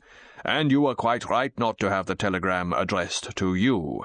You are not supposed to be here or to know me at all. It is better so." He fired some more Corsican at the 2 men. They nodded their understanding. After that, the meeting soon broke up. Marc-Ange examined Bond's handiwork and passed it over to Toussaint. The man glanced at the sketch and folded it as if it were a valuable share certificate. With short bows in Bond's direction, the two men left the room. Marc-Ange sat back with a sigh of satisfaction. "It goes well," he said. "The whole team will receive good danger money, and they love a good rough fight, and they are pleased that I am coming to lead them." He laughed slyly. "They are less certain of you, my dear James. They say you will get in the way. I had to tell them that you could outshoot and outfight the lot of them. When I say something like that, they have to believe me. I have never let them down yet. I hope I am right?" "Please don't try me," said Bond. "I've never taken on a Corsican, and I don't want to start now." Marc-Ange was delighted. "You might win with guns, but not in close combat. They are pigs, my men. Great pigs. The greatest. I'm taking 5 of the best. With you and me, that is 7. How many did you say there are on the mountain?" "About 8, and the big one." "Ah, yes, the big one," said Marc-Ange reflectively. "That is one that must not get away." He got up. "And now, my friend, I have ordered dinner, a good dinner, to be served us up here, and then we will go to bed, stinking of garlic and perhaps just a little drunk, yes?" From his heart, Bond said, "I can't think of anything better." 24. Bloodlift. The next day, after lunch, Bond made his way by plane and train to the Hôtel Maison Rouge at Strasbourg, his breath bearing him close company like some noisome captive pet. He was totally exhilarated by his hours with Marc-Ange in Marseille and by the prospect before him, the job that was to be done, and, at the end of it, Tracy. The morning had been an endless series of conferences round the model of Piz Gloria and its buildings that had been put up in the night. New faces came, received their orders in a torrent of dialect, and disappeared. Rough, murderous faces, bandits' faces, but all bearing one common expression, devotion to their capo. Bond was vastly impressed by the authority and incisiveness of Marc-Ange as he dealt with each problem, each contingency, from the obtaining of a helicopter down to the pensions that would be paid to the families of the dead. Marc-Ange hadn't liked the helicopter business. He had explained to Bond, "You see, my friend, there's only one source for this machine, the OAS, the French secret army of the right wing.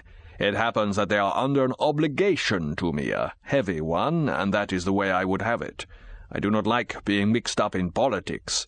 I like the country where I operate to be orderly, peaceful. I do not like revolutions. They make chaos everywhere. Today I never know when an operation of my own is not going to be interfered with by some damned emergency concerning Algerian terrorists, the rounding up of some nest of these blasted OAS, and roadblocks, house-to-house searches. They are the bane of my existence. My men can hardly move without falling over a nest of fleeks or SDT spies. That, as I'm sure you know, is the latest of the French secret services. They are getting as bad as the Russians with their constant changes of initials. It is the Section Défense Territoire. It comes under the Ministry of the Interior, and I am finding it most troublesome and difficult to penetrate. Not like the good old 2e. It makes life for the peace-loving very difficult. But I naturally have my men in the OAS, and I happen to know that the OAS has a military helicopter stolen from the French army, hidden away at a chateau on the Rhine not far from Strasbourg. The chateau belongs to some crazy fascist count. He is one of those Frenchmen who cannot live without conspiring against something. So now he has put all his money and property behind this General Salin. His chateau is remote. He poses as an inventor. His farm people are not surprised that there is some kind of flying machine kept in an isolated barn with mechanics to tend it. OAS mechanics, bien entendu.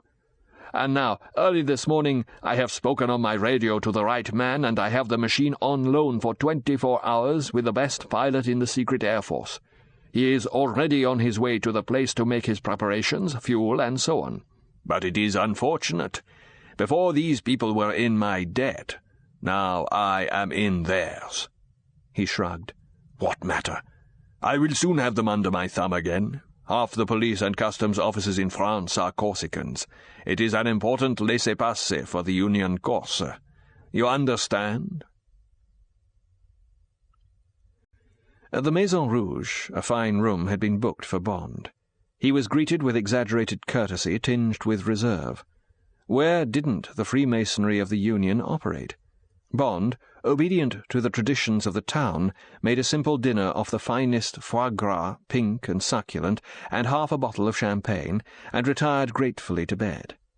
He spent the next morning in his room, changed into his ski clothes and sent out for a pair of snow goggles and thin leather gloves, sufficient to give some protection to his hands, but close-fitting enough for the handling of his gun. He took the magazine out of his gun, pumped out the single round in the chamber, and practised shooting himself in the wardrobe mirror with the gloves on until he was satisfied. Then he reloaded and got the fitting of the stitched pigskin holster comfortable inside the waistband of his trousers. He had his bill sent up and paid it, and ordered his suitcase to be forwarded on to Tracy at the Wir Jahreszeiten. Then he sent for the day's papers and sat in front of the window, watching the traffic in the street and forgetting what he read. When, at exactly midday, the telephone rang, he went straight down and out to the grey Peugeot 403 he had been told to expect. The driver was Cheche. He acknowledged Bond's greeting curtly, and, in silence, they drove for an hour across the uninteresting countryside, finally turning left off a secondary road into a muddy lane that meandered through thick forest. In due course there was the ill-kept stone wall of a large property, and then a vast broken-down iron gateway leading into a park. On the unweeded driveway were the recent tracks of vehicles. They followed these past the dilapidated facade of a once imposing chateau, on through the forest to where the trees gave way to fields. On the edge of the trees was a large barn in good repair. They stopped outside, and Cheche sounded 3 shorts on his horn. A small door in the wide double doors of the barn opened, and Marc-Ange came out. He greeted Bond cheerfully. "Come along in, my friend. You are just in time for some good Strasbourg sausage and a passable Riquevier, rather thin and bitter. I would have christened it Chateau Piste de Chat, but it serves to quench the thirst." Indeed, it was almost like a film set.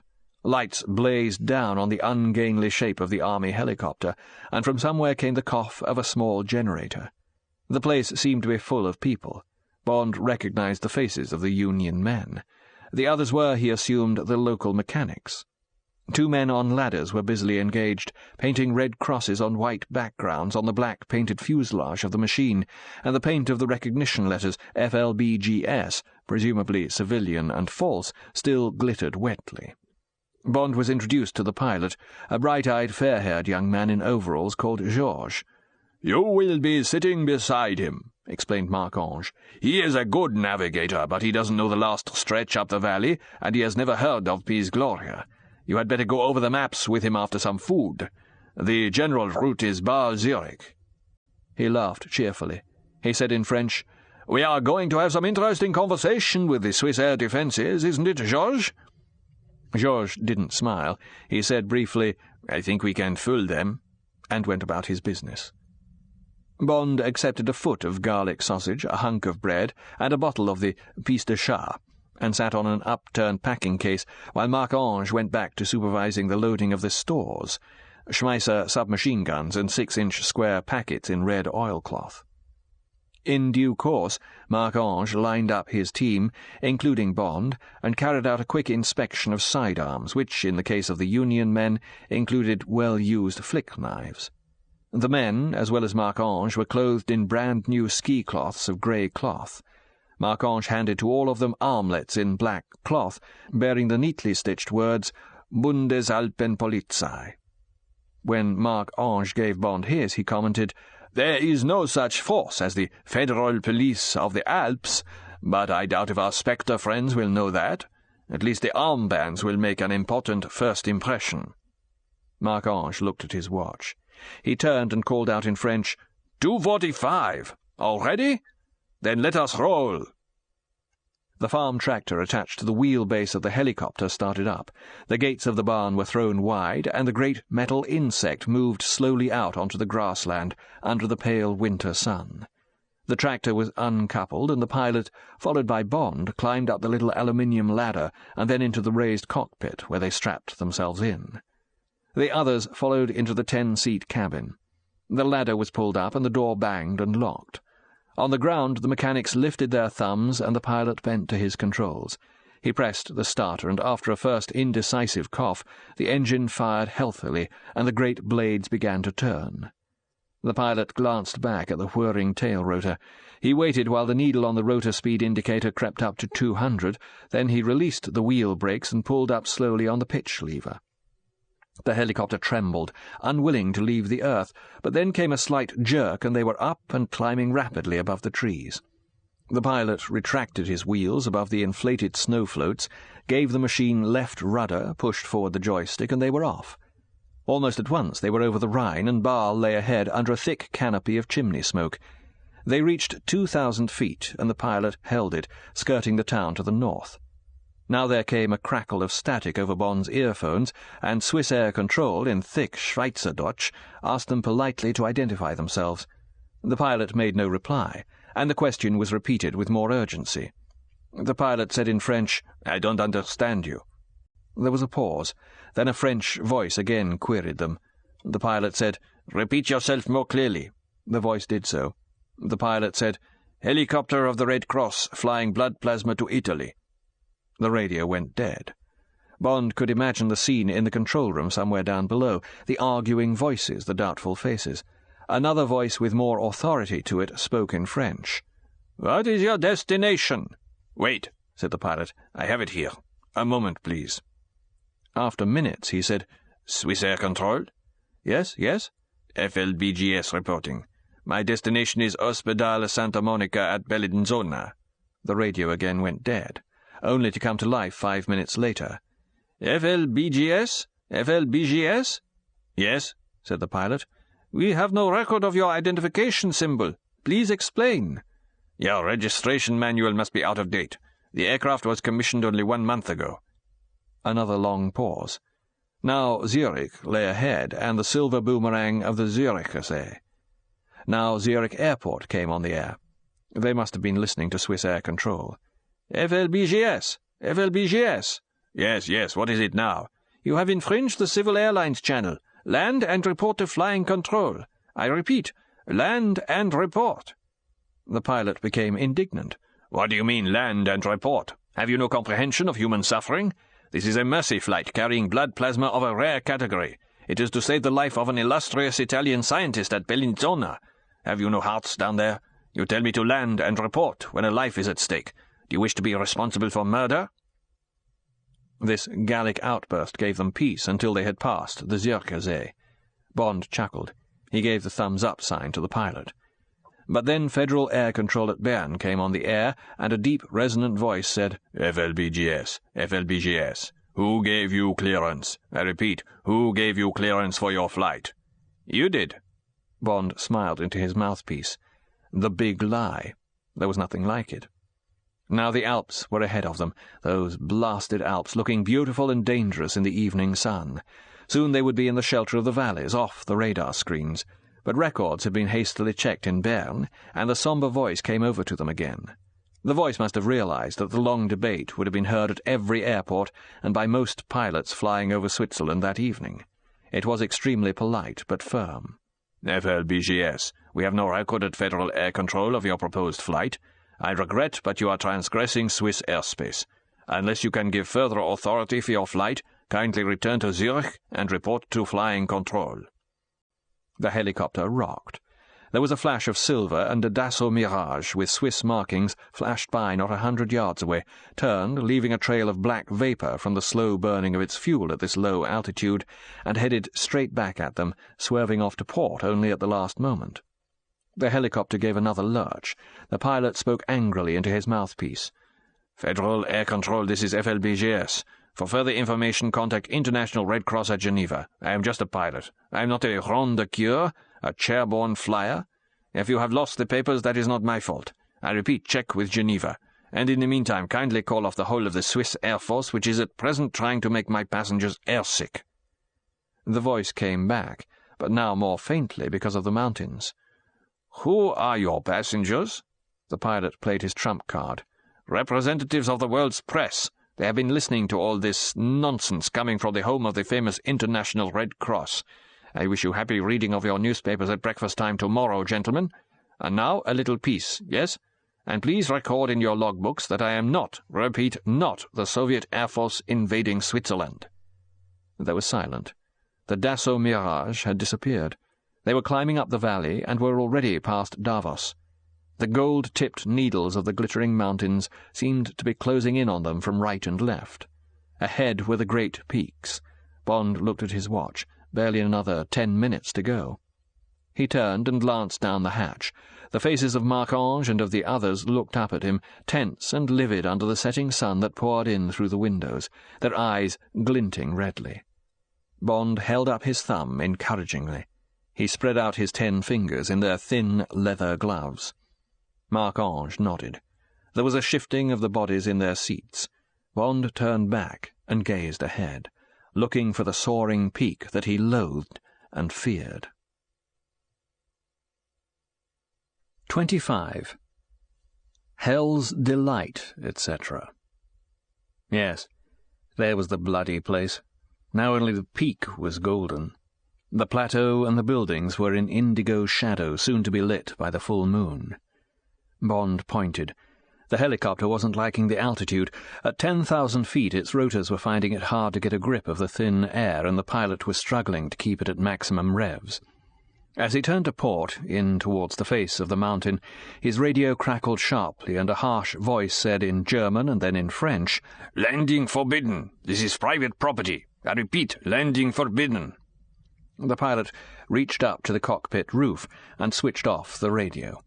He had studied his landing point on the plateau on the mock-up. He got to it, hovered, and gently came down. The helicopter bounced once on its rubber floats and settled. Already there was a group of men waiting for them. 8 men. Bond recognized some of them. They all had their hands in their pockets or in their wind jackets. The engine coughed to a stop, and the rotors swung round briefly in neutral and halted. Bond heard the bang of the door being opened behind him and the rattle of the men piling down the ladder. The two groups lined up facing each other. Marc-Ange said with authority, "This is the Federal Police Alpine Patrol. There was trouble up here on Christmas Eve. We have come to investigate." Fritz, the head waiter, said angrily, "The local police have already been here. They have made their report.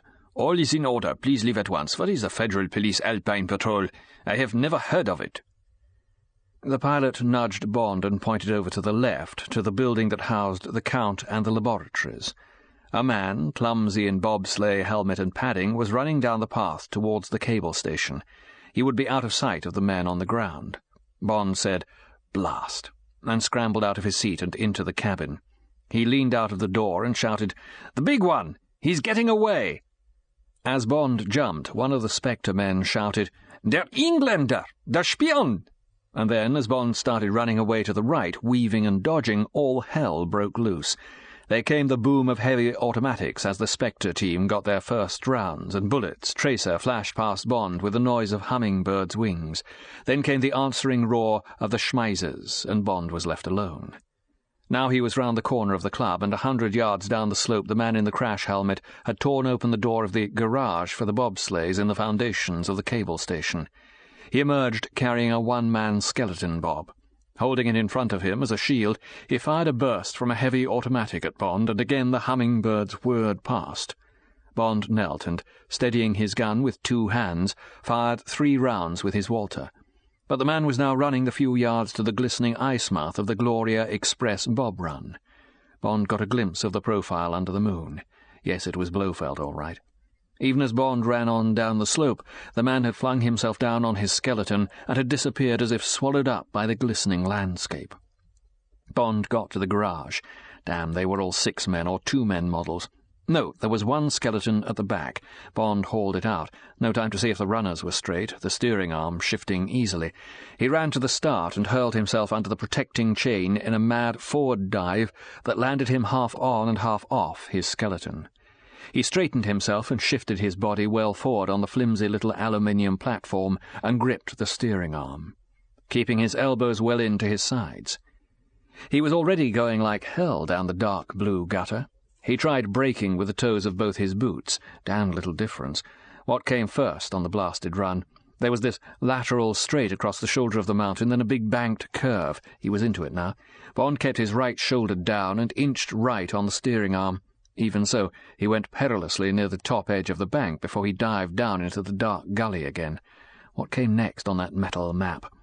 Why in hell hadn't he studied it more carefully? He got his answer. It looked like a straight, but the shadows camouflaged a large dip. Bond left the ground and flew. The crash of his landing almost knocked the wind out of his body. He frantically dug his toes into the ice, managed to get down from perhaps 50 miles per hour to 40. Well, well, so that was Dead Man's Leap. What in hell was the next bit of murder? Whiz-bang straight, and by God it was, 200 yards when he must have been doing around 70. He remembered that on the finishing straight of the Cresta, the stars got up to over 80. No doubt something like that was still to come. But now, flashing towards him in silver and black, came an S-bend, battling S. The toes of Bond's boots slid maddeningly on the black ice. Under his nose he could see the parallel tracks of Blofeld's runners, and between them the grooves of his toe spikes. The old fox. As soon as he heard the helicopter, he must have got himself fixed for his only escape route. But at this speed, Bond must surely be catching up with him. For God's sake, look out! Here comes the S! There was nothing he could do about it. He swayed his body as best he could, felt the steering crash of one elbow against one wall, was hurled across into the opposite one, and was then spewed out into the straight again. God almighty, but it hurt. He could feel the cold wind on both elbows. The cloth had gone, and then so had the skin. Bond clenched his teeth, and he was only halfway down, if that. But then, ahead, flashing through a patch of moonlight, was the other body, Blofeld. Bond took a chance, heaved himself up on one hand and reached down for his gun. The wind tried to tear him off the bob, but he had the gun. He opened his mouth wide and gripped the gun between his teeth, flexed the ice-caked leather on his right hand, then he got the gun in his right hand, lifted his toes off the ice and went like hell. But now the man had disappeared into the shadows, and a giant bank reared up ahead. This would be hell's delight. Oh well, if he could make this, there would be another straight, and he could begin shooting. Bond dug his toes in, got a glimpse of an ice wall ahead and to the left, and in a flash was climbing it, straight up. God, in a split second he would be over the edge. Bond hammered his right boot and lurched his body to the right, tearing at the steering arm. Reluctantly, the silver of aluminium answered, and Bond, inches from the top of the wall, found himself swooping down into blackness and then out again onto a moonlit straight. Only 50 yards ahead was the flying figure, with chips of ice fountaining up from the breaking spikes on his boots. Bond held his breath and got off 2 shots. He thought they were good ones, but now the man had gone into shadow again. But Bond was gaining. His lips drew back from his teeth in an almost animal snarl. "You bastard. You're a dead duck. You can't stop or fire back. I'm coming after you like lightning. Soon I shall only be 5 yards behind you. Then you'll have had it." But the shadows concealed another hazard. Long, traverse waves in the ice, the bone shaker. Bond crashed from one to the next, felt his boots being almost torn from his feet as he tried to brake, nearly lost his gun, felt his stomach flatten against his spine with each shattering impact, felt his rib cage almost cracking. But then it was over, and Bond sucked in air through his clenched teeth. Now for a length of straight. But what was that ahead on the track? It was something black, something the size of a big lemon that was bouncing along gaily like a child's rubber ball. Had Blofeld, now only about 30 yards ahead, dropped something, a bit of his equipment? Had he? The realization came to Bond in a surge of terror that almost made him vomit. He ground his toes into the ice, no effect. He was gaining on the gaily bouncing thing, flashing down on it, on the grenade. Bond, sick in the stomach, lifted his toes and let himself go. What setting had Blofeld put on it? How long had he held it with the pin out? The only hope was to pray to God and race it. The next thing Bond knew was that the whole track had blown up in his face and that he and his skeleton Bob were flying through the air. He landed in soft snow with the skeleton on top of him and passed out like a light. Later, Bond was to estimate that he lay there only a matter of minutes. It was a tremendous explosion from the mountain above him that brought him staggering to his feet, up to his belly in snow. He looked vaguely up to where it had come from. It must have been the club building going up, because now there was the glare of flames and a tower of smoke that rose towards the moon. There came the echoing crack of another explosion, and Blofeld's block disintegrated, great chunks of it crashing down the mountainside, turning themselves into giant snowballs that bounded off down towards the tree line. By God, they'll start another avalanche, thought Bond vaguely. Then he realized that it didn't matter this time. He was away to the right, almost underneath the cable railway. And now the station went up, and Bond stared fascinated as the great wires, their tension released, came hissing and snaking down the mountain towards him. There was nothing he could do about it but stand and watch. If they cut him down, they cut him down. But they lashed past in the snow, wrapped themselves briefly round the tall pylon above the tree line, tore it away in a metallic crackling, and disappeared over the edge of the shoulder. Bond laughed weakly with pleasure and began feeling himself for damage. His torn elbows he already knew about, but his forehead hurt like hell. He felt it gingerly, then scooped up a handful of snow and held it against the wound. The blood showed black in the moonlight. He ached all over, but there didn't seem to be anything broken. He bent dazedly to the twisted remains of the skeleton. The steering arm had gone, had probably saved his head, and both runners were bent. There were a lot of rattles from the rivets, but perhaps the damn thing would run. It had bloody well got to. There was no other way for Bond to get down the mountain. His gun? Gone to hell, of course. Wearily, Bond heaved himself over the wall of the track and slid carefully down, clutching the remains of his skeleton. As soon as he got to the bottom of the gutter, everything began to slip downwards, but he managed to haul himself onto the bob and get shakily going. In fact, the bent runners were a blessing, and the bob scraped slowly down, leaving great furrows in the ice. There were more turns, more hazards, but at a bare 10 miles an hour they were child's play, and soon Bond was through the tree line and into Paradise Alley, the finishing straight, where he slowly came to a halt. He left the skeleton where it stopped and scrambled over the low ice wall. Here the snow was beaten hard by spectators' feet, and he stumbled slowly along, nursing his arches and occasionally dabbing at his head with handfuls of snow. What would he find at the bottom, by the cable station? If it was Blofeld, Bond would be a dead duck, but there were no lights on in the station, into which the cables now trailed limply along the ground. By God, that had been an expensive bang. But what of Mark Ange and his merry men, and the helicopter? As if to answer him, he heard the clatter of its engine high up in the mountains, and in a moment the ungainly black shape crossed the moon and disappeared down the valley. Bond smiled to himself. They were going to have a tough time arguing themselves across Swiss airspace this time. But Mark Ange had thought out an alternative route over Germany. That would also not be fun. They would have to argue the toss with NATO. Well, if a Marseillaise couldn't blarney his way across 200 miles, nobody could. And now, up the road from Samadan that Bond knew so well, came the iron hee-haw warning of the local fire engine. The blinking red light on its cabin roof was perhaps a mile away. Bond, carefully approaching the corner of the darkened cable station, prepared his story. He crept up to the wall of the building and looked round. Nobody. No trace except fresh tire marks outside the entrance door. Blofeld must have telephoned his man down here before he started, and used him and his car for the getaway. Which way had he gone? Bond walked out onto the road. The tracks turned left. Blofeld would be at the Bernina Pass, or over it by now, on his way down into Italy and away. It might still have been possible to have him held at the frontier by alerting the fire brigade, whose lights now held Bond in their beam. No, that would be idiotic. How had Bond got this knowledge unless he himself had been up at Piz Gloria that night? No, he must just play the part of the stupidest tourist in the Engadine. The shining red vehicle pulled up in front of the cable station, and the warning klaxons ran down with an iron groan. Men jumped to the ground. Some went into the station, while others stood gazing up at the Piz Gloria, where a dull red glow still showed. A man in a peaked cap, presumably the captain of the team, came up to Bond and saluted. He fired off a torrent of Schweizerdeutsch. Bond shook his head. The man tried French. Bond again showed incomprehension. Another man with fragmentary English was called over. "What is it that is happening?" he asked. Bond shook his head dazedly. "I don't know. I was walking down from Pontresina to Samadan. I came on a day excursion from Zurich and missed my bus.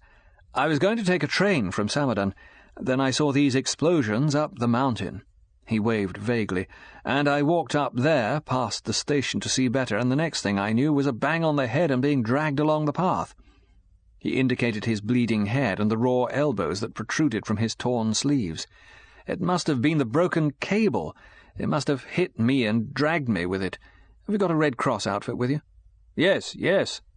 The man called over to the group, and one of his colleagues wearing a Red Cross brassard on his arm fetched his black box from the vehicle and came over. He clucked his tongue over Bond's injuries, and while his interrogator told Bond's story to the captain, bade Bond follow him into the toilette in the station. There, by the light of a torch, he washed Bond's wounds, applied quantities of iodine that stung like hell, and then strapped wide strips of elastoplast over the damage. Bond looked at his face in the mirror. He laughed. Hell of a bridegroom he was going to make. The Red Cross man clucked in sympathy, produced a flask of brandy out of his box and offered it to Bond. Bond gratefully took a long swig. The interpreter came in. "There is nothing we can do here. It will need a helicopter from the mountain rescue team. We must go back to Samadan and report. You wish to come?" "I certainly do," said Bond enthusiastically. And, with many politenesses and no question of why he should attempt the icy walk to Samadan in the dark instead of taking a taxi, he was borne comfortably to Samadan and dropped off with the warmest gestures of goodwill and sympathy at the railway station. By rattling Personenzug to Chor, and then by express to Zurich, Bond got to the door of the flat of head of Station Z in the Bahnhofstrasse at 2 in the morning. He had had some sleep in the train, but he was almost out on his feet, and his whole body felt as if it had been beaten with wooden truncheons. He leaned wearily against a bell-ticketed mur until a tousled man in pyjamas came and opened the door and held it on the chain. "Am Gotten Willen, was ist denn los?" he inquired angrily. The English accent came through. Bond said, "It's me that's los. It's 007 again, I'm afraid." "Good God, man, come in, come in." Muir opened the door and looked quickly up and down the empty street. "Anyone after you?" "Shouldn't think so," said Bond thickly, coming gratefully into the warmth of the entrance hall. Head of Z closed the door and locked it. He turned and looked at Bond. "Christ, old boy, what in hell's been happening to you? You look as if you'd been through a mangle. Here, come in and have a drink." He led the way into a comfortable sitting room. He gestured at the sideboard. "Help yourself. I'll just tell Phyllis not to worry, unless you'd like her to have a look at the damage. She's quite a hand at that sort of thing." "No, it's all right, thanks. A drink'll fix me. Nice and warm in here. I never want to see a patch of snow again as long as I live." Muir went out, and Bond heard a quick confabulation across the passage. Muir came back. "Phyllis is fixing the spare room. She'll put some fresh dressings and stuff out in the bathroom. Now then." He poured himself a thin whisky and soda to keep Bond company and sat down opposite him. "Tell me what you can." Bond said, "I'm terribly sorry, but I can't tell you much. The same business as the other day. Next chapter. I promise you'd do better to know nothing about it. I wouldn't have come here, only I've got to get a signal off to M, personal, XXX cipher to be deciphered by recipient only. Would you be a good chap and put it on the printer?" "Of course." Muir looked at his watch. 2:30 a.m. Hell of a time to wake the old man up, but that's your business. Here, come into the cockpit, so to speak." He walked across to the book-lined wall, took out a book and fiddled. There was a click, and a small door swung open. "Mind your head," said Muir. "Old disused lavatory, just the right size. Gets a bit stuffy when there's a lot of traffic coming or going, but that can't be helped. We can afford to leave the door open." He bent down to a safe on the floor, worked the combination and brought out what looked like a portable typewriter.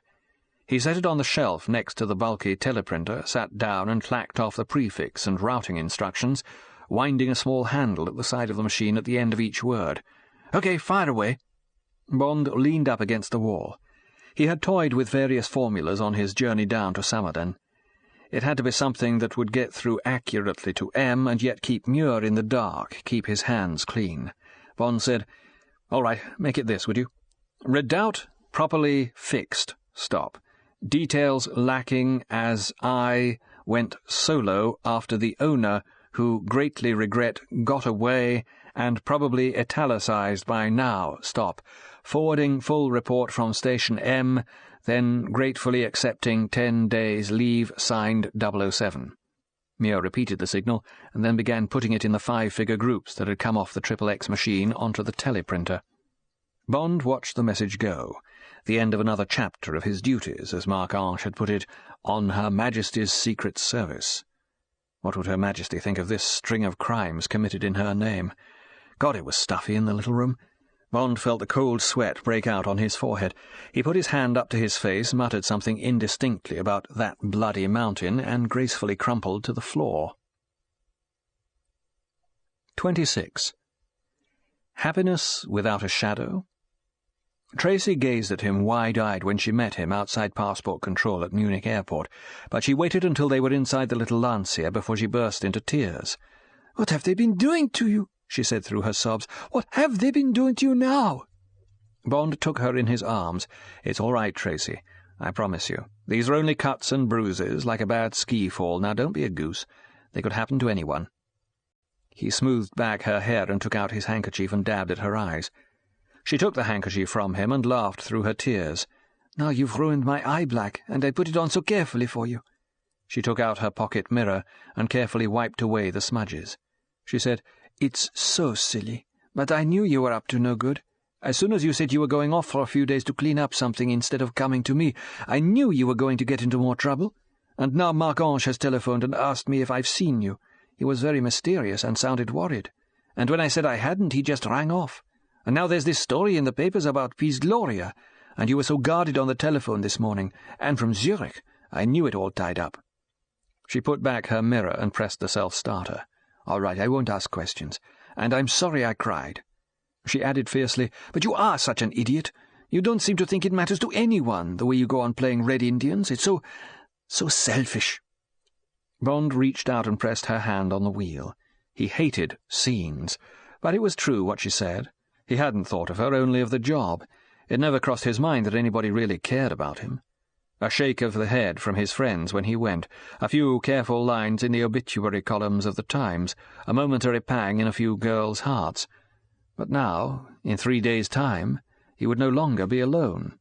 He would be a half of two people. There wouldn't only be May and Mary Goodnight who would tut-tut over him when he came back from some job as a hospital case. Now, if he got himself killed, there would be Tracy, who would at any rate partially die with him. The little car wove expertly through the traffic. Bond said, "I'm sorry, Tracy. It was something that had to be done. You know how it is.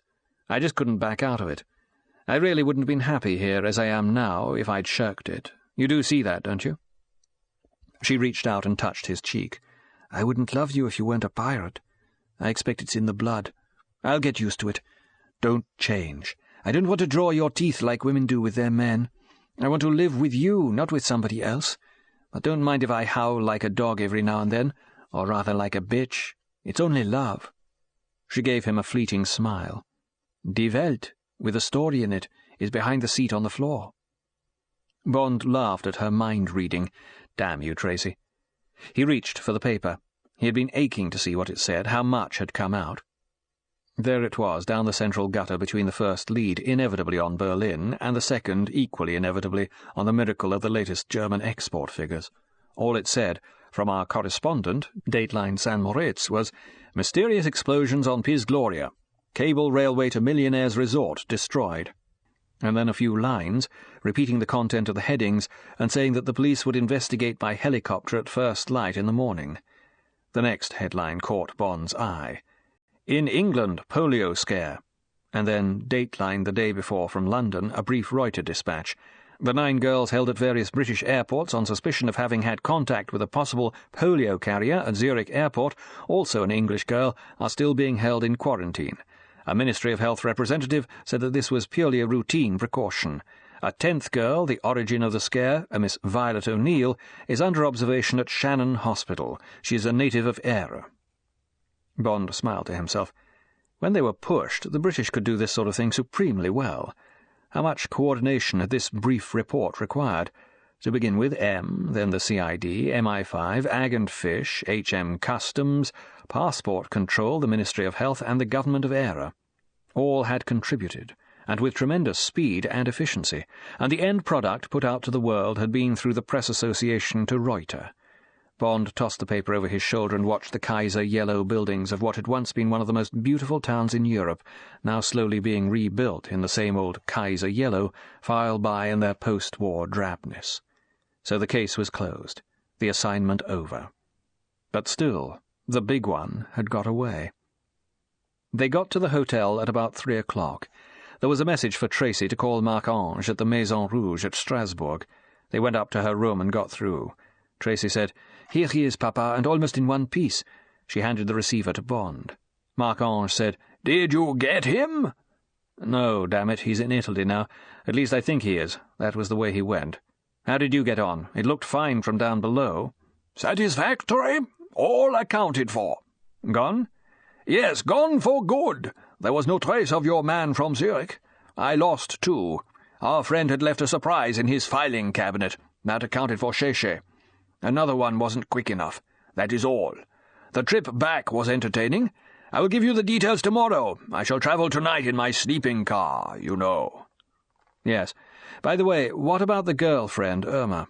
There was no sign of her. Just as well. It would have been difficult to send her away like the others. Yes. Well, thanks, Marc-Ange. And the news from England is also good. See you tomorrow. Bond put down the receiver. Tracy had discreetly retired to the bathroom and locked the door. She now called, "Can I come out?" 2 minutes, darling." Bond got on to Station M. His call was expected. He arranged to visit the head of station, a man he knew slightly, called Lieutenant Commander Savage, in an hour's time. He released Tracy, and they made plans for the evening. Then he went along to his room. His suitcase had been unpacked, and there was a bowl of crocuses beside his bed. Bond smiled, picked up the bowl, and placed it firmly on the windowsill. Then he had a quick shower, complicated by having to keep his dressings dry, changed out of his stinking ski clothes into the warmer of the 2 dark blue suits he had brought with him, sat down at the writing desk, and jotted down the headings of what he would have to put on the teleprinter to M. Then he put on his dark blue raincoat and went down into the street and along to the Odeonsplatz. If he had not been thinking of other things, he might have noticed the woman on the other side of the street, a squat, toad-like figure in a frosty dark green Lourdes cloak, who gave a start of surprise when she saw him sauntering along, hustled across the street through the traffic and got on his tail. She was expert at what she was doing, and when he went into the newish apartment house on the Odeonsplatz, she didn't go near the door to verify the address, but waited on the far side of the square until he came out. Then she tailed him back to the Wir Jahreszeiten, took a taxi back to her flat, and put in a long-distance call to the Metropole Hotel on Lake Como. Bond went up to his room. On the writing desk, an impressive array of dressings and medicaments had been laid out. He got on to Tracy and said, "What the hell is this? Have you got a pass key or something?" She laughed. "The maid on this floor has become a friend. She understands people who are in love, which is more than you do. What do you mean by moving those flowers?" "They're lovely. I thought they looked prettier by the window, and they'll get some sun there. Now I'll make a deal. If you'll come along and change my dressings, I'll take you down and buy you a drink. Just 1. And 3 for me. That's the right ratio between men and women. All right?" "Wilco." Her receiver went down. It hurt like hell, and Bond couldn't prevent the tears of pain from squeezing out of his eyes. She kissed them away. She looked pale at what she had seen. "You're sure you oughtn't to see a doctor?" "I'm just seeing one. You did it beautifully. What worries me is how we're going to make love. In the proper fashion, elbows are rather important for the man." "Then we'll do it in an improper fashion. But not tonight or tomorrow, only when we're married. Till then I'm going to pretend I'm a virgin." She looked at him seriously. "I wish I was, James. I am in a way, you know. People can make love without loving." "Drinks," said Bond firmly.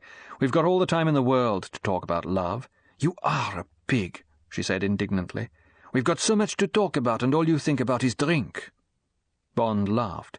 He put an arm gingerly round her neck and kissed her long and passionately. He broke away. "There, that's just the beginning of my conversation. We'll go on with the duller bits in the bar. Then we'll have a wonderful dinner in Walterspiels, and talk about rings, and whether we'll sleep in twin beds or one, and whether I've got enough sheets and pillows for 2, and other exciting things to do with being married." And it was in that way that the evening passed, and Bond's head reeled with all the practical feminine problems she raised in high seriousness, but he was surprised to find that all this nest-building gave him a curious pleasure, a feeling that he had at last come to rest, and that life would now be fuller, have more meaning, for having someone to share it with. Togetherness. What a curiously valid cliché it was. The next day was occupied with hilarious meals with Marc-Ange, whose giant trailer had come during the night to take up most of the parking space behind the hotel, and with searching the antique shops for an engagement and a wedding ring. The latter was easy, the traditional plain gold band, but Tracy couldn't make up her mind about the engagement ring and finally dispatched Bond to find something he liked himself while she had her last fitting for her going-away dress. Bond hired a taxi, and he and the taxi-man, who had been a Luftwaffe pilot during the war and was proud of it, tore round the town together until, at an antique shop near the Nymphenburg Palace, Bond found what he wanted, a Baroque ring in white gold with 2 diamond hands clasped. It was graceful and simple, and the taxi-man was also in favour, so the deal was done, and the 2 men went off to celebrate at the Franziskaner Keller, where they ate mounds of Weisswurst and drank 4 steins of beer each and swore they wouldn't ever fight each other again. Then, happy with his last bachelor party, Bond returned tipsily to the hotel, avoided being embraced by the taxi-man, and went straight up to Tracy's room and put the ring on her finger. She burst into tears, sobbing that it was the most beautiful ring in the world. But when he took her in his arms, she began to giggle. "Oh, James, you are bad. You stink like a pig of beer and sausages. Where have you been?" When Bond told her, she laughed at the picture he painted of his last fling, and then paraded happily up and down the room, making exaggeratedly gracious gestures with her hand to show off the ring, and for the diamonds to catch the light. Then the telephone rang, and it was Marc-Ange saying that he wanted to talk to Bond in the bar, and would Tracy kindly keep out of the way for half an hour. Bond went down, and after careful consideration decided that schnapps would go with his beer, and ordered a double Steinhager. Marc-Ange's face was serious. "Now listen, James. We have not had a proper talk. It is very wrong. I am about to become your father-in-law, and I insist. Many months ago I made you a serious offer. You declined it, but now you have accepted it. What is the name of your bank?" Bond said angrily, "Shut up, Marc-Ange. If you think I'll accept £1 million from you or from anyone else, you're mistaken. I don't want my life to be ruined. Too much money is the worst curse you can lay on anyone's head. I have enough. Tracy has enough. It will be fun saving up to buy something we want and can't quite afford. That is the only kind of money to have. Not quite enough." Marc-Ange said furiously, "You have been drinking. You are drunk. You don't understand what you are saying. What I am giving you is only 1/5 of my fortune. You understand? It means nothing to me. Tracy is used to having whatever she wants. I wish it to remain so. She is my only child. You cannot possibly keep her on a civil servant's pay. You have got to accept." "If you give me any money, I swear I will pass it on to charity. You want to give your money away to a dog's home? All right, go ahead." "But, James," Marc-Ange was now pleading, "what will you accept from me? Then a trust fund for any children you may have, yes?" "Even worse. If we have children, I will not have this noose hung round their heads. I didn't have any money, and I haven't needed it. I've loved winning money gambling because that is found money, money that comes out of the air like a great surprise. If I'd inherited money, I'd have gone the way of all those playboy friends of Tracy's you complained about so much. No, Marc-Ange." Bond drained his Steinhager decisively. "It's no good." Marc-Ange looked as if he would burst into tears. Bond relented. He said, "It's very kind of you, Marc-Ange, and I appreciate it from the heart. I'll tell you what, if I swear to come to you if either of us ever needs help, will that do? There may be illnesses and things. Perhaps it would be nice if we had a cottage in the country somewhere. We may need help if we have children. Now, how about that? Is it a bargain?" Marc-Ange turned doubtful, dog's eyes on Bond. "You promise? You would not cheat me of helping you, adding to your happiness when you allow me to?" Bond reached over and took Marc-Ange's right hand and pressed it. "My word on it. Now come on, pull yourself together. Here comes Tracy. She'll think we've been having a fight." "So we have," said Marc-Ange gloomily, "and it is the first fight I have ever lost." 27. The last chapter. All the time in the world. "I do." James Bond said the words at 10:30 in the morning of a crystal-clear New Year's Day in the British Consul-General's drawing-room, and he meant them. The Consul-General had proved himself, as British consuls so often do, to be a man of efficiency and a man with a heart. It was a holiday for him, and, as he confessed, he should have been recovering from a New Year's Eve hangover, and he had shaved many days off the formal period of notice, but that, he explained, he had occasionally and improperly risked in his career if there were exceptional circumstances such as the imminent death of either party. "You both look healthy enough," he had said when they first visited him together. "But that's a nasty cut on your head, Commander Bond, and the Countess is perhaps looking a little pale. And I have taken the precaution of obtaining special dispensation from the Foreign Secretary, which I must say, to my surprise, was immediately forthcoming. So let's make it New Year's Day, and come to my home. My wife is hopelessly sentimental about these occasional jobs I have to do, and I know she'd love to meet you both." The papers were signed, and head of Station M, who had agreed to act as Bond's best man, and who was secretly longing to write a sensational note to the head of his London section about all this, produced a handful of confetti and threw most of it over Marc-Ange, who had turned up in a cylindre and a full suit of very French tails, with, surprisingly, 2 rows of medals, of which the last, to Bond's astonishment, was the King's Medal for Foreign Resistance Fighters. "I will tell you all about it one day, my dear James," he had said in answer to Bond's admiring inquiry. "It was tremendous fun. I had myself what the Americans call a ball.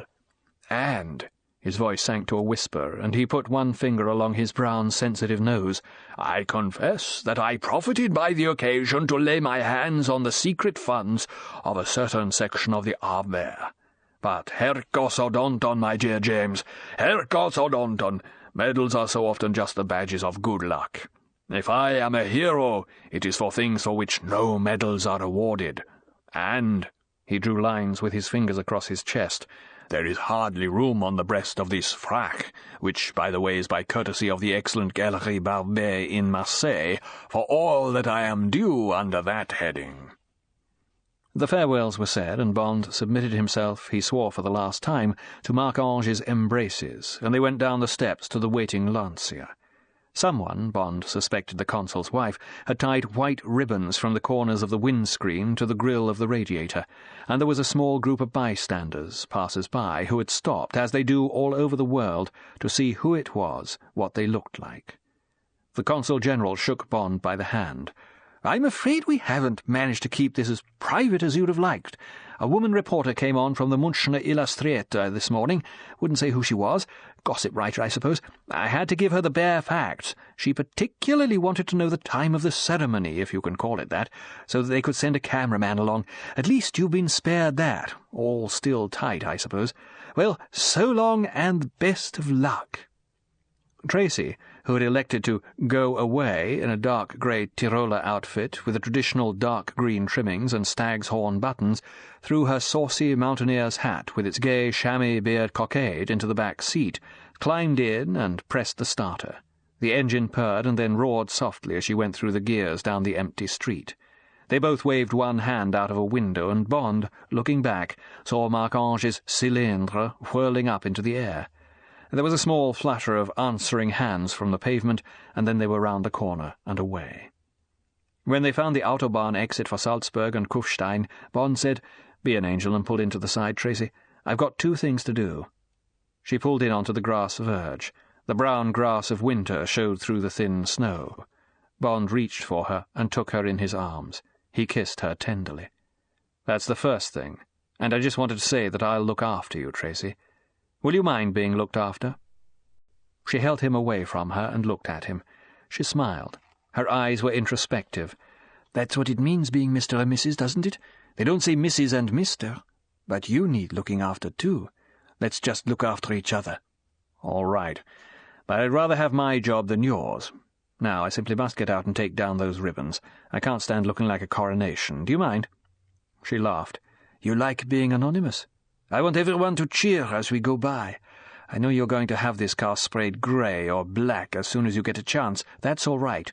But nothing's going to stop me wearing you like a flag from now on. Will you sometimes feel like wearing me like a flag?" "On all holidays and feast days." Bond got out and removed the ribbons. He looked up at the cloudless sky. The sun felt warm on his face. He said, "Do you think we'd be too cold if we took the roof down?" "No, let's. We can only see half the world with it up, and it's a lovely drive from here to Kitzbühel. We can always put it up again if we want to." Bond unscrewed the 2 butterfly nuts and folded the canvas top back behind the seats. He had a look up and down the Autobahn. There was plenty of traffic. At the big Shell station on the roundabout they had just passed, his eye was caught by a bright red open Maserati being tanked up. Fast job. and a typical sporty couple, a man and a woman in the driving seat, white dust coats and linen helmets buttoned under the chin, big dark green talc goggles that obscured most of the rest of the faces, usual German speedster's uniform. Too far away to see if they were good-looking enough for the car, but the silhouette of the woman wasn't promising. Bond got in beside Tracy, and they set off again down the beautifully landscaped road. They didn't talk much. Tracy kept at about 80, and there was wind raw. That was the trouble about open cars. Bond glanced at his watch. 11:45. They would get to Kufstein at about 1. There was a splendid Gasthaus up the winding streets towards the great castle. Here was a tiny lane of pleasure, full of the heart-plucking whine of zither music and the gentle melancholy of Tyrolean yodelers. It was here that the German tourist traditionally stopped after his day's outing into cheap Austria, just outside the German frontier, for a last giant meal of Austrian food and wine. Bond put his mouth up close to Tracy's ear and told her about it, and about the other attraction at Kufstein, the most imaginative war memorial for the 1914-18 war ever devised. Punctually at midday every day, the windows of the castle are thrown open, and a voluntary is played on the great organ inside. It can be heard for kilometres down the valley between the giant mountain ranges for which Kufstein provides the gateway. But we shall miss it. It's coming up for 12 now. "Never mind," said Tracy. "I'll make do with the zithers while you guzzle your beer and schnapps." She turned in to the right-hand fork leading to the underpass for Kufstein, and they were at once through Rosenheim, and the great white peaks were immediately ahead. The traffic was much sparser now, and there were kilometres where theirs was the only car on the road that arrowed away between white meadows and larch copses towards the glittering barrier where blood had been shed between warring armies for centuries. Bond glanced behind him. Miles away down the great highway was a speck of red. The Maserati? They certainly hadn't got much competitive spirit if they couldn't catch the Lancia at 80. No good having a car like that if you didn't drive it so as to lose all other traffic in your mirror. Perhaps he was doing them an injustice. Perhaps they, too, only wanted to motor quietly along and enjoy the day. 10 minutes later, Tracy said, "There's a red car coming up fast behind. Do you want me to lose him?" "No," said Bond. "Let him go. We've got all the time in the world." Now he could hear the rasping whine of the 8 cylinders. He leaned over to the left and jerked a laconic thumb forwards, waving the Maserati past. The whine changed to a shattering roar. The windscreen of the Lancia disappeared as if hit by a monster fist. Bond caught a glimpse of a taut, snarling mouth under a syphilitic nose, the flash eliminator of some automatic gun being withdrawn, and then the red car was past, and the Lancia was going like hell off the verge across a stretch of snow and smashing a path through a young copse. Then Bond's head crashed into the windscreen frame, and he was out. When he came to, a man in the khaki uniform of the Autobahn patrol was shaking him. The young face was stark with horror. "Was ist denn geschehen? Was ist denn geschehen?" Bond turned towards Tracy. She was lying forward, with her face buried in the ruins of the steering wheel. Her pink handkerchief had come off, and the bell of golden hair hung down and hid her face. Bond put his arm around her shoulders, across which the dark patches had begun to flower. He pressed her against him. He looked up at the young man and smiled his reassurance. "It's all right," he said in a clear voice, as if explaining something to a child. "It's quite all right. She's having a rest. We'll be going on soon. There's no hurry. You see—" Bond's head sank down against hers, and he whispered into her hair. "You see, we've got all the time in the world." The young patrolman took a last scared look at the motionless couple, hurried over to his motorcycle, picked up the hand microphone, and began talking urgently to the rescue headquarters. This concludes the reading of On Her Majesty's Secret Service by Ian Fleming.